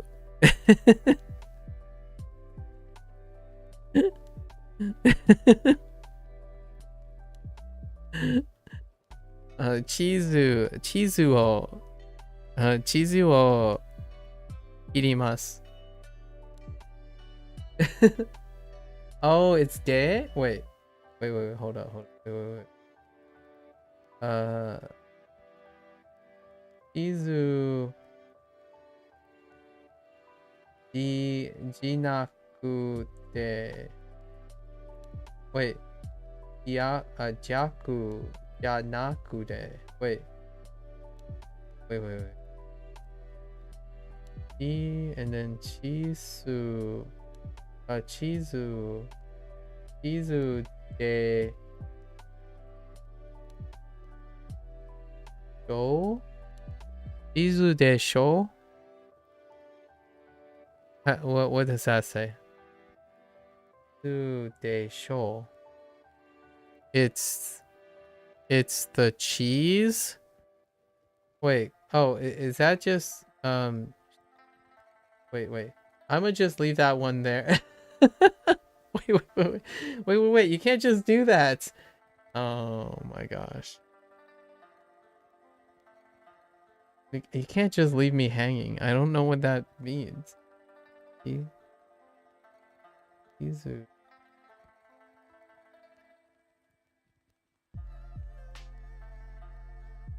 All right. You know what? First one, think. Janai. Oh, Janai. Okay. Yeah, Janai Kute.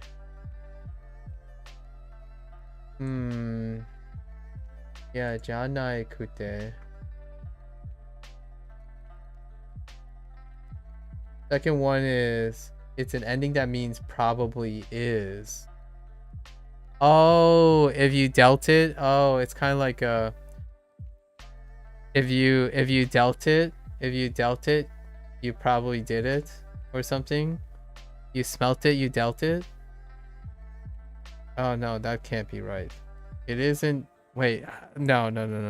That I was trying to think of you're making a cheese comment, like a farting comment.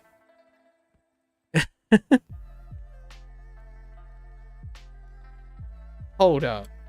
I'm gonna get to the bottom of this.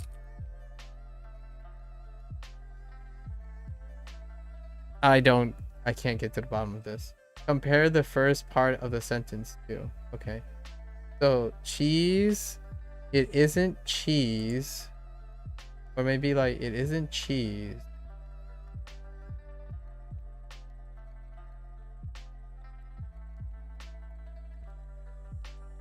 Oh, Chizu is not the same as Chizu? Wait. It's probably Chizu instead of Chizu? Oh. Yeah, but I didn't say Chizu. I said Chizu. Listen, I know. Oh, you're making a map joke. Yeah, you're making a map joke. You're right, Chizu. So it's probably not a map. Wait, it's not a map. It's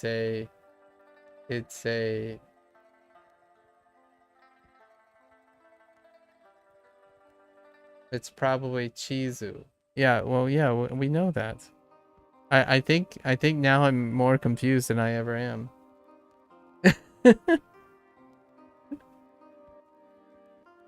Listen, we can cut the map too, okay? We can cut the map as well. Don't at me. We can also cut the map.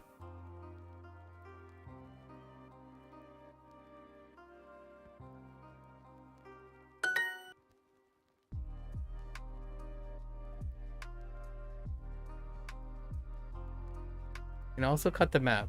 It's all good.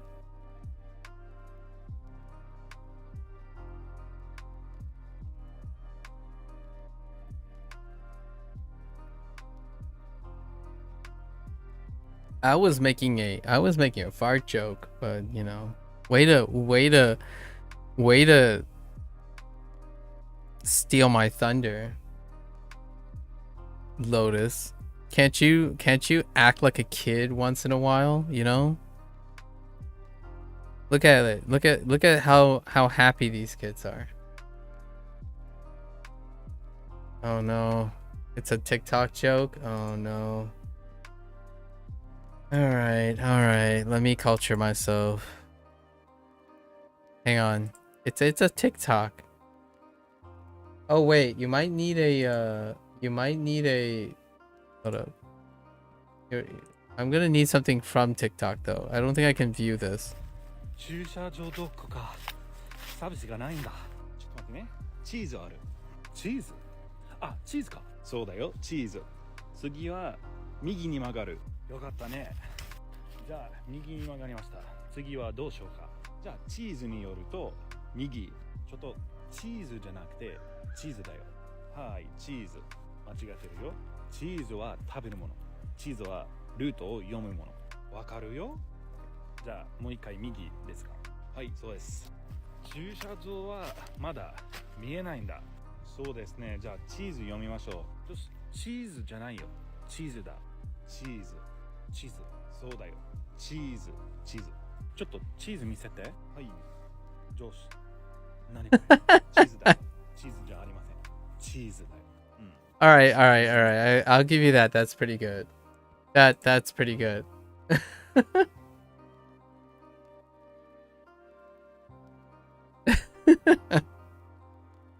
No, it's a map. It's like, wait, cheese? Like, I eat cheese. It's a map. Like, oh no, not that map. It's like cheese.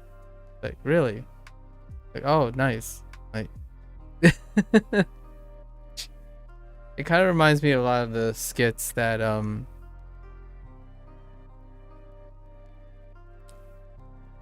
I didn't know you use TikTok, by the way, Lotus. That's very telling.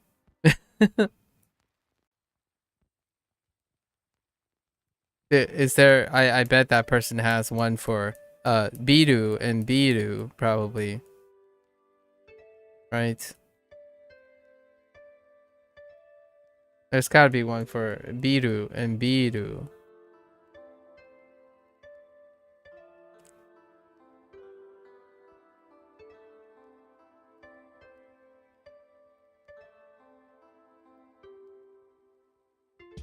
Oh man, I almost got the comments that I was making about like Boku and others, there's a lot of clips regarding that too, how they near sound other words.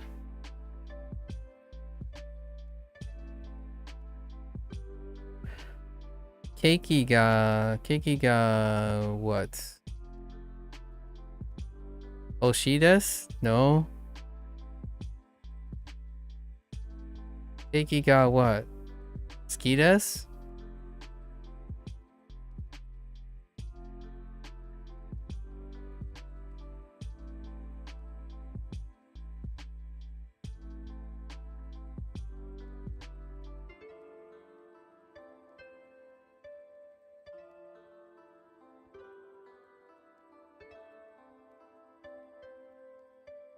Oh, Daisuki. 大好き That took me a while. I'm like, okay. Keiki o irimashou. Okay, fair enough. この後、どこに行きますか？この後、どこに Wait, why is ni どこに行きますか?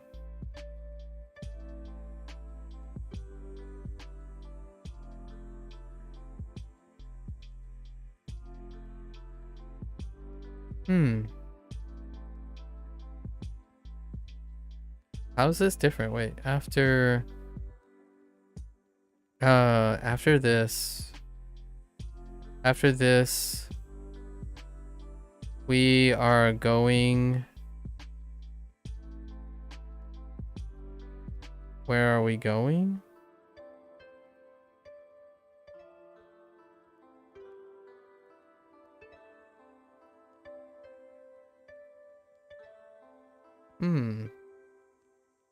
Have you used it to say where you're going to before? No, probably not. Like in the interrogative. Yeah.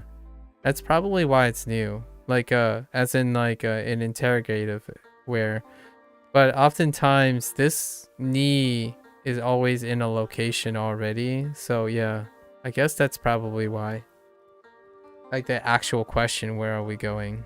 As opposed to specifying already where we're going, like ba, right? Ba ni ikimasu ka? Yeah.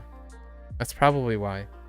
It's a weird highlight, but doko ni. Oh yeah, you're right. Yeah, because most of the time we're asking what is where is something. So most of the time is suru. Not suru. Yeah, suru. Or yeah, suru. Suru and stuff. Suru, even aru. Yeah, to be. Most of the time it's to be. Yeah. Okay. ナオミさん、ケーキを切りませんか？ Naomi-san, keiki o irimasen ka? Yeah. Would you like to cut the cheese? Chizu. Chizu o irimasen ka? Do you think Japanese people know that? If you said that to a Japanese person, do you think they get the reference? I think that's purely an American idiom or a British/American idiom. To cut the cheese.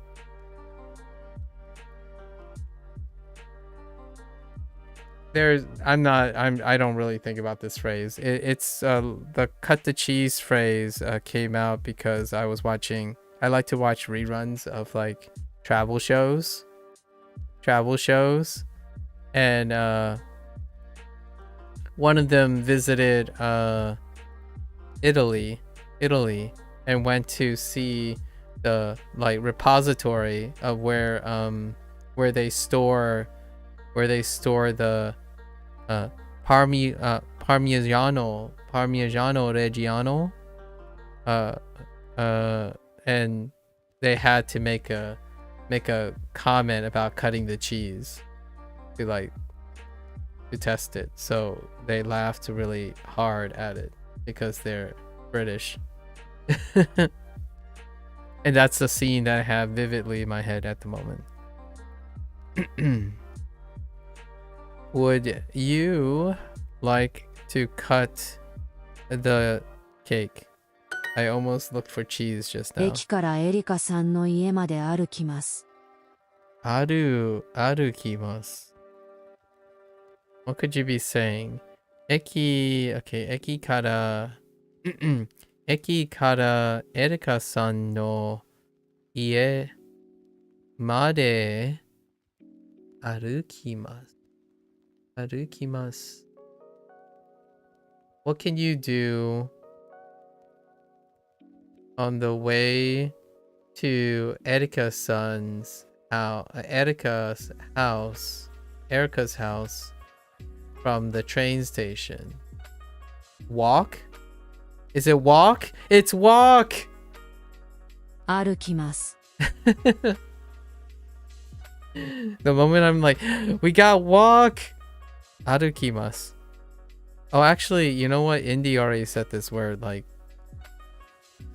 Indy already shared this 50 days ago or something. More than 50 days ago, now that I think about it.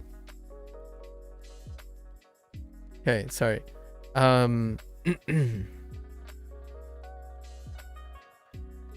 We're going to walk from the station to Erica's house. ここからスーパーまで歩きますか? ここからスーパー. That's a great way to put back super. It was only one unit that used super, and super didn't return at all since then. ここからスーパーまで歩きますか? 歩きますか? Let me hear this one. 歩き Okay. ここからスーパーまで歩きますか? 歩きますか? What do we have? バスに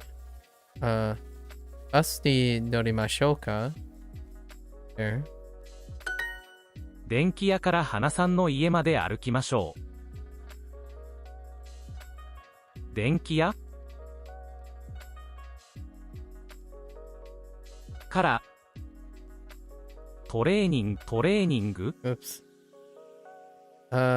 花さんの家まで乗りましょう。乗りましょう。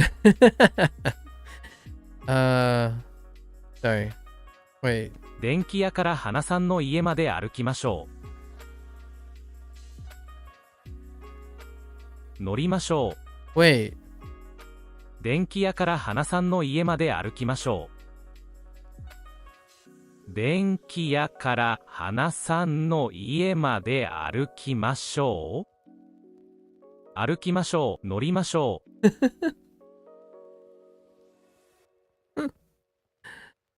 歩きましょゾう。Zo. I'll show you a Zo. Lotus. Lotus is a Zo.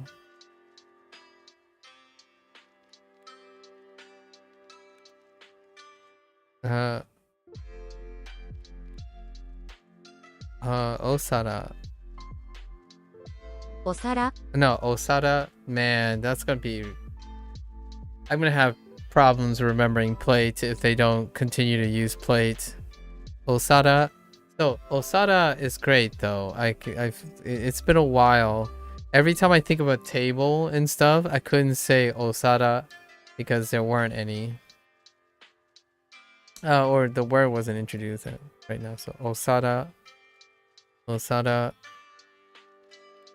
What do we have? Foku. Foku. フォーク Foku. Foku.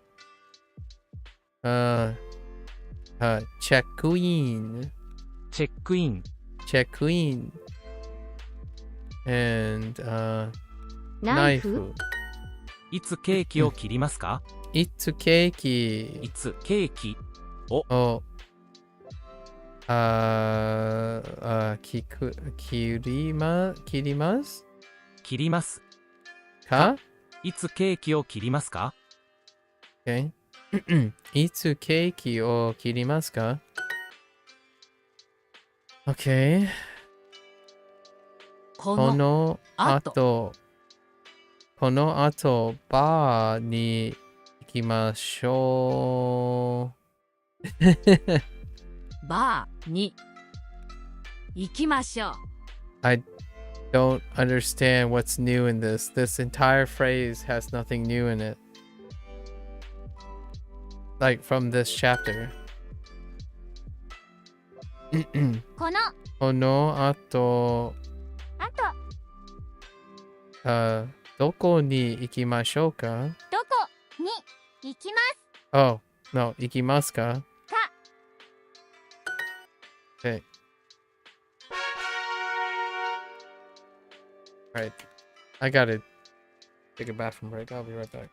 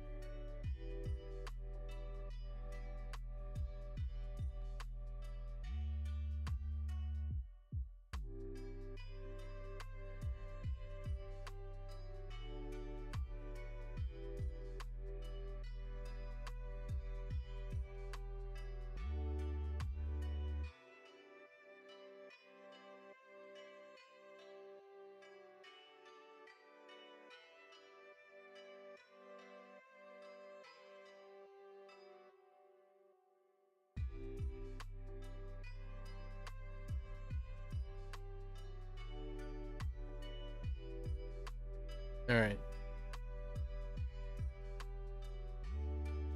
It's getting a little nippy down here. Okay.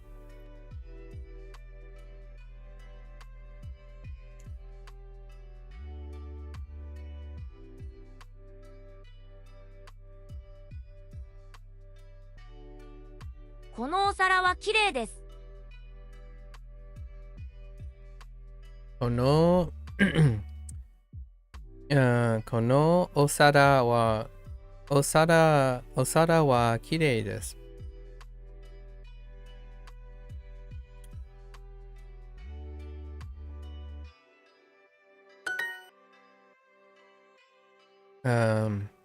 この町でバスに乗りましょう。バス。ヘッドホンはいいプレゼントですね。oh yeah, ヘッドホンはいいプレゼントですね。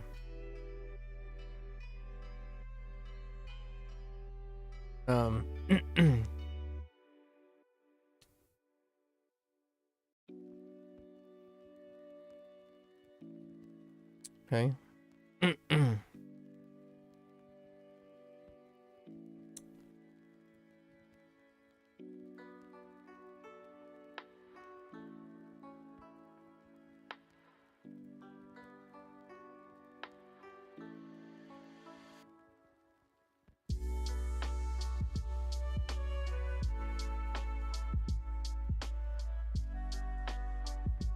Okay. I needed some carbohydrates there. Oh. Our nice. Oh, rip. Okay.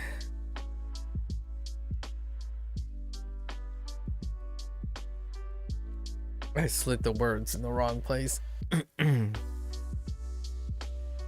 買います。What was it?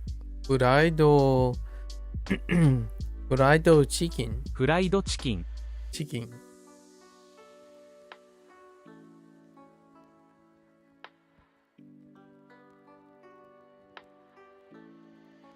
And the other phrase was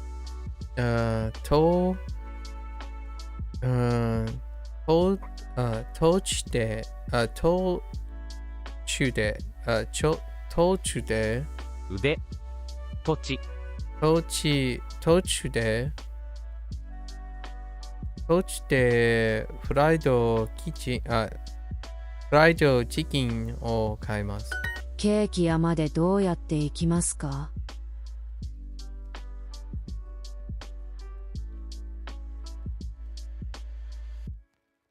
Wait. Oh, I'm getting two phrases mixed up.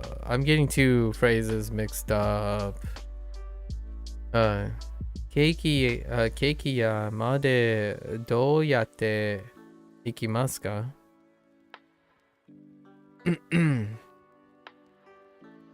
？What was? Okay.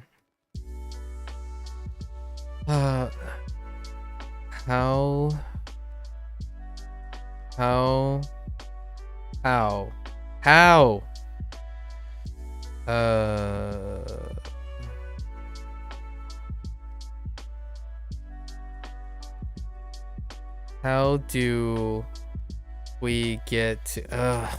do we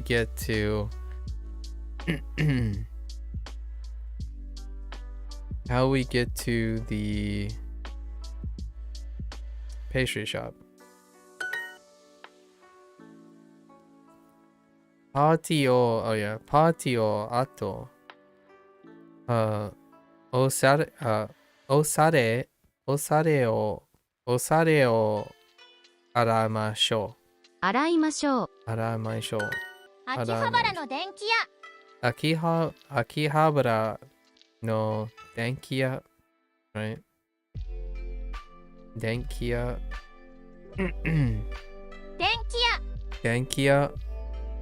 電気屋。電電気屋。気屋。秋葉原。秋葉原の電気屋。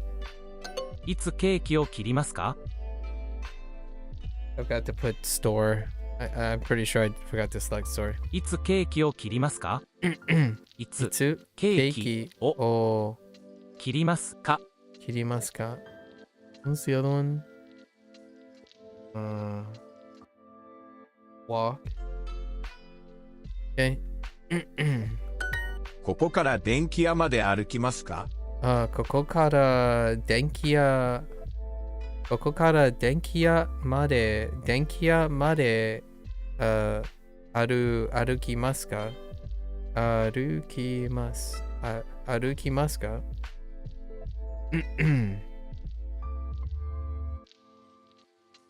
タクシーに乗りましょうか？ Should we take a taxi? 電気屋から花さんの家まで歩きましょう。電気屋から花さんの家まで Yes. まで Yeah. 歩きましょう。歩きましょう。歩きましょう。歩きます。歩きます。歩きましょう。歩きません。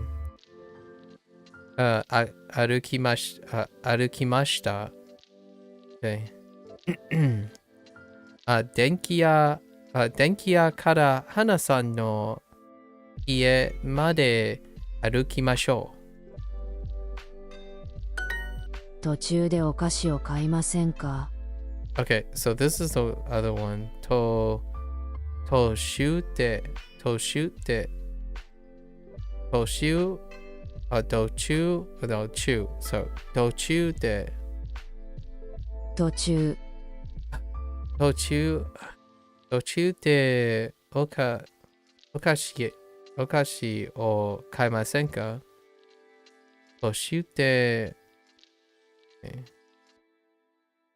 途中でお菓子を買いませんか？途中でお菓子を買いませんか？途中でお菓子を買いませんか？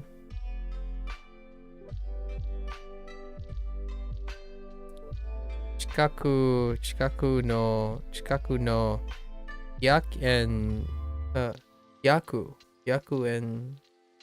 100円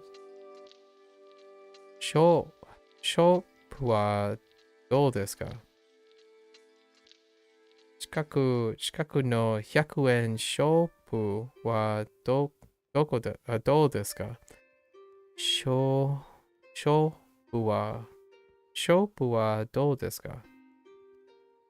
近くの100円ショップはどうですか？ここから電気屋まで遠いですか？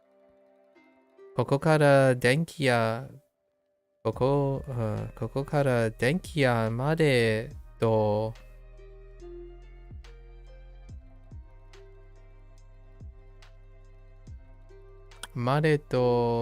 遠いですか？ここから電気屋まで遠いですか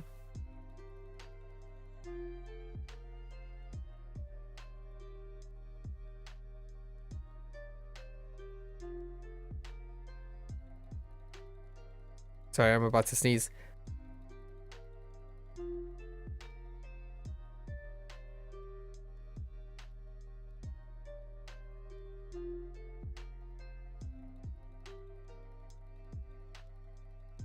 Hi. 30分ぐらいかかります。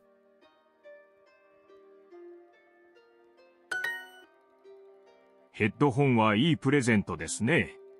Oh, I hate you. Wait, what did I do? Your headphones are right. I had nice split, a nice present, aren't they? 秋葉原の電気屋。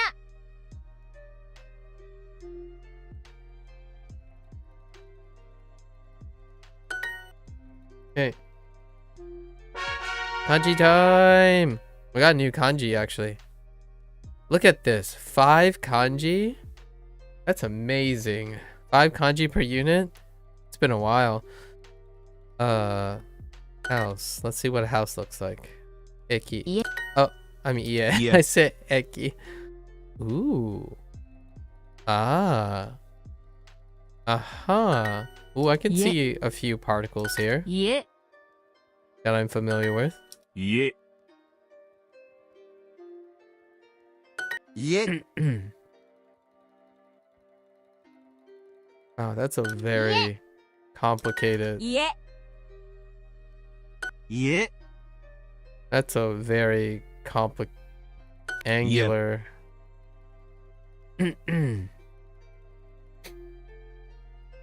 家家 Well, whoops. 家、 Oh no. Then this, then this. And 家、 it connects there. Okay.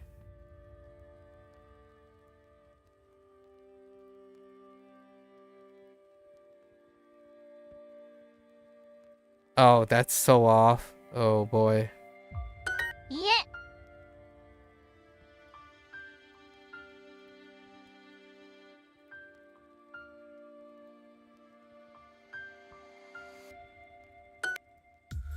Ooh.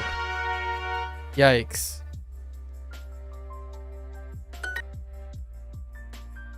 N? M.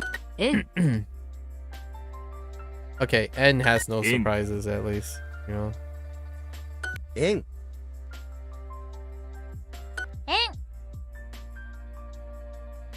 N. 円、 N. N. Whoops. N. Except messing up the stroke N. order.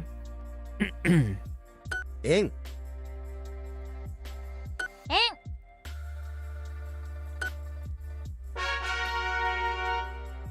Alright, let's try this again.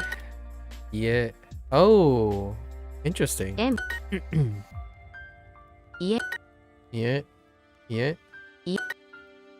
And 人 go M. and 家 yeah. 線 Sen 6 Roku. 家 Huh. 家え家家私 Watashi. Watashi. M. En. 家 Yeah. 母 Haha. 6 M. Okay. M. じ Ji. 家 Yeah. N. And 父 Chichi. 5 No. Okay. 家10 M. ひ卵 Oh, they're just Yeah. picking all single kanji. I see.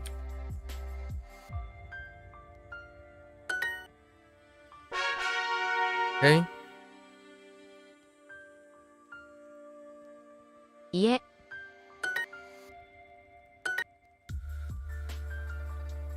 家、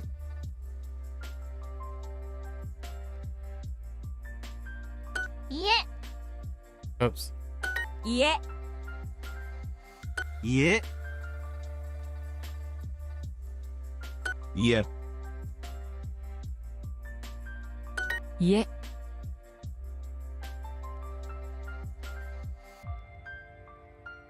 家家、 Oops. 家、 Not deep enough.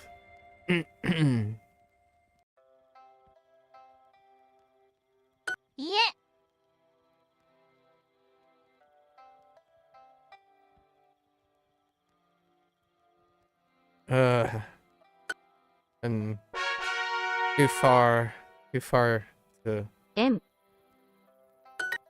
right. Okay. N. N. 円、円、円、円、円、円、 Whoops.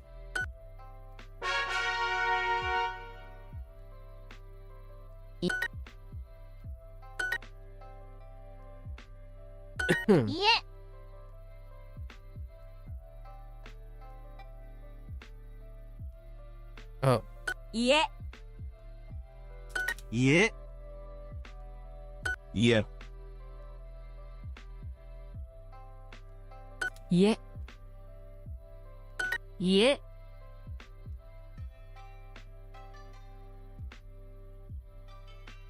家、家、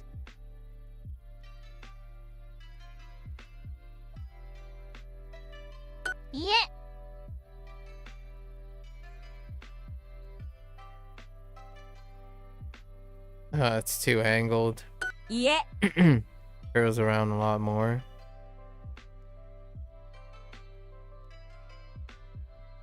Yeah, that was kind of close.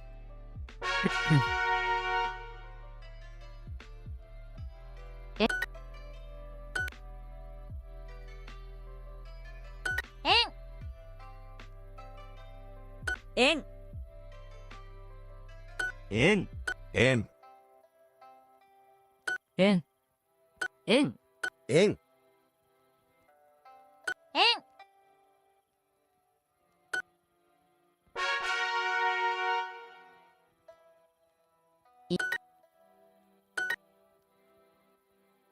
家、家、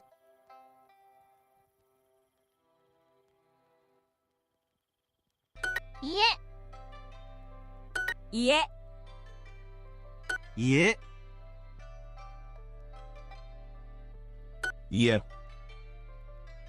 家、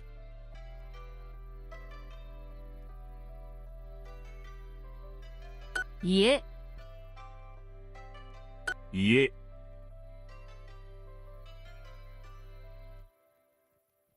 家、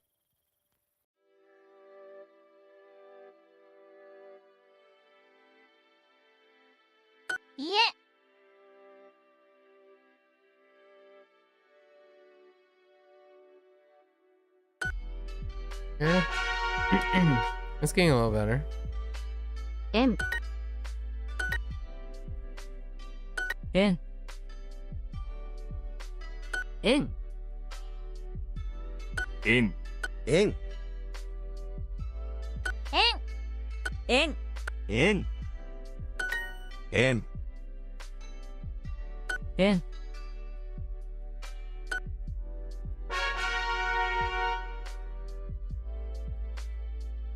家、家、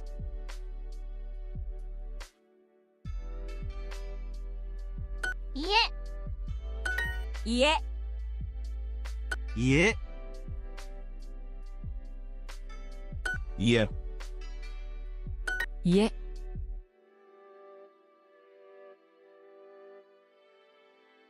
家、家、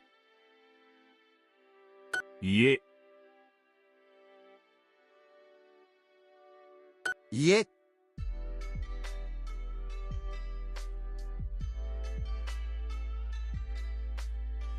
家、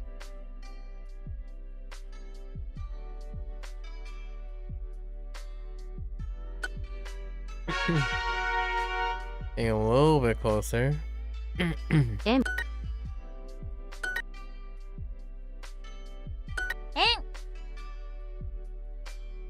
円、円、円、円、円、円、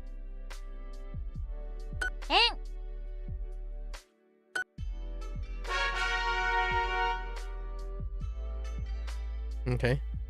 Yeah. We got some time. 家、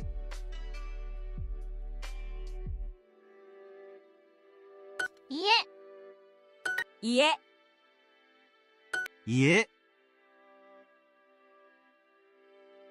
家、家、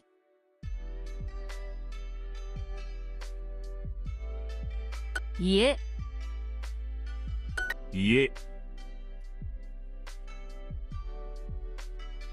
家、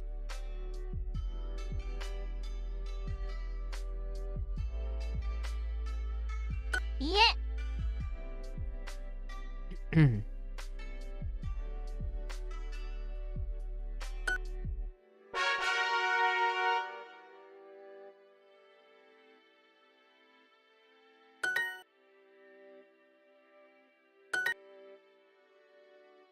先週先週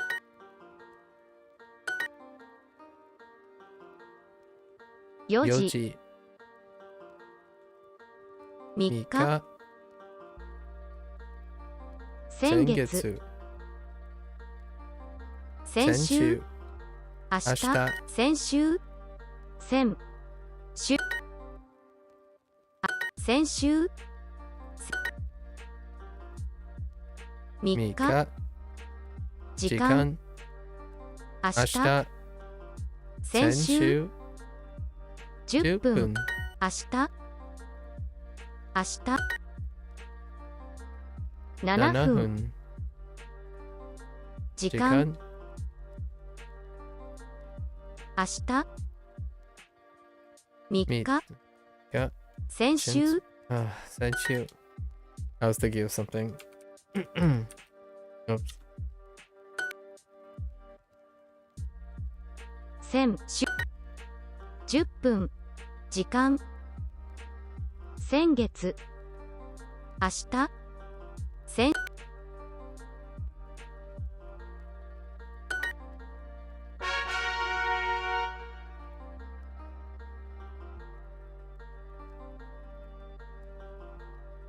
せ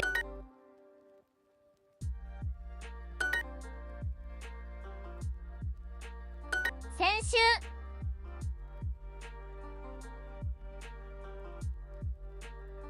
先週、先週、先週、先週、先週、先週、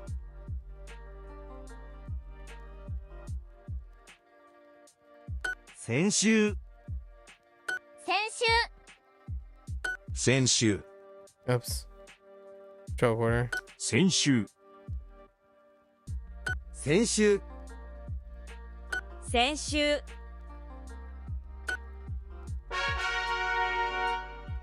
Okay. 先月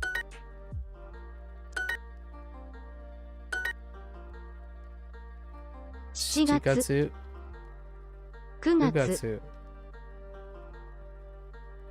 20 20分分12 12月月先先月月12月先月、先月12月、 12 12月月5 5月月30 30分分来来月月先先月月 A lot of time, huh? 先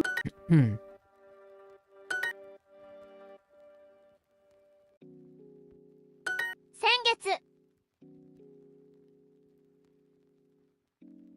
先月、先月、先月、先月、先月、先月、先月、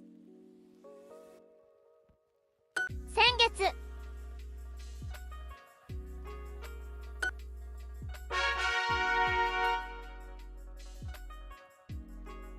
先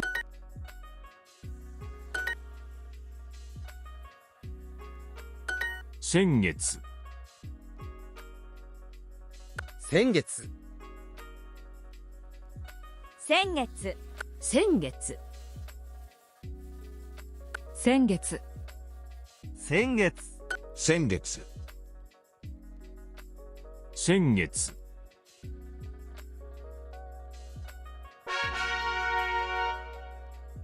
I have so much time. 行きます。I mean, 来ます。And then 来週 来週 Yeah. Makes sense. 来月飲みます来ます来週行きます来週来ます。来ます来週来週書きま書きますす。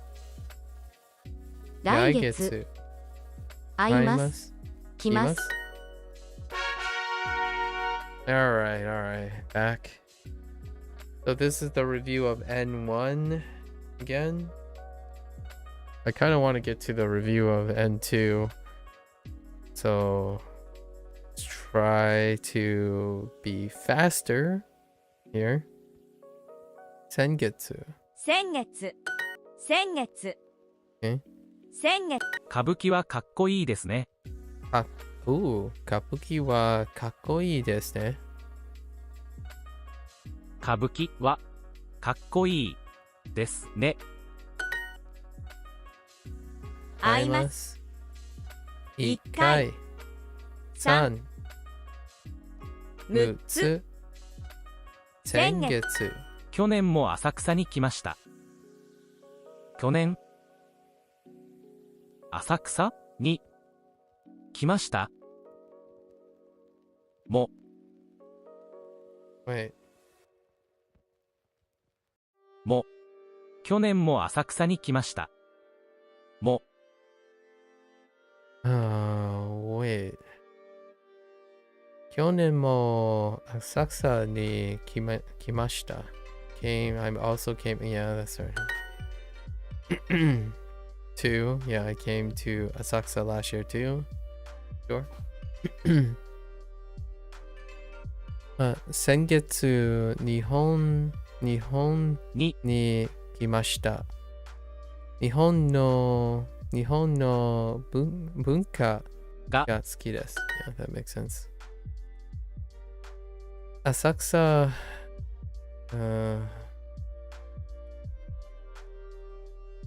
Okay. 去年も浅草に来ました。去年も浅草に来ました。去年たくさん日本の映画を見ました。そして先月日本に来ました。Yeah, can sure.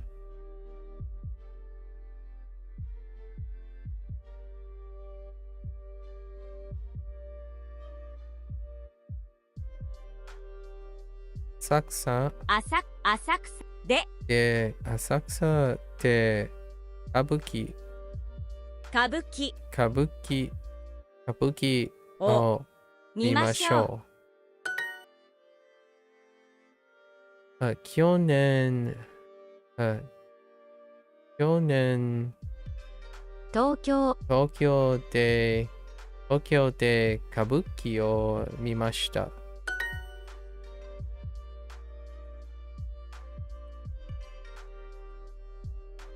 歌舞伎は高いですか？歌舞伎は高いですか？日本で神社を見ました。サムさん、日本の文化は好きですか？はい。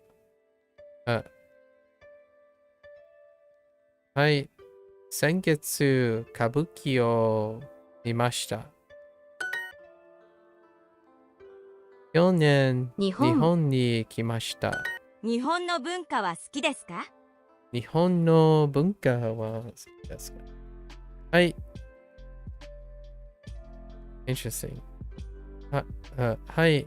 先月、日本の映画を見ました。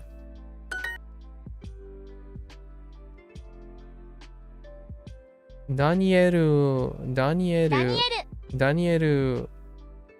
さんも、先月、ダニエルさんも日本に来ました。日本に来ました。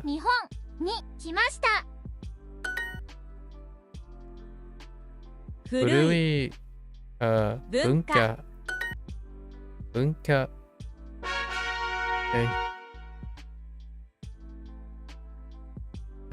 先週。OK。先週、横浜で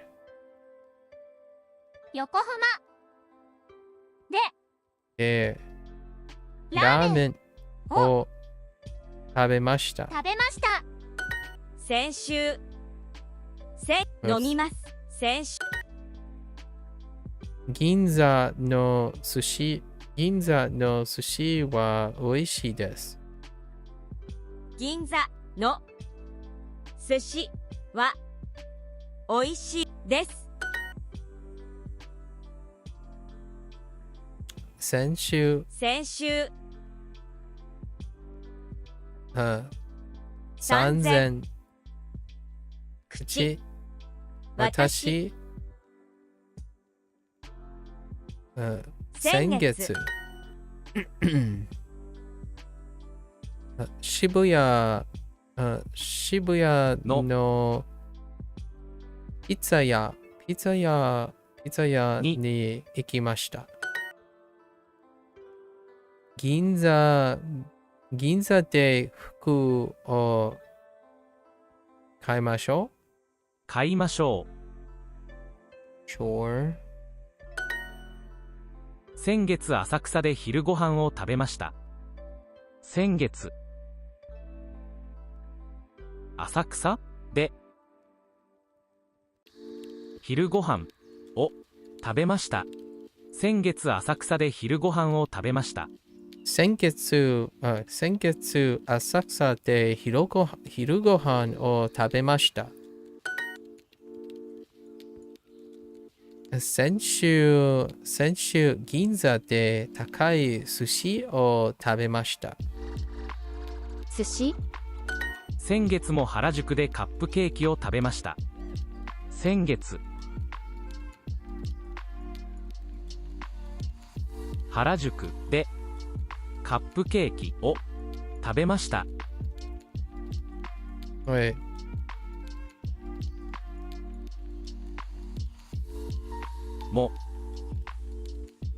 先月も原宿でカップケーキを食べました。先月も原宿でカップケーキを食べました。先月も原宿でカップケーキを食べました。先週東京の動物館に行きました。動物園。動物園。I keep saying 動物館。動物園。銀座のバー。銀座のバー。サムさん、日本はどうですか？サムさん、日本はどうですか？楽しいです。先週城に行きました。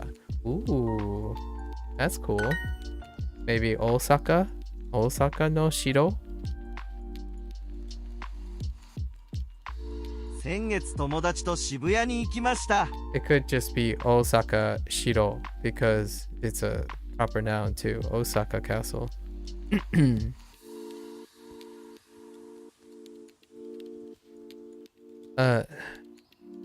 先月友達と渋谷に行きました。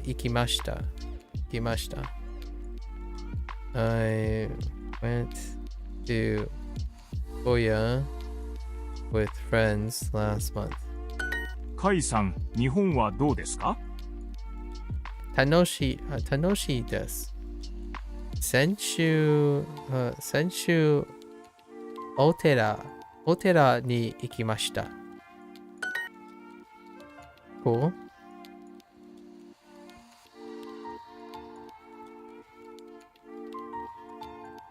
先月も原宿で、Oh, wait. いや、原宿でカップケーキを食べました。先月も原宿でカップケーキを食べました。Yes. 銀座は東京駅の近く。Wait.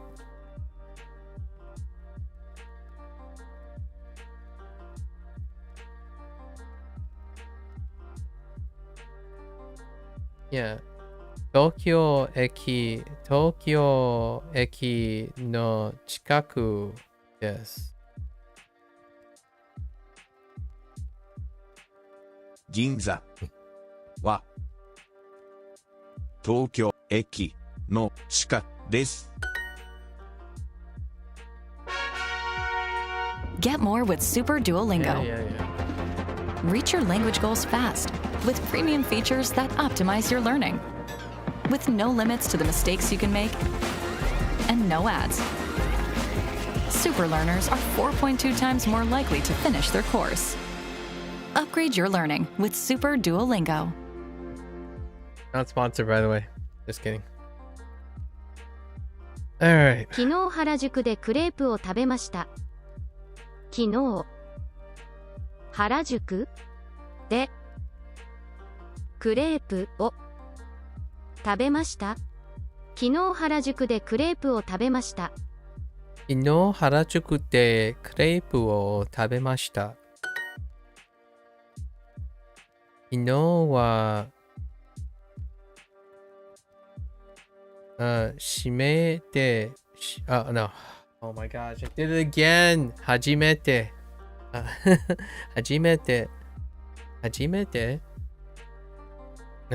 日初めてそばを食べました。そば誰と歌舞伎を見ましたか？誰と歌舞伎を見ましたか？誰で歌舞伎を見ましたか？見ましたか？誰と歌舞伎を見ましたか？ Okay. 見ましたか？誰で歌舞伎を見ましたか？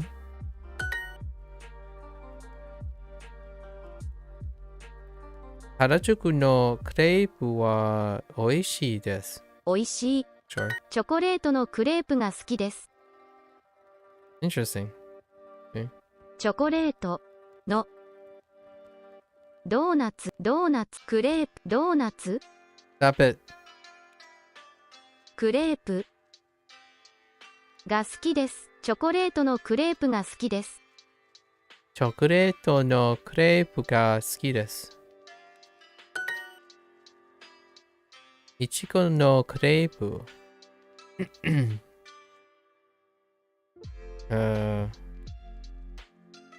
いちごのクレープ。昨日初めて横浜に行きました。初めて横浜？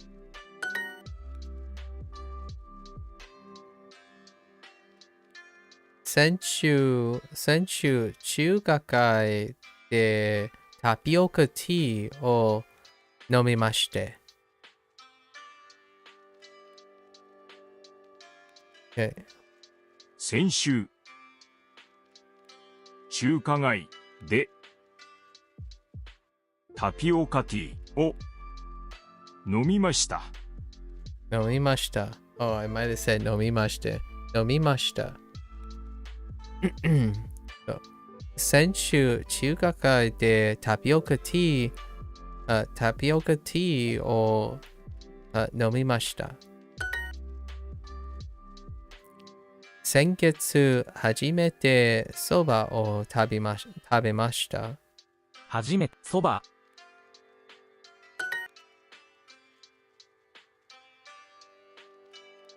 どのバー、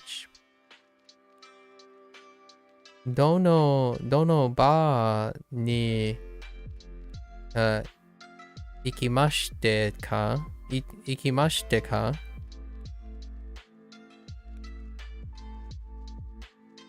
どのバーに飲みました。行きましたか。I just select whatever. どのバーに行きましたか？昨日何をしましたか？昨日何をしましたか？しましたか？しましたか？しましたか？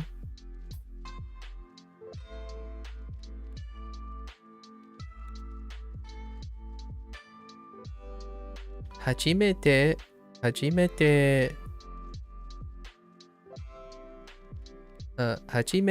クレープを食べました。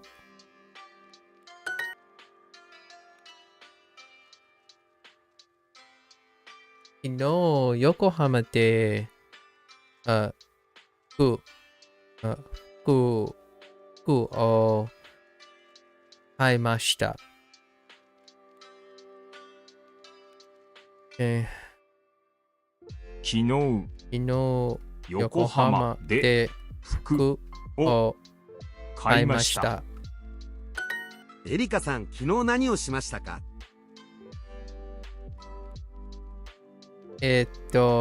初めて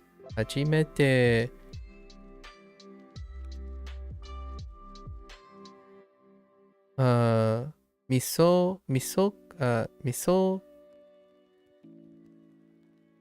噌カツを食べまして。食べまして。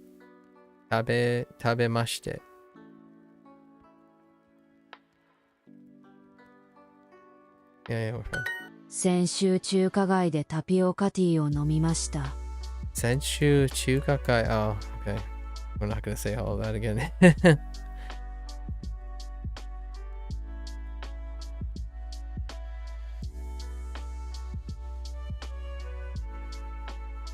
日本で初めて寿司を食べました。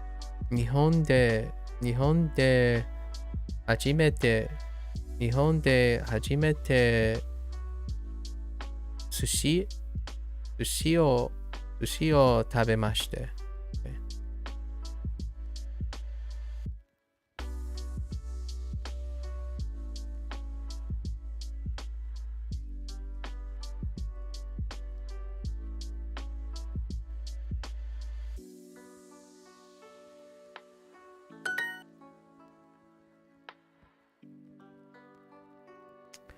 昨日しましたか？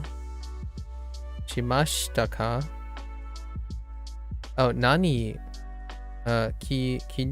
何をしましたか？昨日何をしましたか？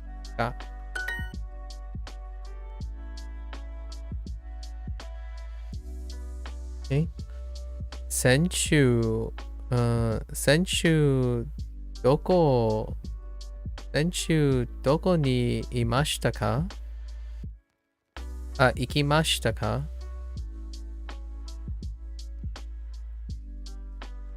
先週どこに行きましたか？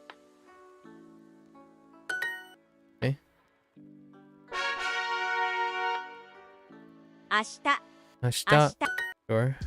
明日。水族館は近いですか？水族館は近いですか？水族館は近いですか？水族館は近いですか？先週行きます。先月。明日買い物。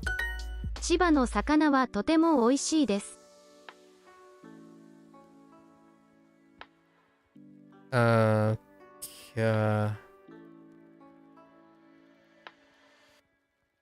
千葉の魚はとても美味しいです。千葉の魚はとても美味しいです。千葉の魚はとても美味しいです。千葉の魚はとても美味しいです。Okay. 千葉のピーナッツ。千葉のピーナッツ。ピーナッツ。千葉でピーナッツのアイスクリームを食べませんか？千葉のピーナッツアイスクリームを食べませんか？での千葉でピーナッツのアイスクリームを食べませんか？ね。千葉でピーナッツのアイスクリームを食べませんか？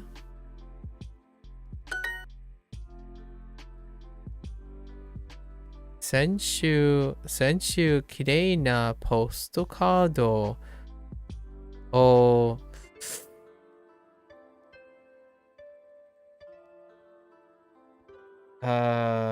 つけま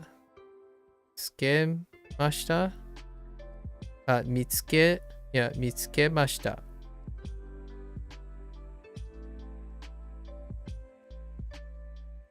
Yes, 見つけました。Okay. 先週きれいなポストカードを見つけました。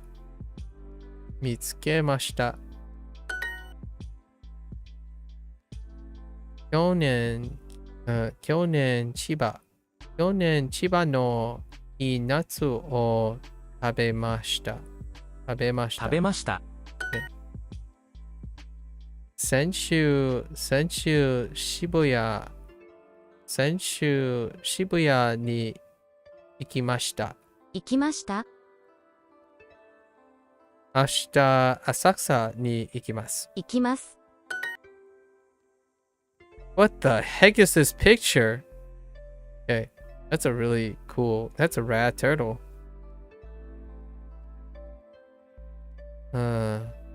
Hawaii.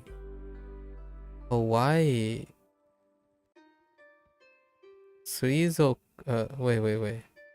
Hawaii. Oh, really? Hawaii. 水族館に行きました。怖い。Really? Okay. 昨日ラーメンを食べました。明日カレーを食べます。お？いい店を見つけました。いい店を見つけました。明日一緒に行きませんか？新しい水族館。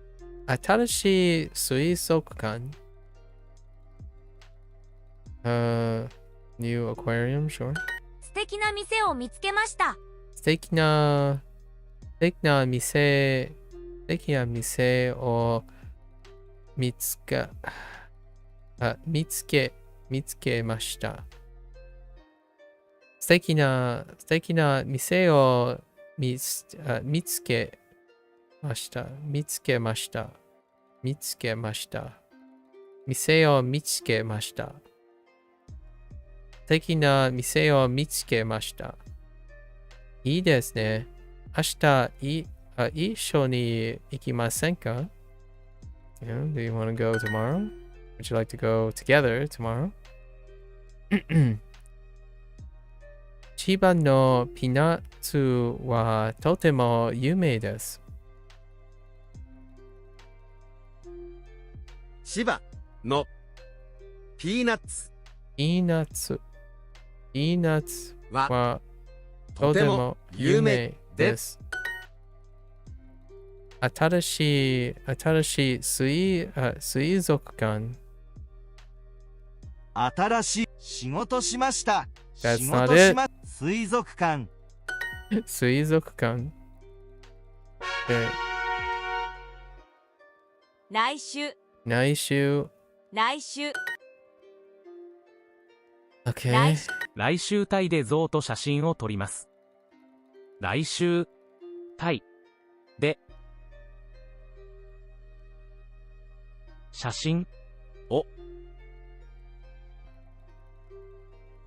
What? 撮ります。Wait. 来週タイで象と写真を撮ります。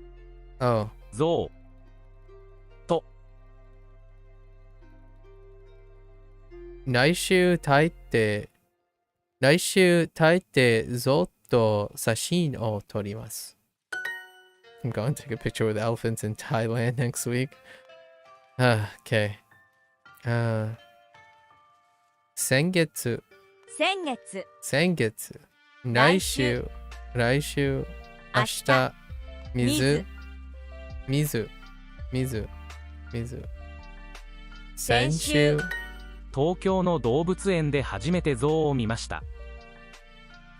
東京で、動物園ので東京の動物園で、象を見ました。Wait. 東京の動物園で初めて象を見ました。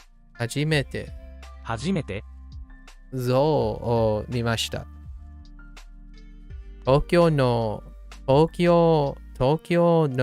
動物園で初めて象を見ました。東京の動物園で初めて象を見ました。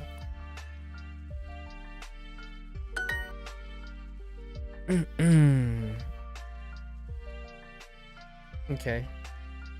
タイ語、少しタイ語ができます。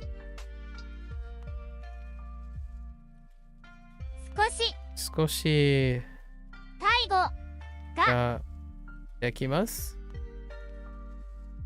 Okay, that's fine. 少しタイ語ができます。象はとても大きいですね。There was another correct answer. 象はとても大きいですね。象は大きい。とてもですね。象はとても大きいですね。Fair enough. タイ語はとても難しいですね。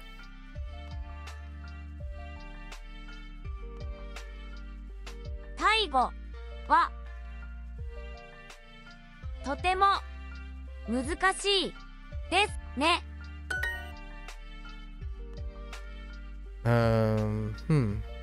来週旅行します。旅行旅行します。タイに行きます。Yeah, okay. 来週、タイに行きます。Oh, no. 来週、タイに行きます。行きます。先月、韓国、whoops. 先月、韓国に行きました。行きました。Okay. 先週、タイでかわいい像を見ました。見ました。先週、中国語を練習しました。しました。来週、タイ語を練習します。します。Okay, fair enough. Practicing, lots of practicing.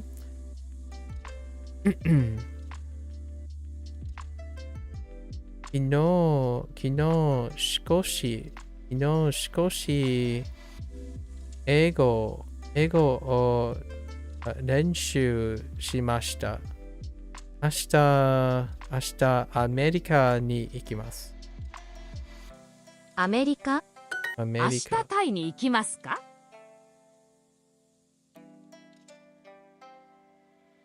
明日タイに行きますか？はい、楽しみです。I'm looking forward to it. 象は優しい動物ですか？楽しみです is a great one. That lumps in with いいですね。ありがとうございます。楽しみです。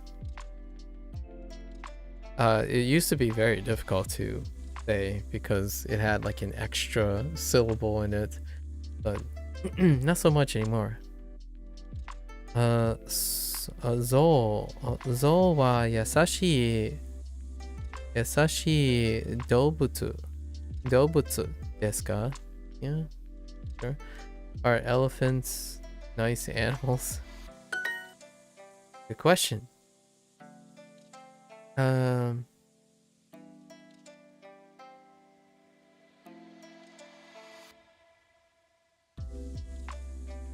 Okay. 先週中国語 No 先週仕事No 先週少し中国語先週しました。先週 Practice, yeah. 少し中国語をOh, yeah. 練習 Wait. 練習しました。So,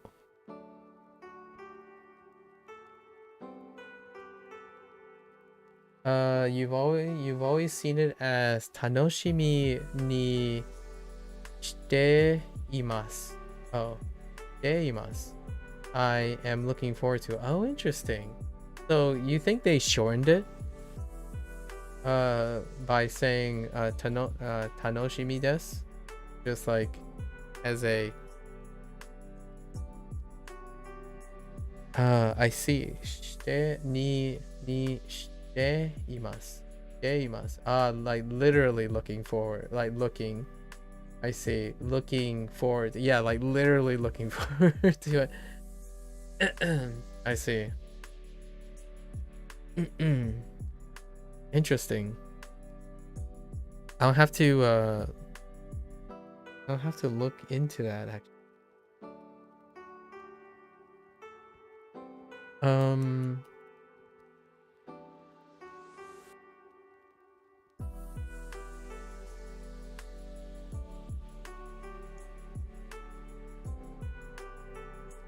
Look. Look is which one do I have? I have Sagashi. Sagashimasu. Or look. It's literally there is enjoyment. Yeah, I could see it having the interpretation from dual. Yeah, there is enjoyment. Yeah. Sagashimasu is to search. Is that different from what you're using there? Shite imasu. Oh, there's no look. Oh, I see. What does shite imasu? There is. There. I see imasu. So their existence, like imasu, as in there is.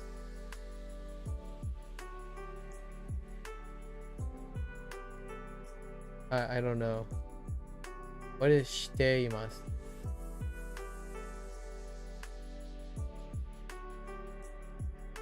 The ni shite imasu is I am becoming. Oh, I am becoming. I see. Interesting.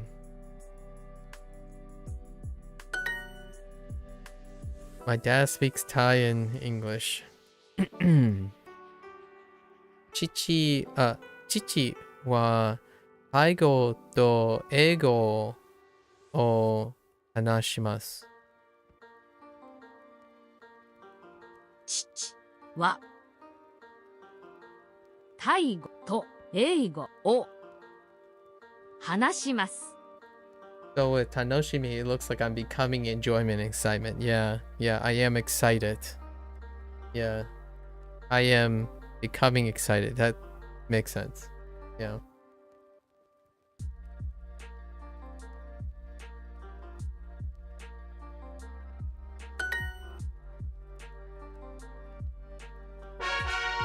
And it's true if you think about it in both ways, right? I'm becoming excited and there is enjoyment, or I have enjoyment is, yeah, indeed. It's like a state. So you can have both. One is a changing state and one is a state. I see. Like the, you know, like it's changing the state of the person. There is an enjoyment, as in the state of enjoyment. You're in a state, there is a state of enjoyment. And then one is I'm becoming the state of enjoyment or excitement. Yeah, changing the state and then continuing on in that state, in activation, if you will. タイ語もできますか？ Taigo mo dekimashita. Dekimasu ka? Do you know Thai too? Thai too? Alright, we're just gonna move along. 見ました Mimashita. 来週中国に行きます。 I think I had, practice vocal output for today. We'll practice the second half of things. I still need to do 5 more lessons after that. I think I'm gonna skip the kanji. I should really bootstrap through the kanji. It's not that clear. I'm being a little complacent right now. I'm going to go to China next week.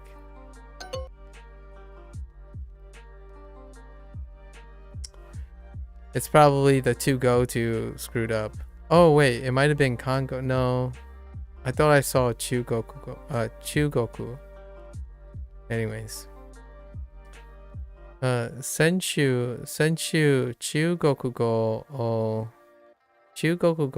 Renshu しました Shimashita. And then studying Thai next. Sure. 水族館で魚を見ませんか？ 水族館で魚を見ませんか? Would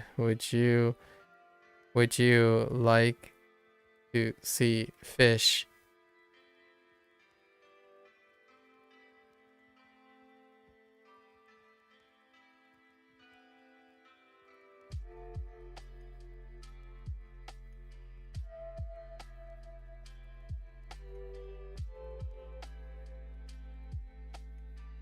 In an aquarium? Okay. I was looking for in the aquarium and okay. 先週何をしましたか？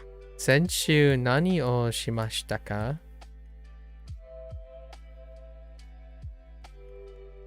初めて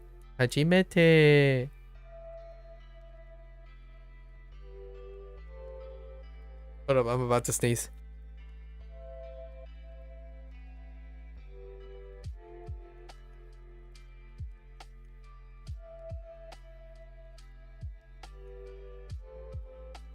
Hajimete nama no gyuniku o tabemashita.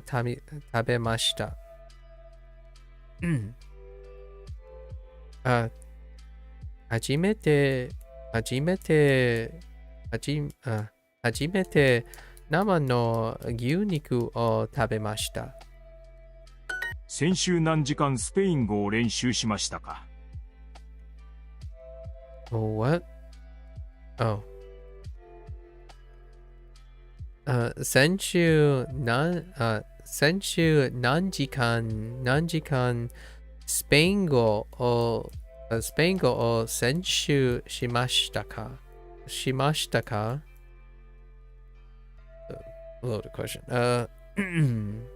How many hours did you practice Spanish last week? 日本の文化は好きですか？大好きです。No. I oh no, they went with they saw something. はい。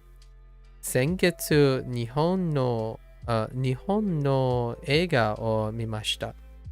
Sure. What did you do yesterday?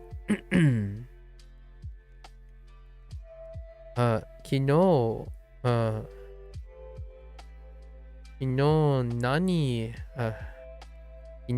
何をしましたか？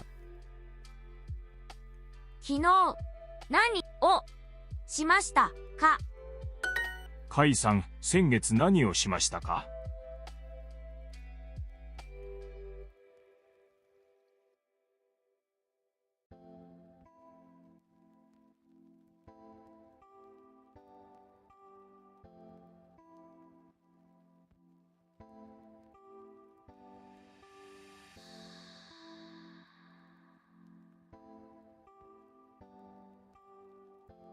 カイさん、先月何をしましたか？しましたか？しましたか？カイさん、先月何をしましたか？しましたか？ Okay. しましたか？ Okay. 初めて銀座の寿司を食べました。Okay. 象は優しい動物ですか？昨日何をしましたか？昨日何をしましたか？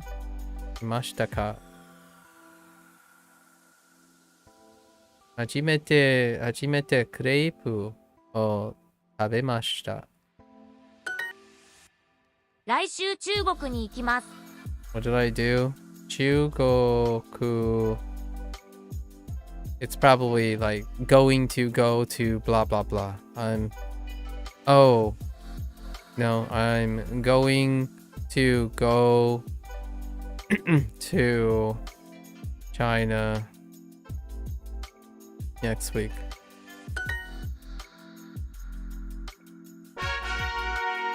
Get more with Super Duolingo. Yes. Let's do some kanji practice. Let's see if we remember everything. There we go. Ashita. Ashita. Ashita.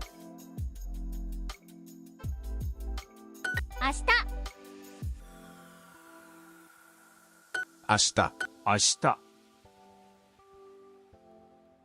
明日明日明日明日明日 Some part of my mind says if I go slower, I'll do less work. Jiugatsu. Oh wait, no. Ji wait. Nigatsu. 12月 What's that here? Dengetsu? Okay. 先12 Never 月 mind. 先10 12月12月先月先先月Dengetsu. 12月30分5月月曜日先月先月12月12月水曜日先月行きます本12月12月7月7月来月先月20分12月先月先月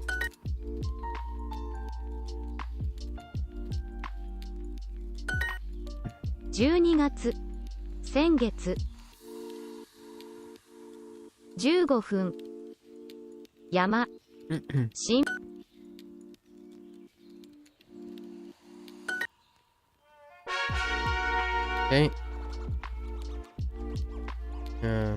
8月8月先月8月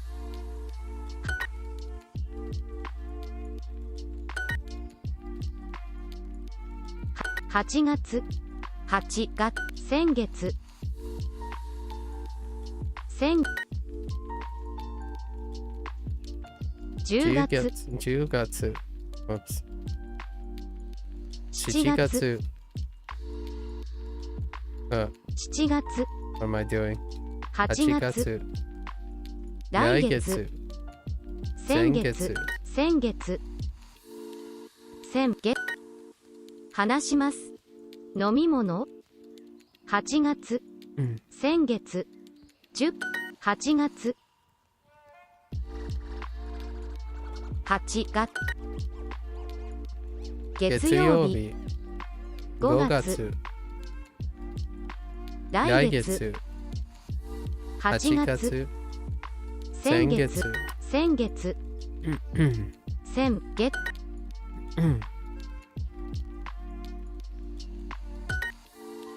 東京東京田中8月先月4人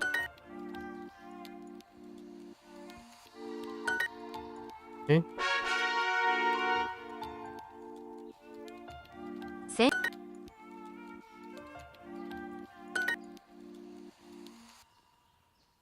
先週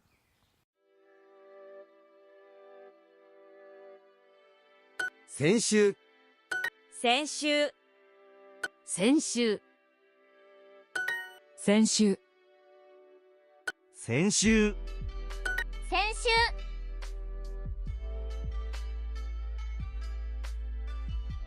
先週先週先週 Whoops 先週 That's a little bit 先週先週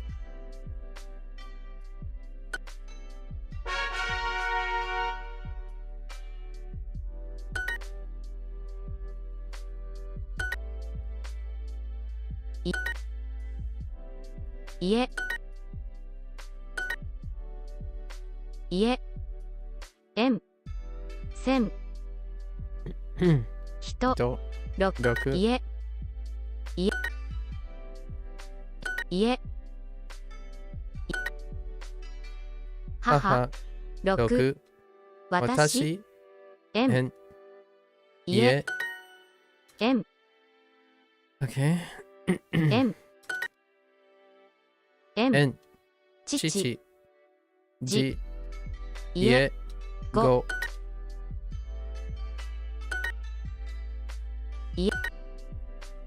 円家ひ十卵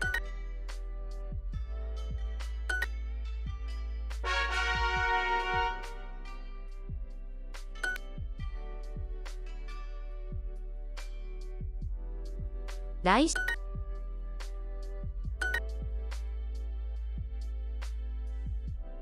あ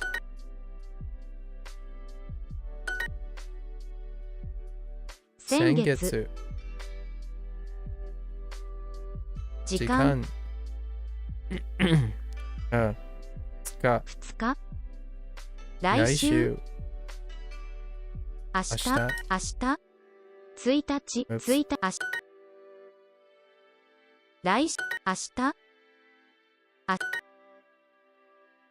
2日つが明明日日来週7 7分分先月来週うん来週先月来週来週3 3日日2 2日日明明日日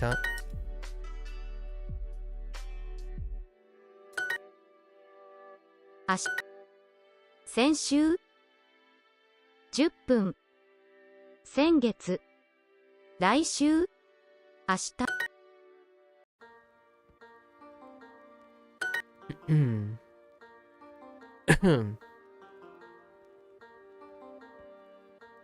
Duolingo? Hello? Okay.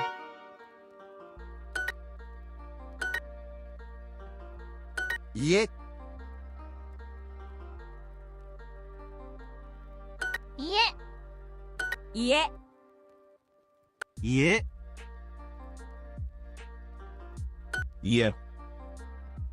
家家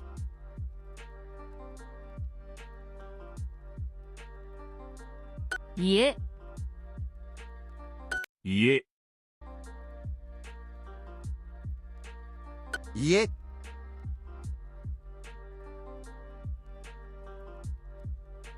Oh, I'm getting pretty good. Yeah. All right. We got this. Yeah. All right. We got it.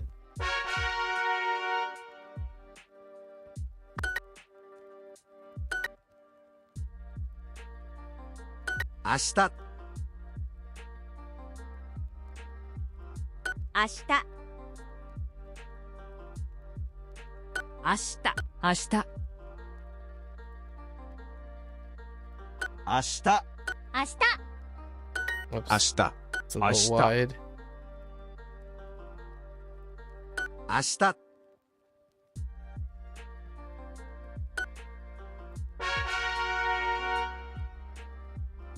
家家家家家家家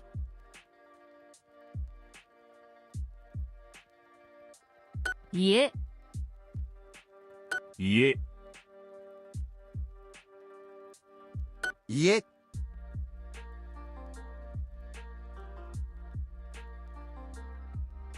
家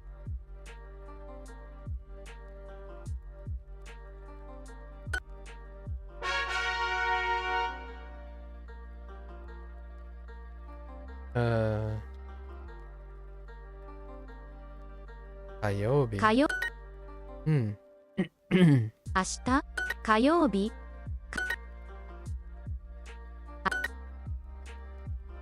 火曜日、火曜日、火曜日、明日、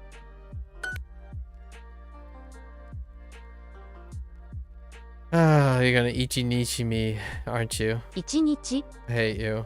火曜日、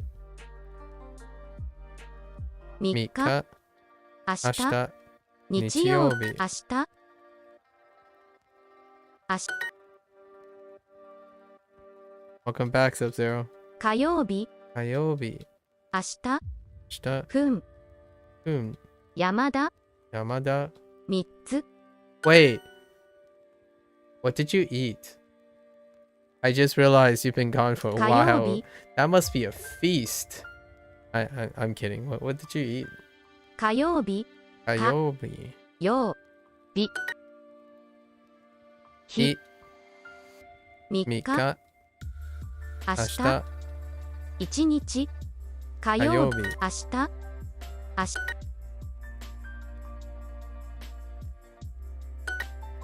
明日、火曜日、作ります、来ます、4年生、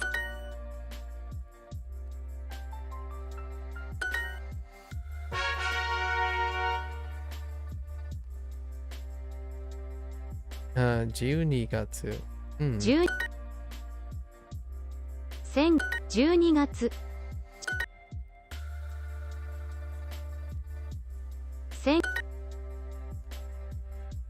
12月、12月、先月、30分、5月、先月、12月、月曜日、先月、月、行きます。水曜日、12月、本、先月、12月、12月、来月、先月、7月、20分、12月、先月、先月、Oops. 先月、新聞、山、12月、10、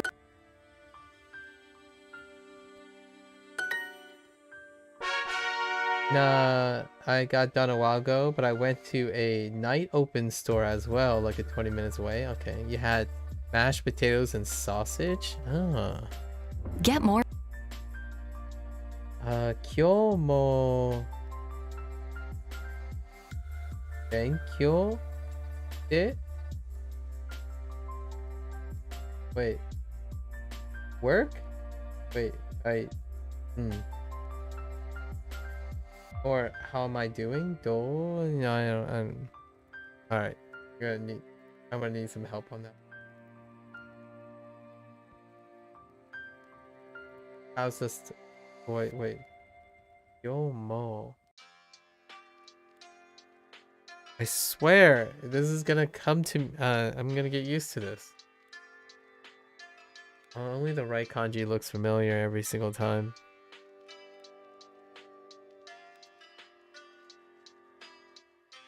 Ganbatte. Oh, that's how you pronounce. Yeah. Oh, good luck to. Oh, okay. Work.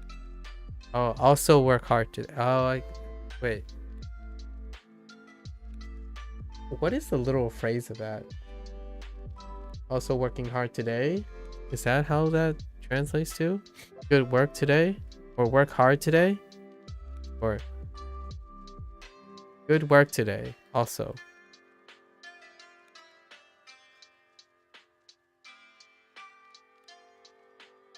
Help me out, Granola. I will remember Ganbatte sooner or later. Let me try to...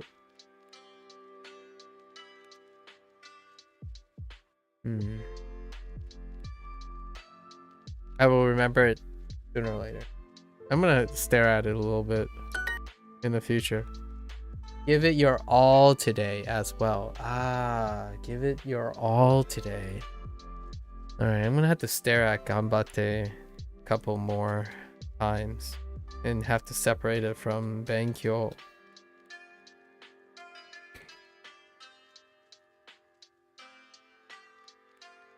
Thanks. Arigato.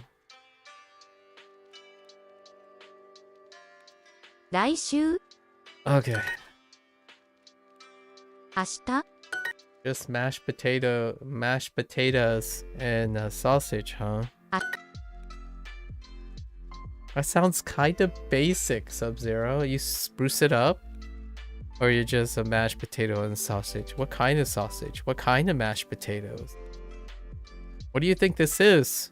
What do you think I am? Some uncultured swine? Plain mashed potatoes and plain sausage? That can't be what you have had. 時間 Gun. 先月 Sengetsu. You gotta give me more details than that.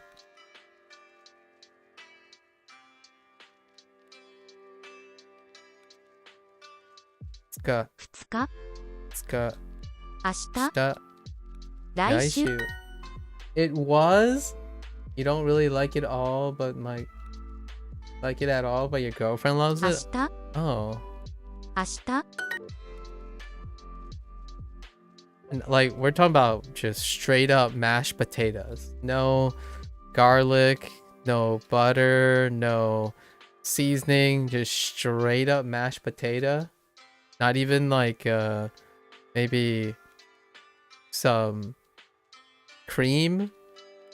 Plain mashed potatoes. Alright, alright. Dang. And just plain sausage. Like, not like your fancy sausages. Might as well been in a prison cell. I don't think you should. You better be careful if your girlfriend hears this. 来週明日明日 Listen, you're gonna be in a prison cell. 7分 I'll put you in a prison cell. 来週 I kid, of course, I kid. 2日 It sounds like she has a very sensitive palate, maybe. 明日 Ashita, 先月 sengetsu. 来週 It's understandable. 来週来週 Naishu.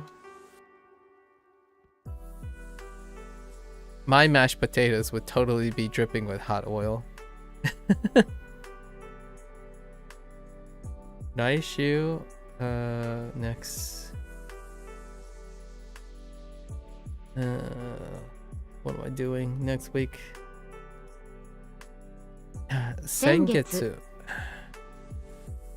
明日 Ashita. 2日3日 Mika. Yep, but she really loves everything potato for whatever reason. Fries is number one, but plain potatoes work too, apparently. Fries? You gotta sprinkle some, like, garlic aioli or something as a dipping sauce, right? I would probably prep some pretty... Oh, you know what? Pesto. Make dipping pesto for french fries. Delicious. I mean, at least prep like an olive, like olive oil base with some garlic and maybe something floral to put in it, like parsley or something, and then dip your french fries in it. I know, right? I wouldn't even fries if I don't have my dip. 明日 Hey, listen. She's your girlfriend. 先月 Is she sensitive to like strong flavors? I know I have a lot of acquaintances that have very sensitive palates. So even things like salt and pepper might be can be a little extreme. 先月 Sengetsu. I also grow up in a neighborhood that is very, very potato heavy. Like, we're talking about boiled potatoes. and baked potatoes. That's about it. And I'm deliberately saying potatoes. 先月明日明日来週先週10 I can understand being around people who have incredibly sensitive palates. Biological thing. Understandable. My I think in terms of potatoes, tater tots with spicy Koopy mayo with some hot oil, spicy Koopy mayo with my tater tots with some possibly melted pepper jack cheese, and throw in a little bacon bits, bacon bits on top of that. Fully loaded tater tots with spicy Koopy mayo.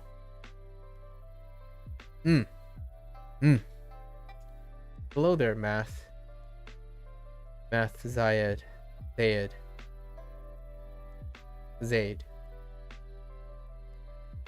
She likes seasoning, but isn't a big fan of anything greasy. I see. Definitely not anything mayo like dips. Interesting. But I guess mayo is fatty. Does she get upset stomachs, maybe? Sometimes high concentration of fat can turn people off, and it could create like a little bit of stomach disagreement. I do have a great appreciation for mayo as a binder for dips, man. As a base foundation.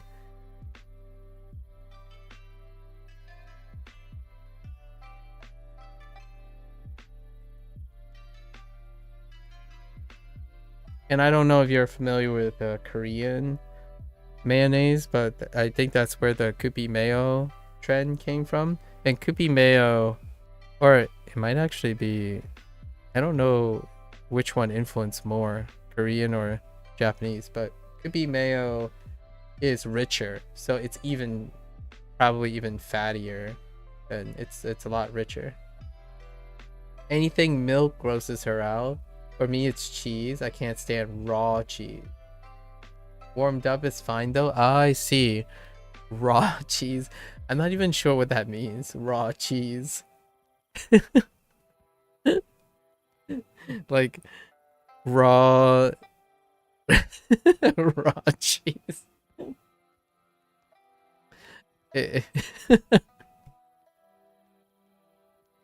Sorry. No, I get what you mean. Like just a cheese block. Yeah, just cheese alone, consuming cheese alone. It's hilarious because cheese is processed, so nothing of it is ever raw. You know what I mean? It's probably the most processed thing that universally people consume a lot. I'm not a cheese like I don't eat a lot of cheese either. I like cheese to be used to contrast stuff. Cheese is kind of like a cream, right? Like that dairy blunts, it complements spicy things. So like if you drink boba, right, milk tea with your spicy food, it like elevates both the things. So when you place cheese next to something that is very hot or spicy, it blunts the initial, it kind of like blunts the initial sting of hot foods, but also gives you that nice sensation while not like killing your stomach. It's kind of nice. Some people just drink milk before they eat spicy foods, but I like the sting, not so much the stomach part, right? You got to have a nice cup of some sort of warm or cold milk tea with your mapo tofu, right? Sometimes I kind of would love if I could go to a Chinese restaurant that also served Thai iced tea. You can probably find it in the United States, but I like the idea of having a Thai iced tea next to my next to my mapo tofu. But you would have to go to 2 separate restaurants a lot of times because Pan-Asian, I don't think they've crossed that far border-wise yet. Although tater tots, spicy Kewpie mayo tater tots is like a combination. Oh, you know what? I also had kimchi tater tots with spicy Kewpie mayo. Now that is Asian fusion right there. All these crazy things I'm talking about is probably gonna get people to like poo-poo me because that's what the, you know, that's Americanized cuisine for you. It's the combination. It's a lot. There's a lot of fusion, and I quite like the fusion.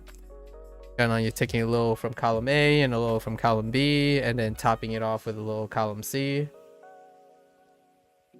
It doesn't always work out, you know, hit or miss, but that's definitely one. And that garlic, like garlic butter noodle thing, yeah, that's an example of your spicy kimchi tater tots.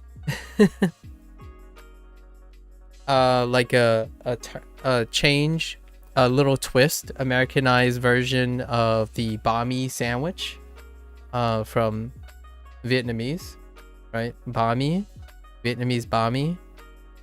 You can turn it into incorporating some westernized flavors, like pepper jack cheese, as opposed, you know, banh sandwiches typically don't have cheese in them. Yeah, not really. Roast beef could be prepped a little bit differently. The bread is wonderful, you know, your veggies and whatnot, and then the dressing. Various spins. I like my like udon prepped chow mein. So there's like so many different ways to get, like, I want the texture of udon. I don't want egg noodles today. So you chow mein your udon noodles instead.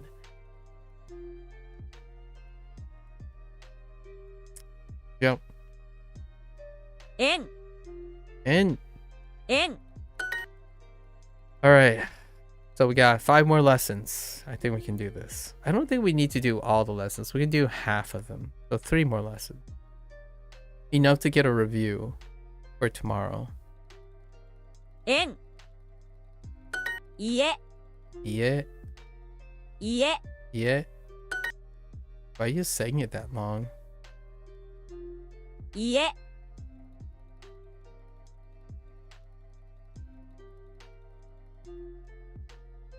Honestly, that looks a little bit different from the way I was writing it. This thing was touching this thing. Wait.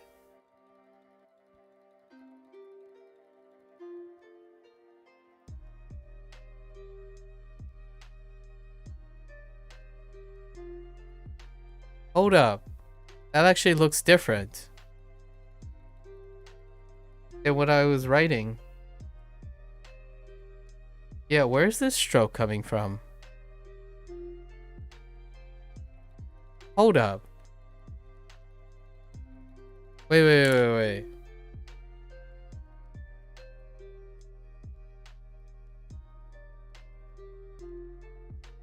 Oh, that's not correct. Okay, so that representation is not correct. Or it's not the one that I was writing, and also not the one that's being shown. So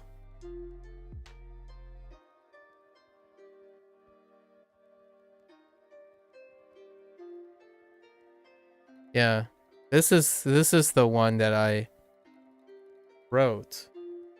I don't know where this stroke is coming from. Yeah. This stroke is weird right here. That's weird. Huh. Do I have another depiction? Let me... Yeah. Anji.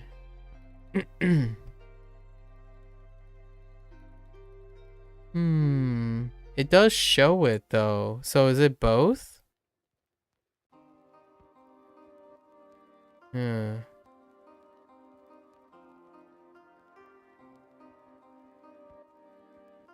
Weird. Never mind. Yeah. And this kanji looks weird.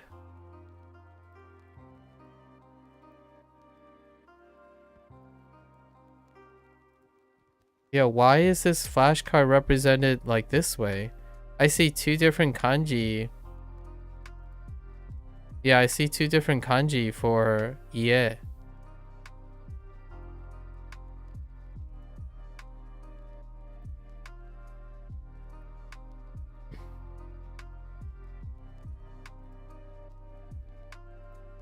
Weird. I'm gonna have to dig deeper about this. Yeah, I see two different kanji for this. This is definitely different from the one that I'm writing. The one that I see most of is...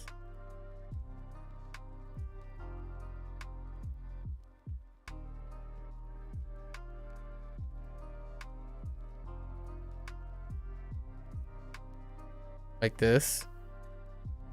So it doesn't connect here. Okay. ダニエルさんの家でパーティーがあります。ダニエル son. Something party. の家 家でパーティーにあります。ダニエルさんの家でパーティーがあります。ダニエルさんの家でパーティーがあります。Oh. に渡ります。Right.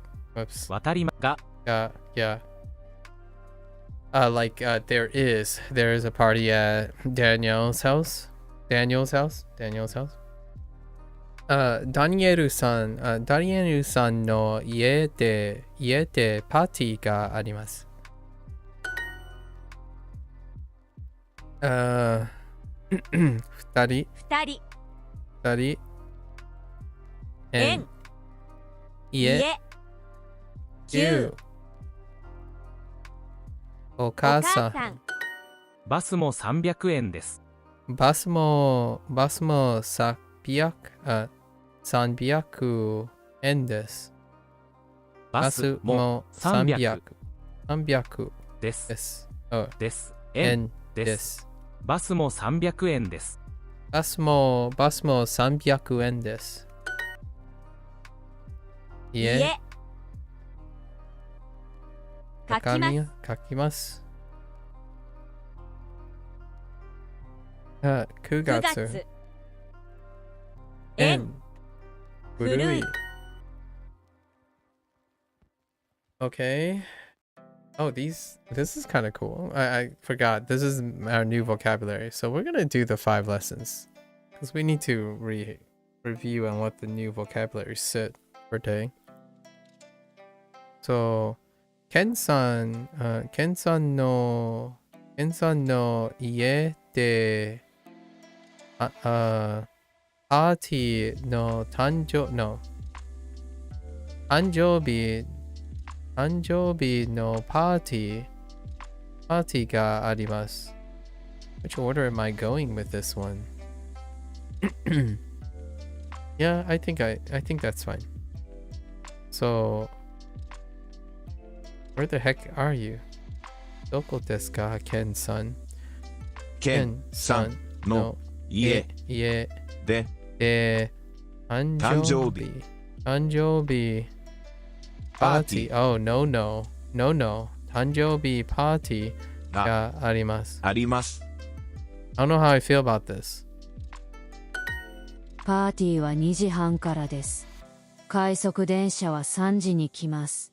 タクシーに乗りましょう。They will go to the party by taxi. Let's see. Party wa 2時半からです。2時間半です。So the party is from 2 o'clock at 2:30 from 2:30. 快速電車は快速電車は3時に来ます。3時に来ます。The express train arrives at 3 o'clock. And then タクシーに乗りましょう。We should take a taxi.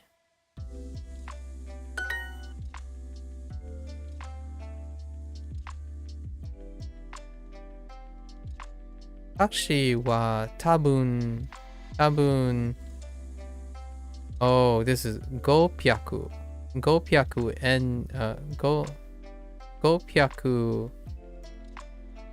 and gurai. Oh, actually, where does the gurai go? Does it go after n? Gurai. Gopyaku gurai and this. It might be gurai after, so let's try that. I'm actually not sure. Actually. Taxi wa 5000. Oh, gosen. Whoops. I said 500. Gosen. I was practicing the go byaku and then I didn't realize I'm looking at 5,000. Gosen and gurai. Gurai desu.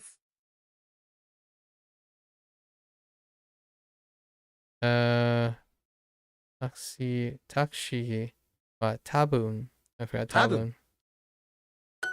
Okay, yeah. Itoko no ie. Itoko no ie made. Itoko no wait, what's going on? Why'd you stop?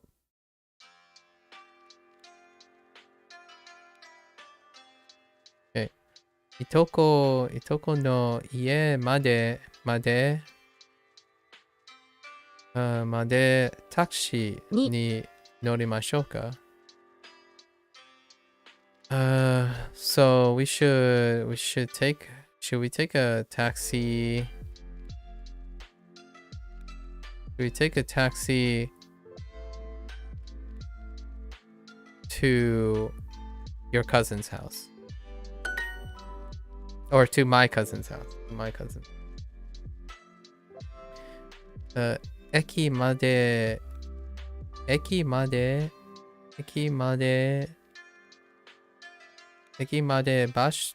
bus ni norimasu. Okay. I'm going to take a bus to the station. Shibuya made taxi ni norimashou. Should take a taxi to Shibuya. Yo wa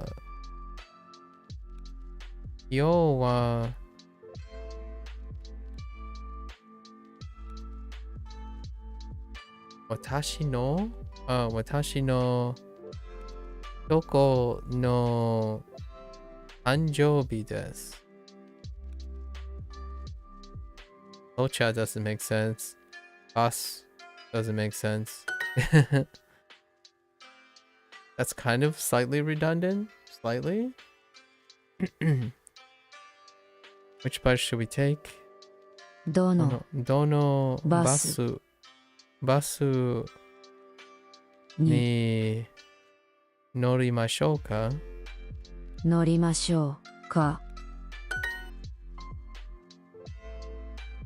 Itoko no tanjoubi. Itoko no tanjoubi. Okay.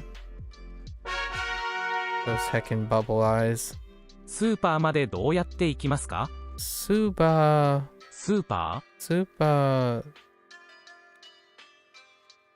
I heard wait までどうやってどうやって行きますか行きますか？スーパーまでどうやって行きますか？スーパーまでどうやって行きますか？すみません、スーパーは遠いですか？スーパーまでどうやって行きますか？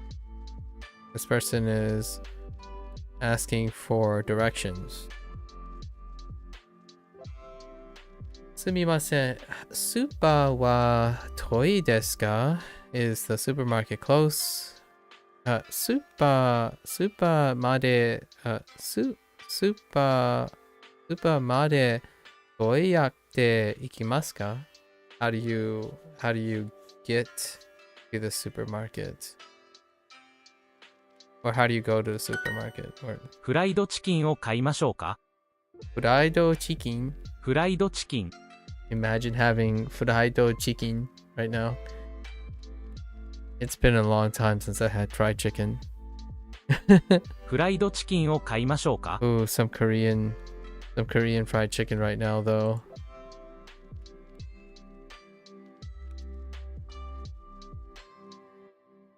Hang on, I forgot what the name is. Yangnyeom or something? Yangnyeom? I can't do Korean pronunciation. It's kind of like Yangnyeom chicken.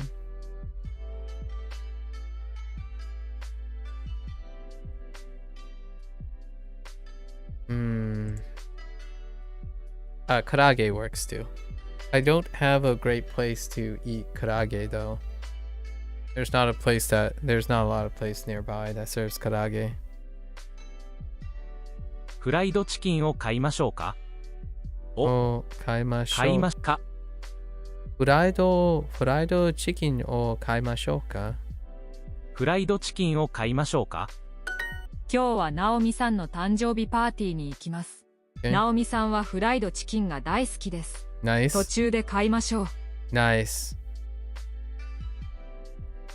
途中で That's a great way to say 途中で。途中途中で Oops.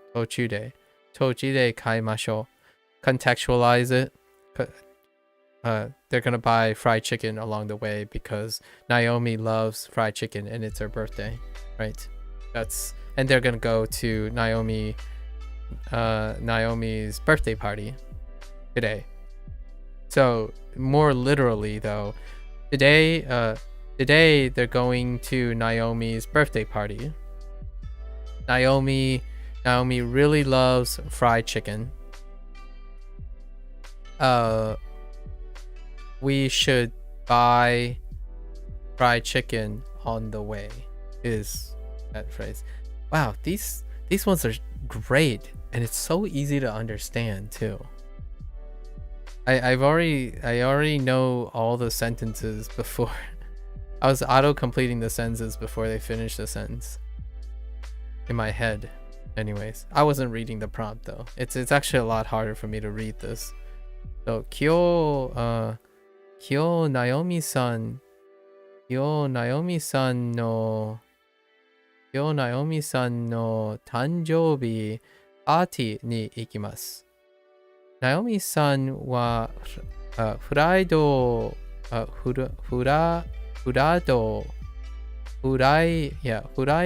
チキンが大好きです。I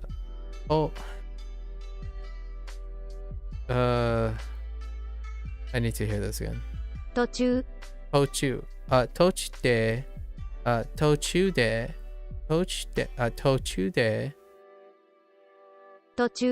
今日はナオミさんの誕生日パーティーに行きます。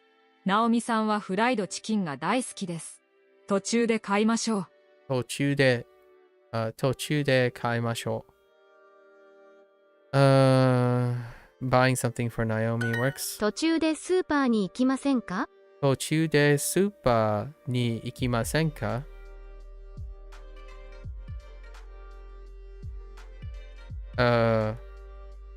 途中でスーパーに行きませんか？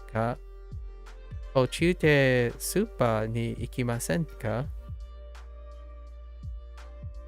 Should we, would you like to go to the supermarket on the way? That's kind 途 of, 中でスーパーに行きませんか? okay. Oh, where is the street? Machi. この町はどこですか? どこどここの道 Oh, it's Michi. Michi. It's Michi, not Machi. この道どこどはどここでですか? Michi. I'm gonna have to get used to that because you can imagine pointing to a map, right? Or asking someone like where we're standing, like where's the street, like, or pointing at like a location or a name somewhere, like where's the street. That happens. パーティーでポテトチップスも食べましょう。パーティー Oh no, potato chips. Potato chips.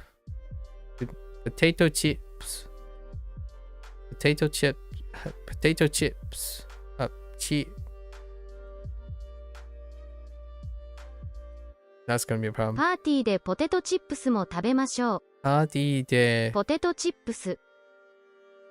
ポテトチップス。Potato chips. パーティーでポテトチップスも食べましょう。食べましょう。食べましょう。パーティーでポテトチップスも食べましょう。パーティー。Oh, there, Waylon. パーティーでポテトチップスも食べましょ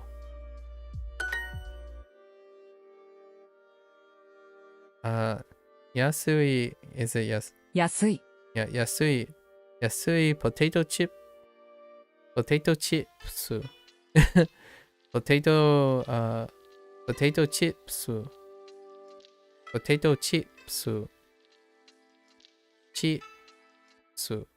チップス。ポテトチップス。安い。ポテトチップス。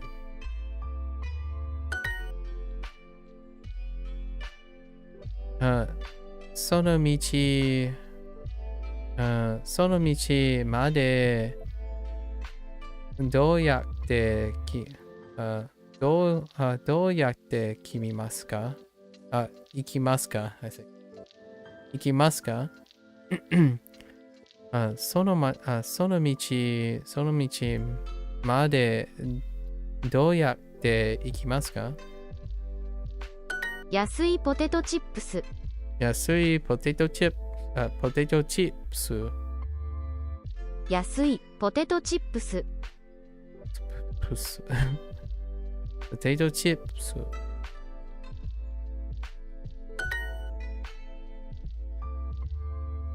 Oh, hey. Brought back Get Off. おります。Get off the bus on this street. Got me trying to pronounce potato chips in the background. Yeah. The rough part is the pause. Like you say potato, it's actually works out. Potato, and then you get the chi and a like a t, and then pusu, pus. So it's kind of like this. I'm trying to get this pause in because I'm saying potato chips instead. Potato chips. Pusu.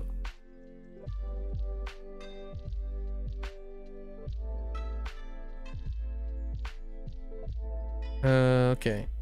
Get off the bus on this street.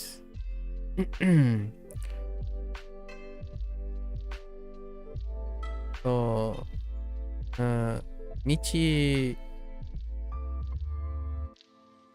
この道でバスを降りますか? 降ります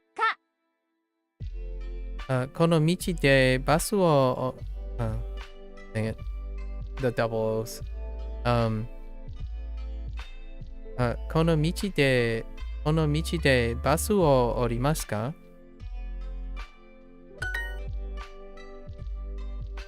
コンビニ、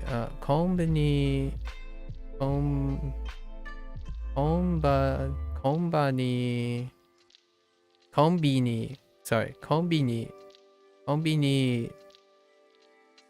までどうやって行きますか？ How are you gonna get to the convenience store? Right? We should buy snacks on the way. On the way. On the way is the phrase, but I keep saying along the way.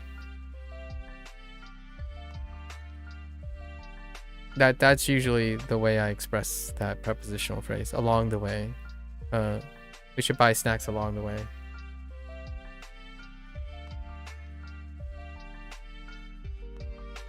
Same difference, really. Preposition. Exchanging prepositions for one another.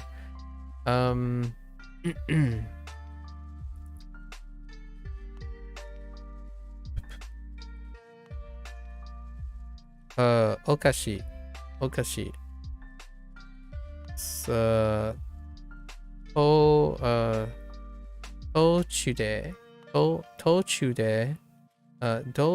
Tochude お菓子を買いましょ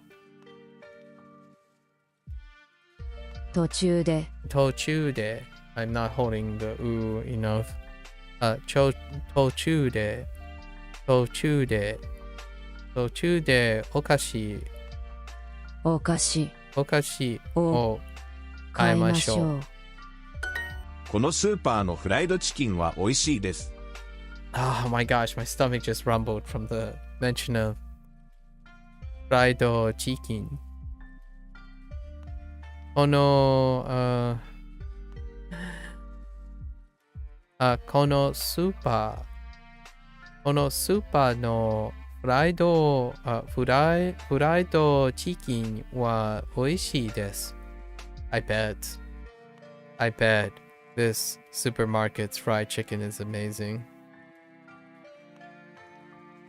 このポテトチップスは辛いですね。このポテトチップスは辛いですね。Oh, that's interesting. Spicy potato chips? Oh, now I need potato chips. Like ghost pepper potato chips. Ooh. Those are some nice ones. Give me fire or give me death, I suppose.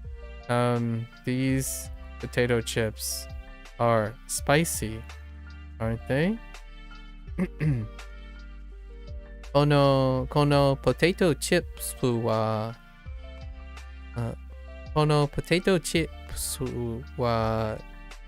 辛いですね。ポテトチ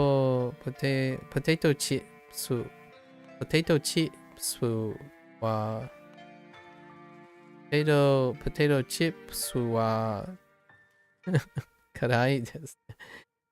I'll say that 8 billion more times over. Okay, at least we're moving on to cookie. Cookie.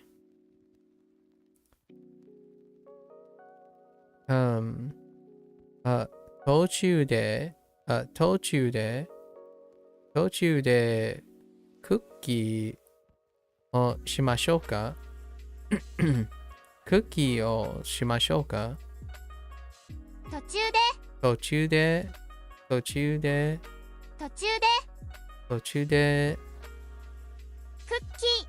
キーを買いましょうか？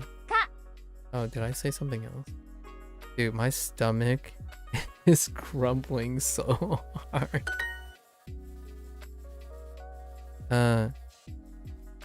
辛いフライドチキン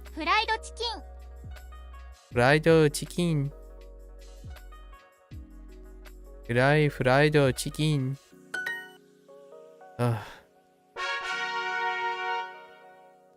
We're almost there. カップはどうですか？カップはどうですか? Oh, we're going with utensils now. We're moving on to utensils. カップはどうですか? カップカップはどうですか? How about these cups? カップと飲み物。カップと飲み物。フォークを買いましたか？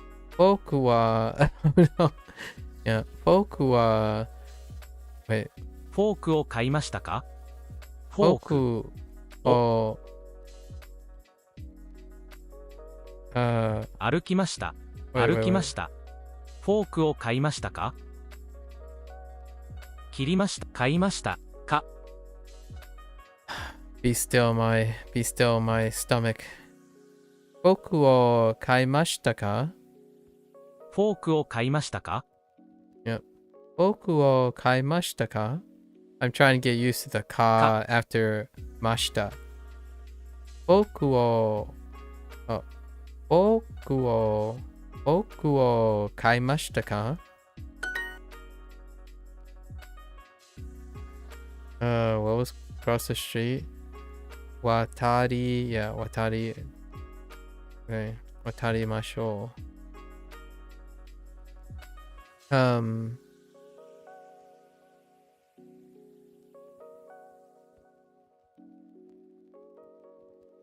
ここ。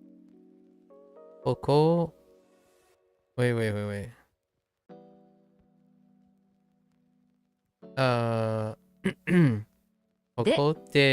ここで道を渡りましょう。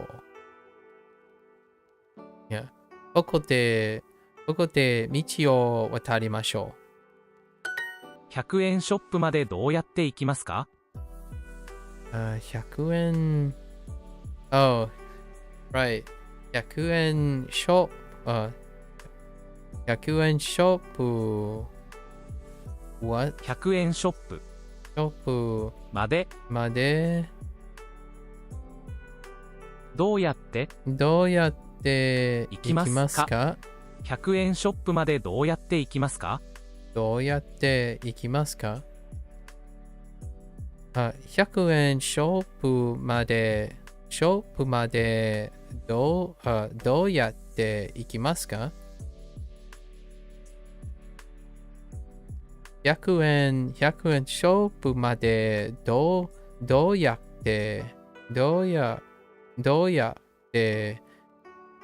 うやって行きますか？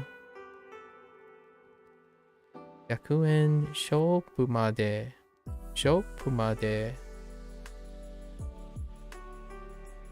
100円ショップまでどうやって行きますか？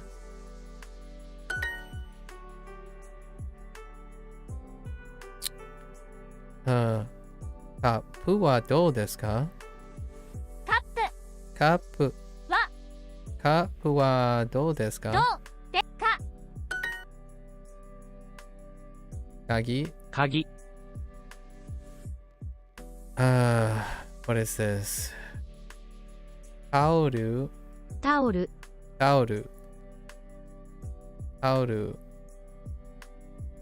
フォーク。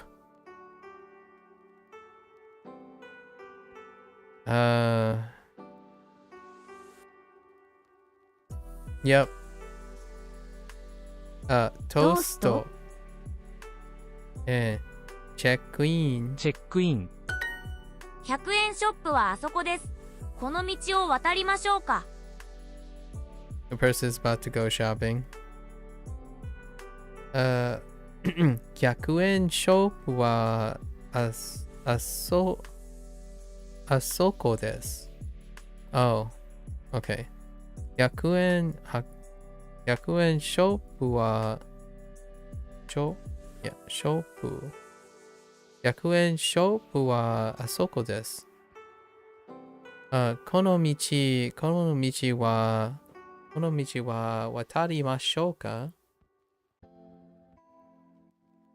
Should we cross this street? 氷氷鍵タオルタオルOops. カップフォーク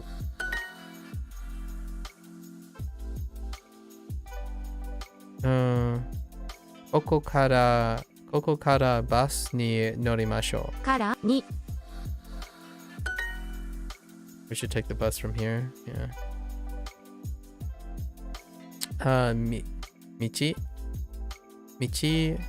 道を渡りましょう。We should cross the street. あそこからバスにあそこからバスに乗りましょう。からに We should take the bus from there. From over there. あそこ Interesting. Yeah, あそこ Way over there. Not so cool. Not over there. Not just there. But way over there. この100円ショップは something. 安いです。渋谷からバスに乗りました。渋谷からバスに乗りました。Interesting. I got off. I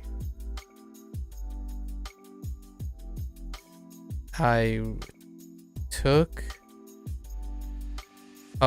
the bus. Okay, that's fine. I took the bus from Shibuya. Okay, fair enough. I took the bus. I didn't mean to say I got off, but I rode the bus is what I was looking for. 100円ショップでフォ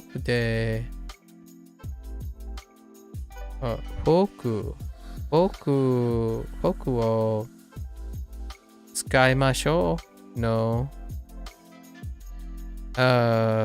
買いましょう Sure. Oh, yeah, you don't use... Okay. They're not at a restaurant. They're at a 100 yen store. Did you buy forks? フォークを買いましたか？フォークを買いましたか？買いましたか。Okay. Would you like to cross here? ここで渡りませんか？ここで渡りませんか？ Okay. Get more with Super Dual. Yes. I don't need a break right now. Got 2 more lessons. 600 Okay. どこでプレゼントを買いますか？ I wasn't listening. Something about presents. プレゼント Presento. That's all I got. どこでプレゼントを買いますか？ Okay. でを買いますか？どこでプレゼントを買いますか？ Interesting.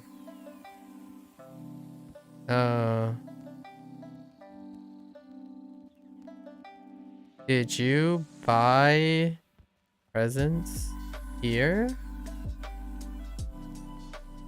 Interesting. どこでプレゼントを買いますか？ Oh, where are we going to? Oh, wait. Oh, never mind. Where are we going to? Wait a minute. Does that really say that?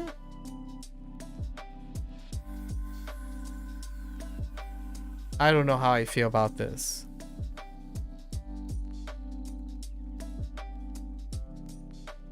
I guess. Are we buying presents?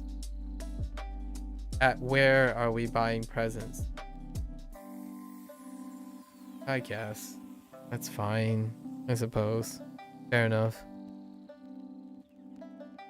600。600。休日600。1600円。1600円。1600円。1600円。1600円。Okay. Kodomo. Children's toys, guys. Children's toys. Kodomo no. What is it? What is toys?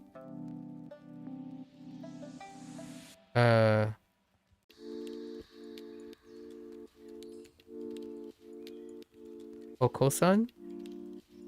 子供 Kodomo の no お子さん Oko-san?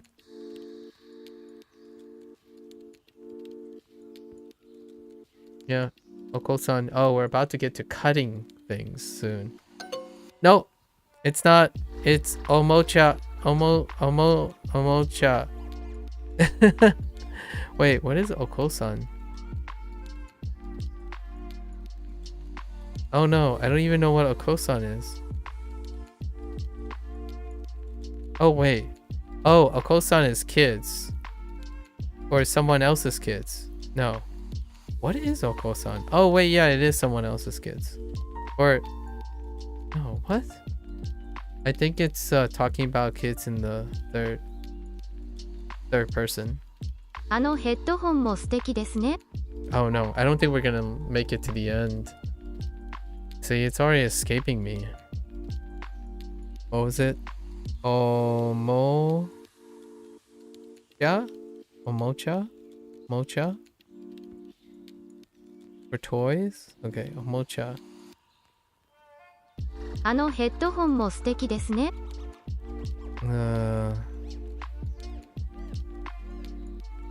あの I heard moto? That can't be right. Oh, atomo. What? あのヘッドホンも素敵ですね。 No. ね。No. ね。What? あのヘッドホンも素敵ですね。 Oh. Oh yeah, headphone. あのヘッドホンも素敵ですね。あのヘッドホンも素敵ですね。あのヘッドホンも素敵ですね。ヘッドホン。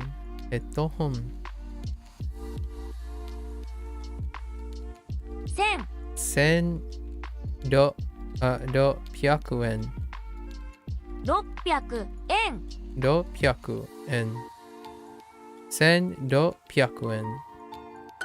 明日ケンさんの誕生日パーティーに行きます。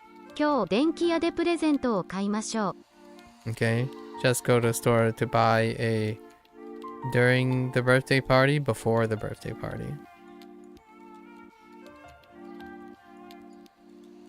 Yeah, she has to go to the store before the... What would make it be during the birthday party? Hold up. Ashita... Oh, no. It's before the party. So they're comparing Ashita versus Kyo. That's fair. 明日、ケンさんの誕生日パーティーに行きます。I'm going to Ken's birthday party tomorrow. Today? 今日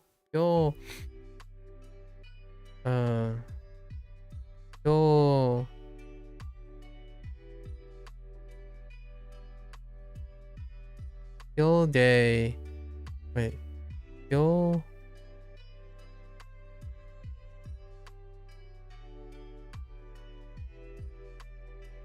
電気屋 Yo denkia. It's so hard to see half words or like fragmented words. Yo denkia. Yo denkia de. Denkia de presento. Presento o kaimashou. It's the green necklace. Whoa. Way to bring that back. Midori no necklace wa 2600円ですか？緑のネックレスは2600円ですか？いえ、7、1、600。牛乳、水族館、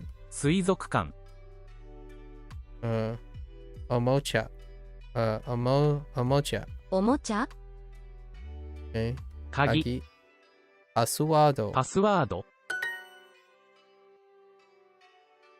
ここから駅まで30分ぐらいかかります。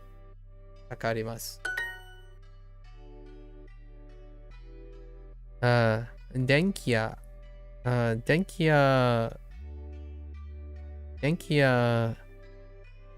の道、電気屋からあの道まで10分かかります。Wait, it takes 10 minutes from the electronics store to this street over. Wait.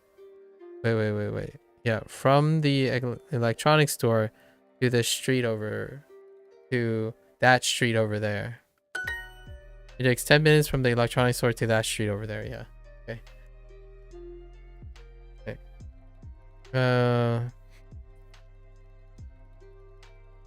このおもちゃはかわいいです。That works.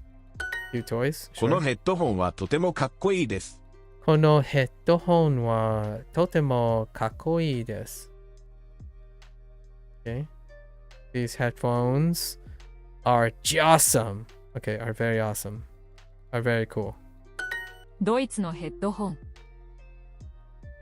ドイツのヘッドホン。German headphones. 一緒に研鑽のプレゼントを買いましょう。一緒に研鑽のプレゼントを買いましょ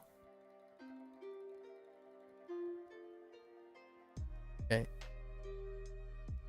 We should buy Ken's present together. Okay. Alright. 子供のおもちゃ。One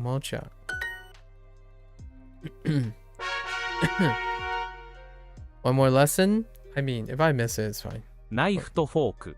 ナイフとフォーク。ナイフとフ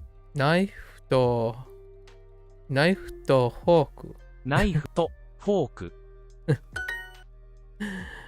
A plate is osachiをください。お皿。Oh my gosh, it's Sara.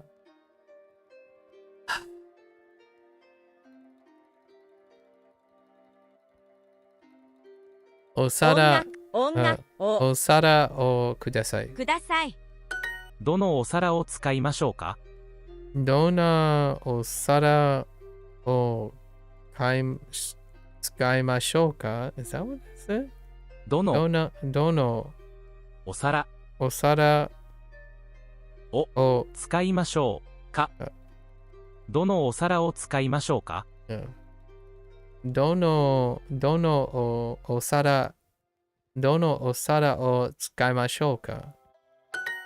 Which plate should we use? ナイフとフォーク。I'm trying very hard not to say fork. フォーク。ナイフとフォーク。いつケーキを切りますか？いつケーキ。いつサッカーケーキケーキを切りますか？ When are we gonna cut the cake? いつケーキを切りますか？ Sure 切りますか？ Okay. この後どこで行きましょうか？この後どこに行きましょうか？行きます。Oops. 行きます。 Wait, where are we going? Oh, 行きますか。 Oh, no, never mind. Not suggesting. It's actually just... Okay. この後、どこに行きますか？ Yeah. ナイフ牛乳おもちゃ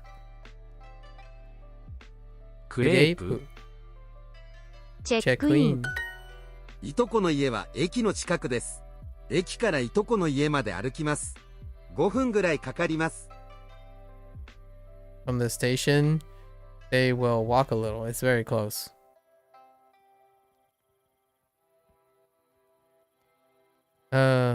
いとこの家は駅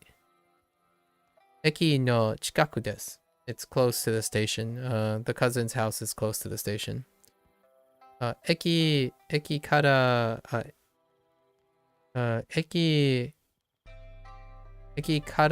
いとこの駅まで歩きます。They're gonna walk. And they say, literally, it's gonna walk. 歩きます。駅から、so they're gonna walk from the station to the cousin's house. And it takes 5 minutes. 5分ぐらいかかります。It'll take 5 minutes.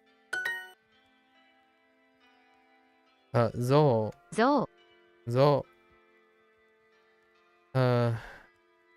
お皿 Oh no, お皿 Okay. お皿おもちゃ氷フォークケーキを切ります。あ、ナイフはどこですか？ Where's the knife? It's time to cut the cake. I'm going to cut the cake. Oh, where is the knife? I can't find the knife. Wait. Yeah, they can't cut the cake. Where is the knife? Okay. バーに行きましょう。ここからバス停、バーはバス停、wait. Uh, Baste. Oh my gosh, they're bringing back Baste. Oh my gosh. Baste made. Baste made arukimasu. Arukimasu. にから So, we should go to the bar, right? That's self-explanatory. Bar に行きましょう。ここからバス停まで歩きます。We're walking, we walk from the bus stop to, we're walking to the bus stop from here. We're going to walk to the bus stop from here. What do we have? Oh, お皿があります。A big plate? That works. 早い。晴れの Oh, 晴れの。Yeah, that does make sense. この後、コンサートに行きませんか？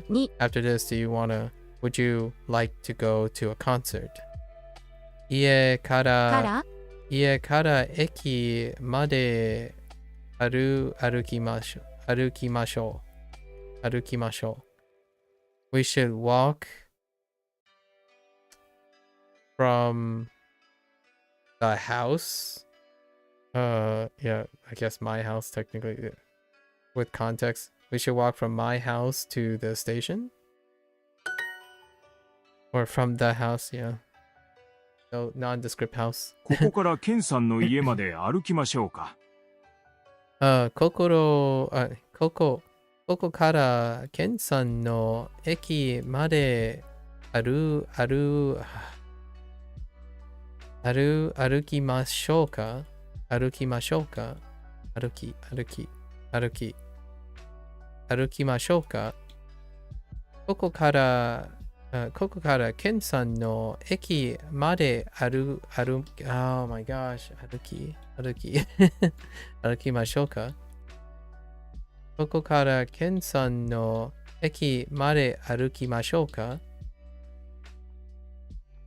Should we walk from here to Ken's house?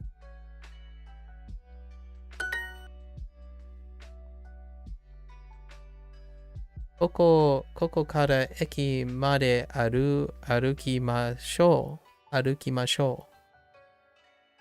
ここから駅まで歩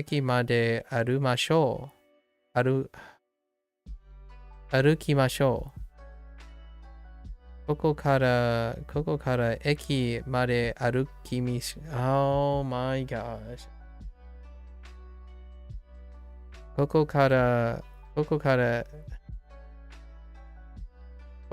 駅まで歩きましょう。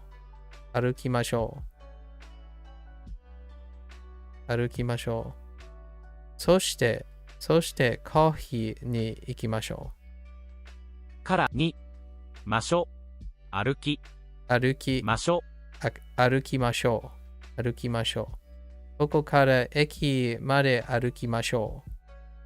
そしてカフェに行きましょう。歩きましょう。ナオミさん、ケーキ切りませんか？ケーキを切りませんか？ケーキを切りません。Whoops, not what. Naomi さん、ケーキを切りませんか？ We should cut the cake after this. Oh my gosh, what the... Hana san.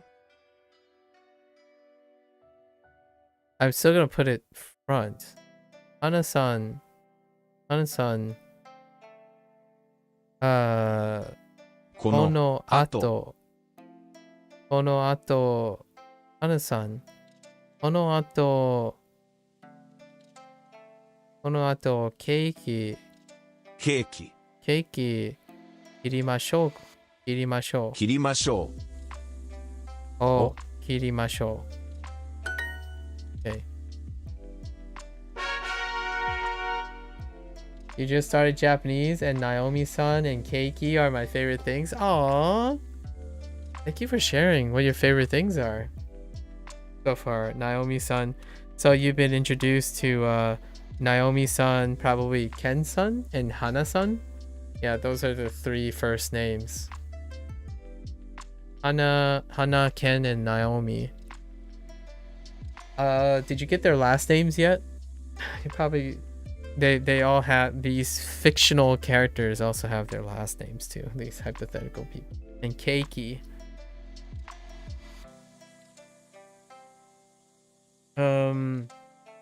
You probably got Kare as well. Curry. Nice. Nice. Oh, that's it for me today. Oh, yes, and all the sans and oishi. Yeah, oishi, ocha, mizu, sushi. Ocha, mizu, sushi. You might have gotten just the first name so far. I'm just in the first block of the bubbles. Yeah. And then that means you're right before they're gonna tell you for hiragana, right? They're gonna say, hey, you should check out the hiragana section. Like first bubble, yeah. So you're gonna do this. And then I started because I was going to Japan, but now that I'm back, I'm switching to Korean. Oh, I see. Interesting. Are you going to Korea soon?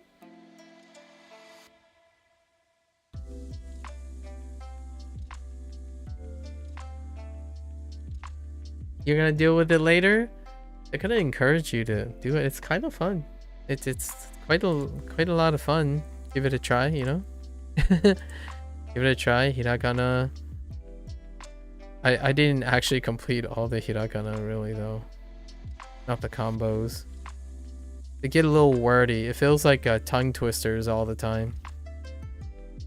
Because they're all the same like repeats. Man, I gotta go through it sometime. We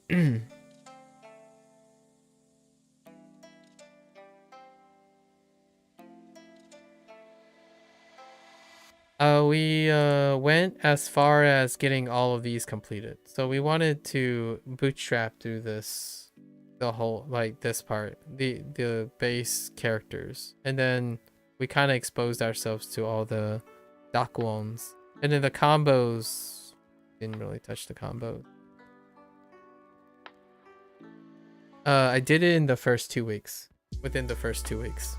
So that I know how to pronounce the kana at least. And then since then, I did it on my own. Like I wrote it on my own. That's the only way I get practice. I write the kana. Yeah, fun times. So how's the Korean course? So you're gonna switch to Korean. Oh, you plan on going to Korea next year? I see. So you have a year to work on Korean. Get to it. Hop hop. Chop chop. Good luck, good luck. Alright, I'm signing off today. I still don't know what I'm going to do about this day 3. Day 3 is going to be too short if we keep doing it this way. Yeah, day 3 is going to be too short. So I don't know what to do. It's not very great separated. Let me see. Is this the same? Oops. I didn't mean to do that. That was weird. So, shop for electronics. Okay. Express what you want to do at a concert. And it goes to shop to electronics again. I guess we'll see. Oh, no worries. You're always free to comment. I mean, you can always look at the videos if you want. They're over at the YouTube channel anyways. Leave a comment. I would love to make respond to them. Be warned, if you leave a comment, I'll probably write an essay back if you wanted an essay, but generally I try to write at least something meaningful. Okay. Alright folks, that's a wrap for day 78. As always, have fun. You love essays? So do I. Writing is so much different from speaking, and I do quite enjoy it. I also sound very different when I'm writing compared to when I'm speaking. So that's something that people might have to get used to. All right. As always, guys, good luck with everything. Hopefully everyone's happy, learning language, learning whatever, you know, having some fun learning something, being motivated to learn something. Self-improvement is fantastic. Don't forget to rest as well. As always, until next time, stay safe, stay healthy. Try to enjoy the journey that life has to offer. And I'll catch you guys on the next one. As always, mata ashita. Ja ne.